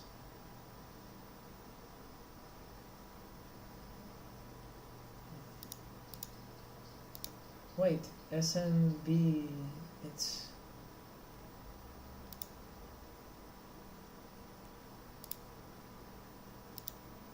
wait, how do I enable those features?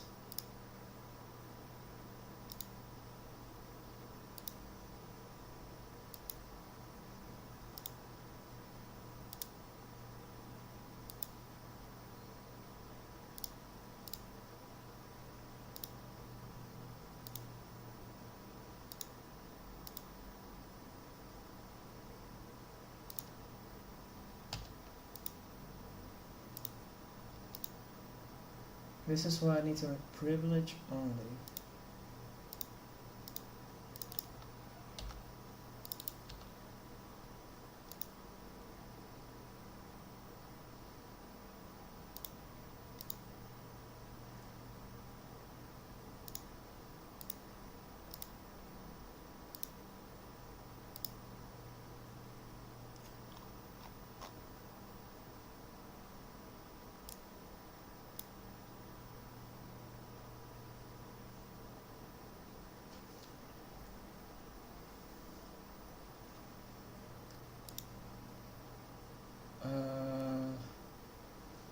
Enable nesting and cap sysadmin first. Cap sysadmin first.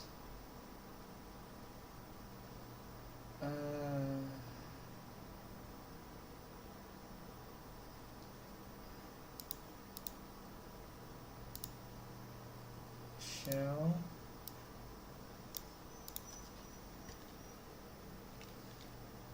nano etc lce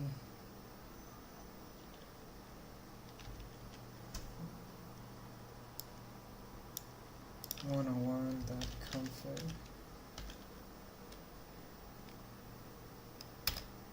New file.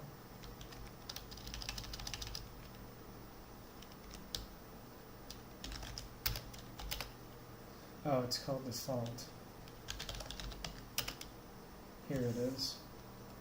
On the Promax host, edit the container config.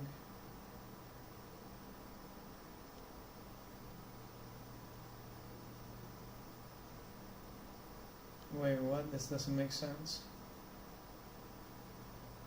Oh, wait, I'm in the wrong pad. Whoops. I'm in the wrong pad.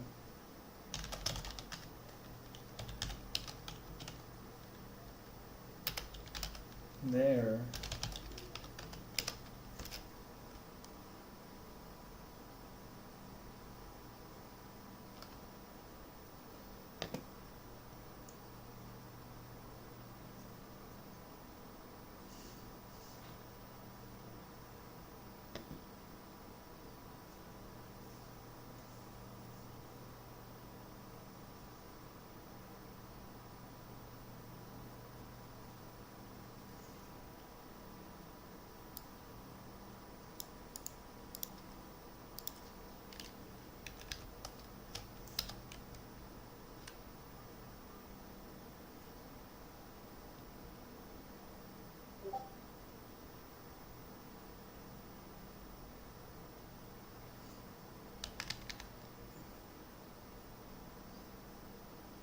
because the script, yeah, like the script,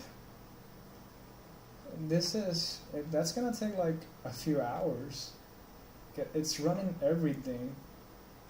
Like in the other lives, I was basically just doing copy and paste, copy and paste, copy and paste, copy and paste, copy and paste, copy and paste.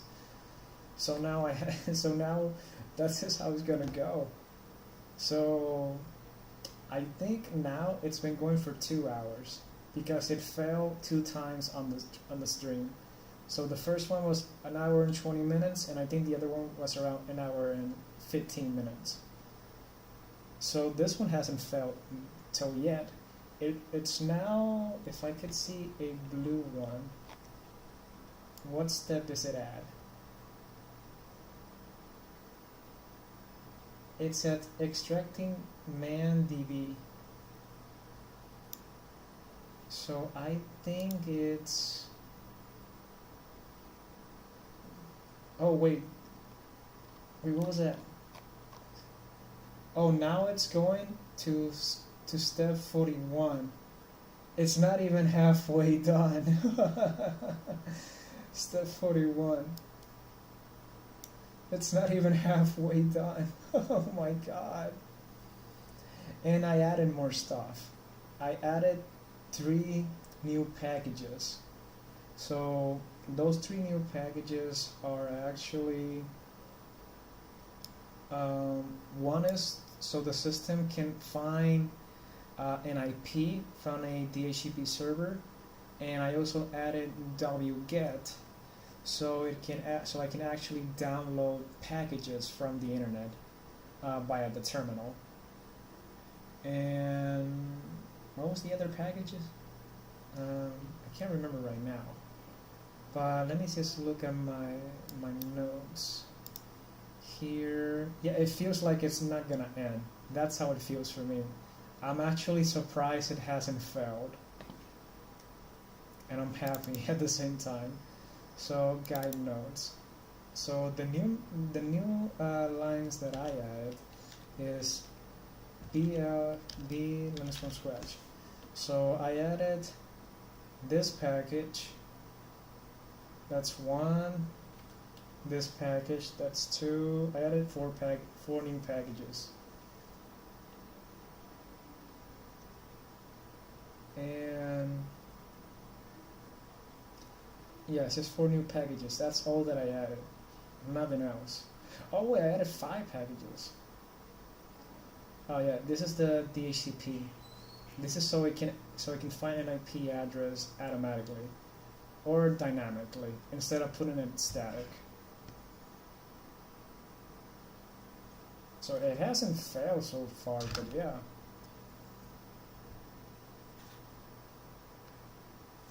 And so once it's done that, it continues to the next step of the original Linux from scratch setup.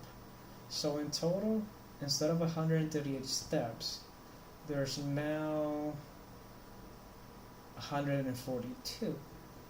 But in this case, I put it like this so I can specify the steps, and online I found to actually continue the order, it told me to put the required packages that I needed to go once I finished installing where the hell is it? After Python.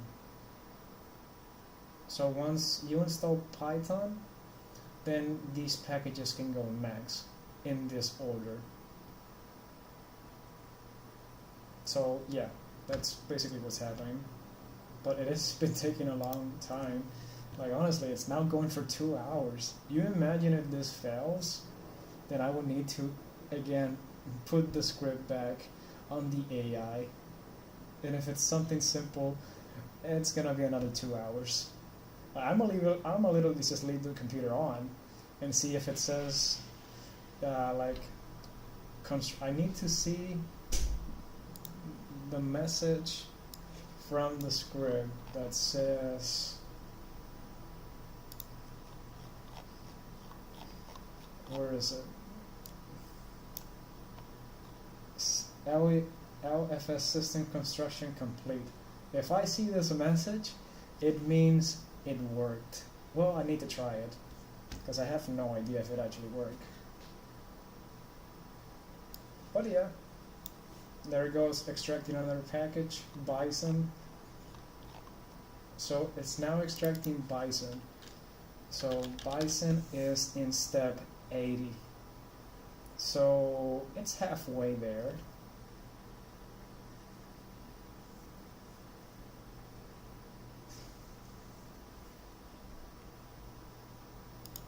But it feels endless.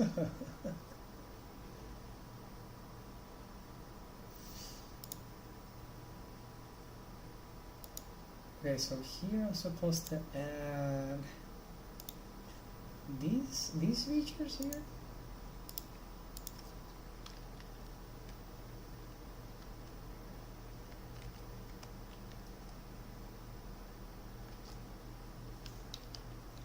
Comma.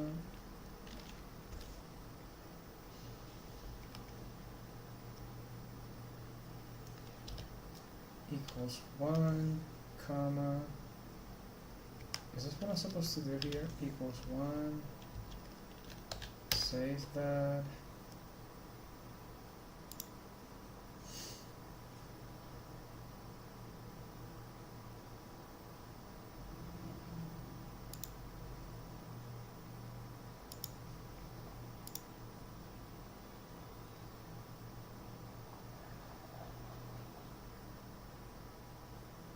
Privilege only.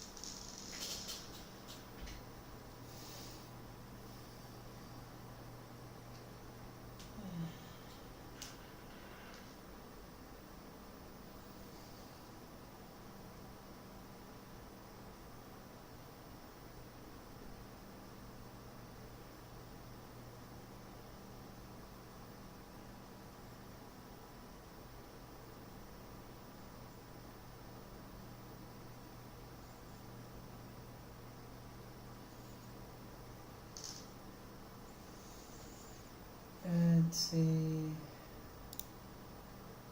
Let's start it up again.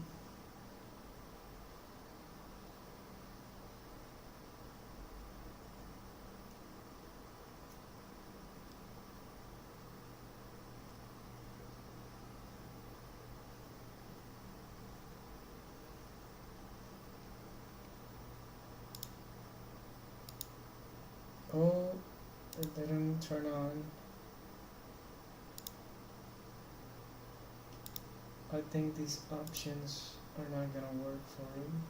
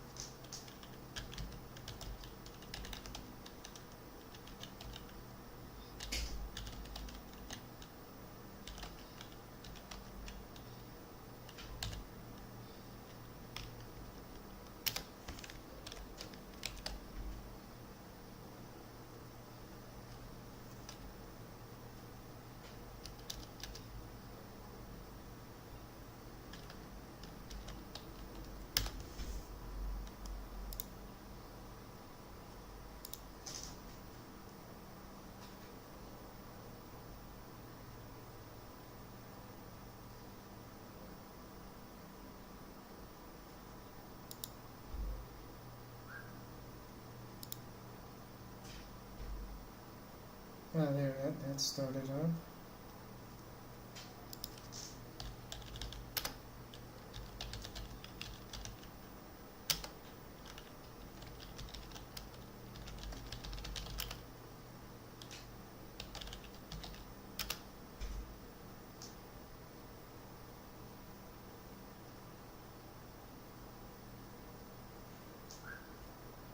I don't need this for now.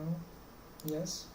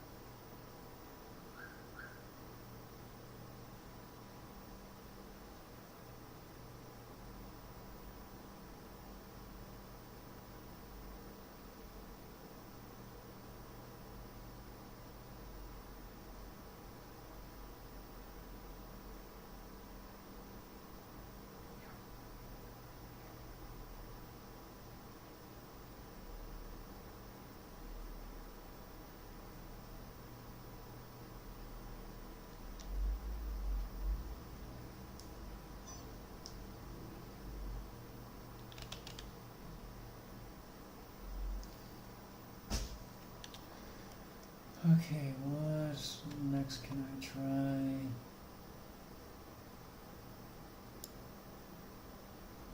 Yeah, man, I did that and that did not work. Because containers work very differently.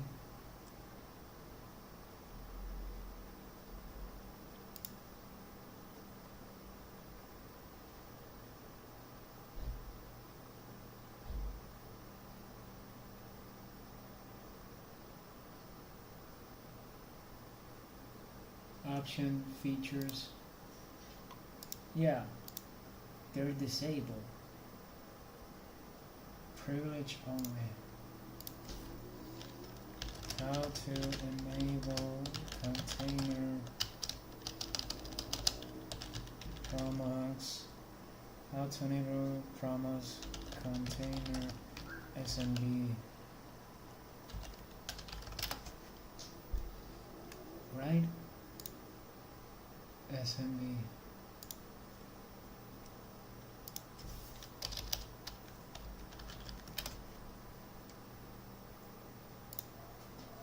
This is what I'm missing right now.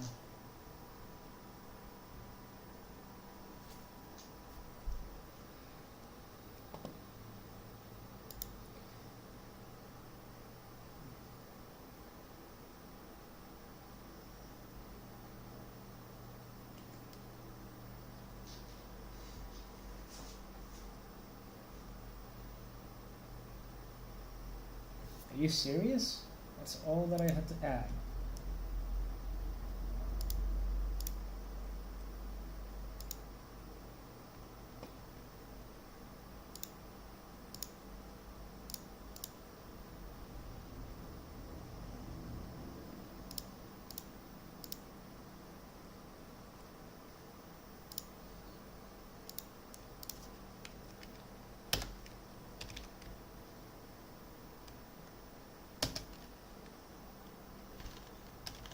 Now, then if I can do that fast, then I can do this. Mount equals SMB. Let's see if that works.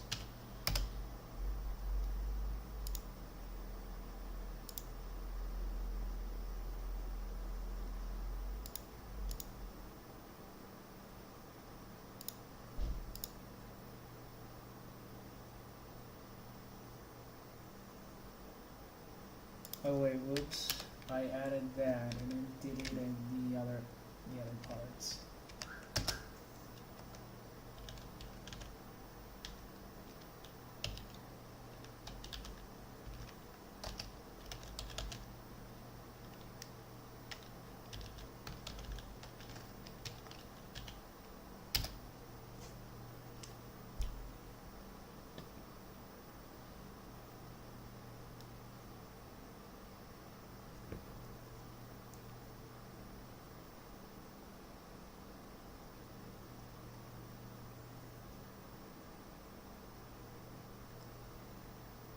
So now this should start with no issues.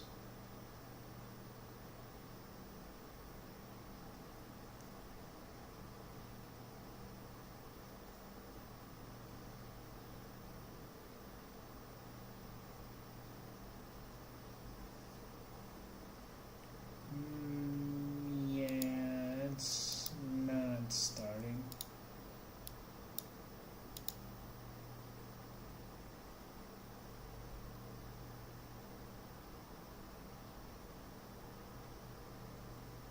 Oh no.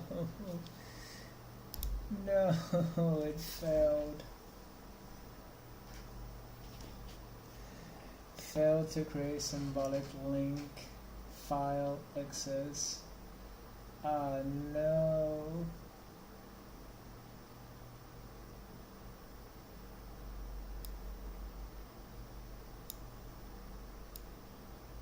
Well, now I had to run this again from start.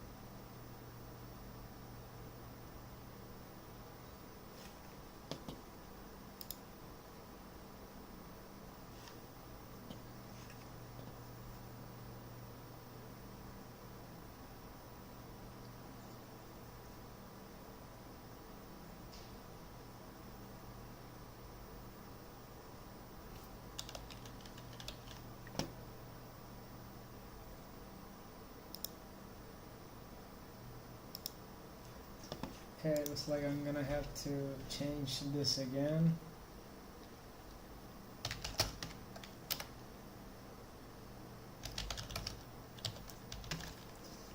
Now this script is gonna take more time.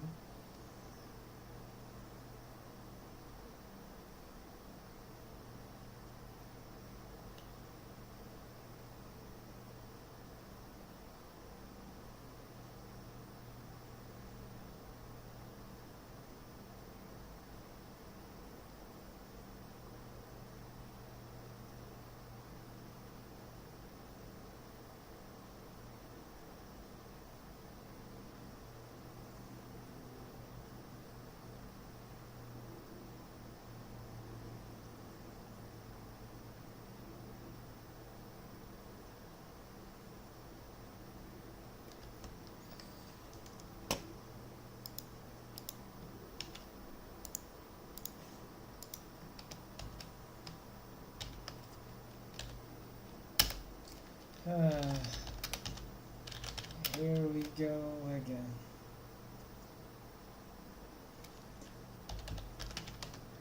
Master, yep.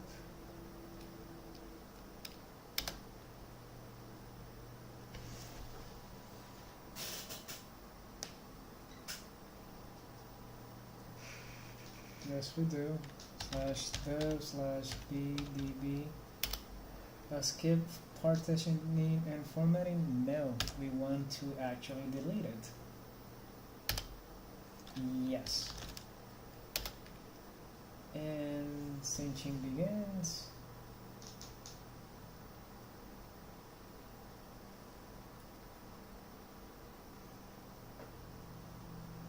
And now the process begins again.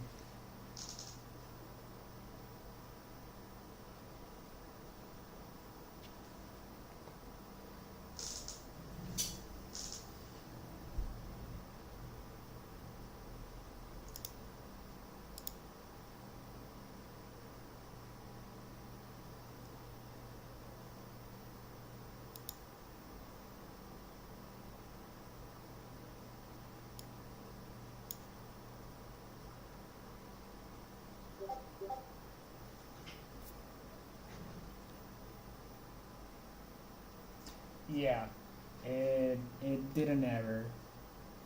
It found a file. It was a stupid error.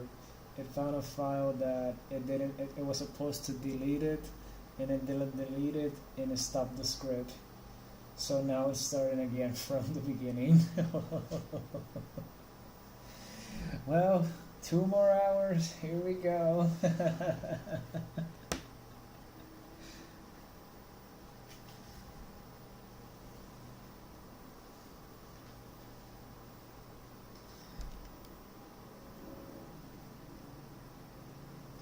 So I basically, whenever it fails, I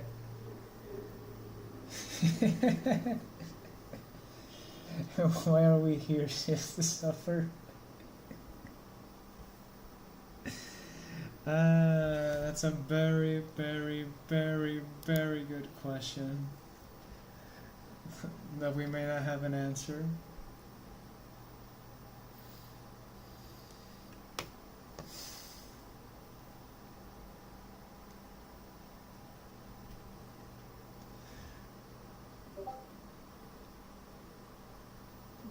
Sad violin. That reminds me of Mr. Krabs. The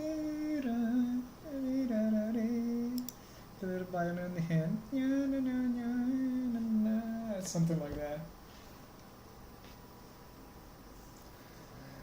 But yeah, no, basically I started again the script. I deleted the partition because it's already on the script. And now it's doing everything again. So even if I were doing this manually would take me 3 days to do it.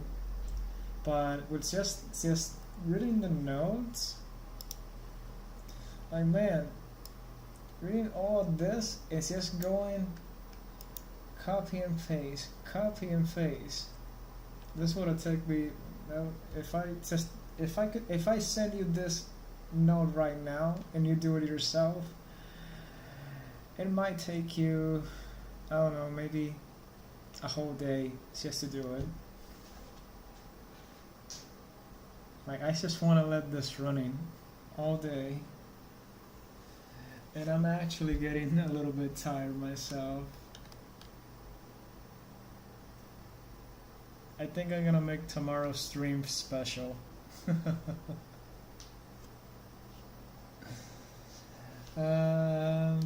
What else? I should just try to do something different while that runs, because there's no point in me watching that. And that's gonna be war. I already know it stays on for 2 hours. So now that's gonna stay on for a few more hours again.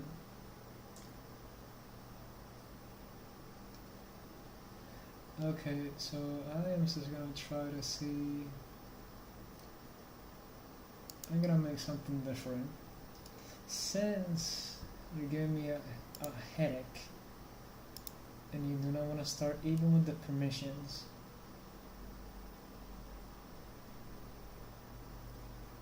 then we're gonna have to do this. Hey, wait a second. I was copying some files. Oh, this is still not done. 3 hours left. Well, that's great.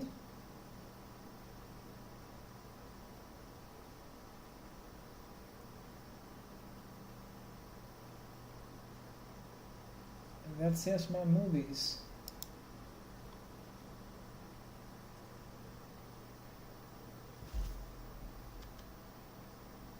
And my movies. And a lot of ripped movies that I have. Still not finished copying. Okay. Okay guys, I think I am actually gonna end the stream here, and I'll continue this tomorrow. I'm actually a little bit tired. How long has this been running? 4 hours? Yeah, I think I'm gonna take a little break. If I do continue later today, then it might be late, but I'm already a little bit tired myself. So I thank you all for watching. Thanks. To everybody new or regular viewers, thanks for watching, everybody. Really appreciate the support. It's just hanging out here on the stream. So I hope to see you guys on the next one. See you tomorrow, guys. You enjoy the rest of the day, guys. Have a good one.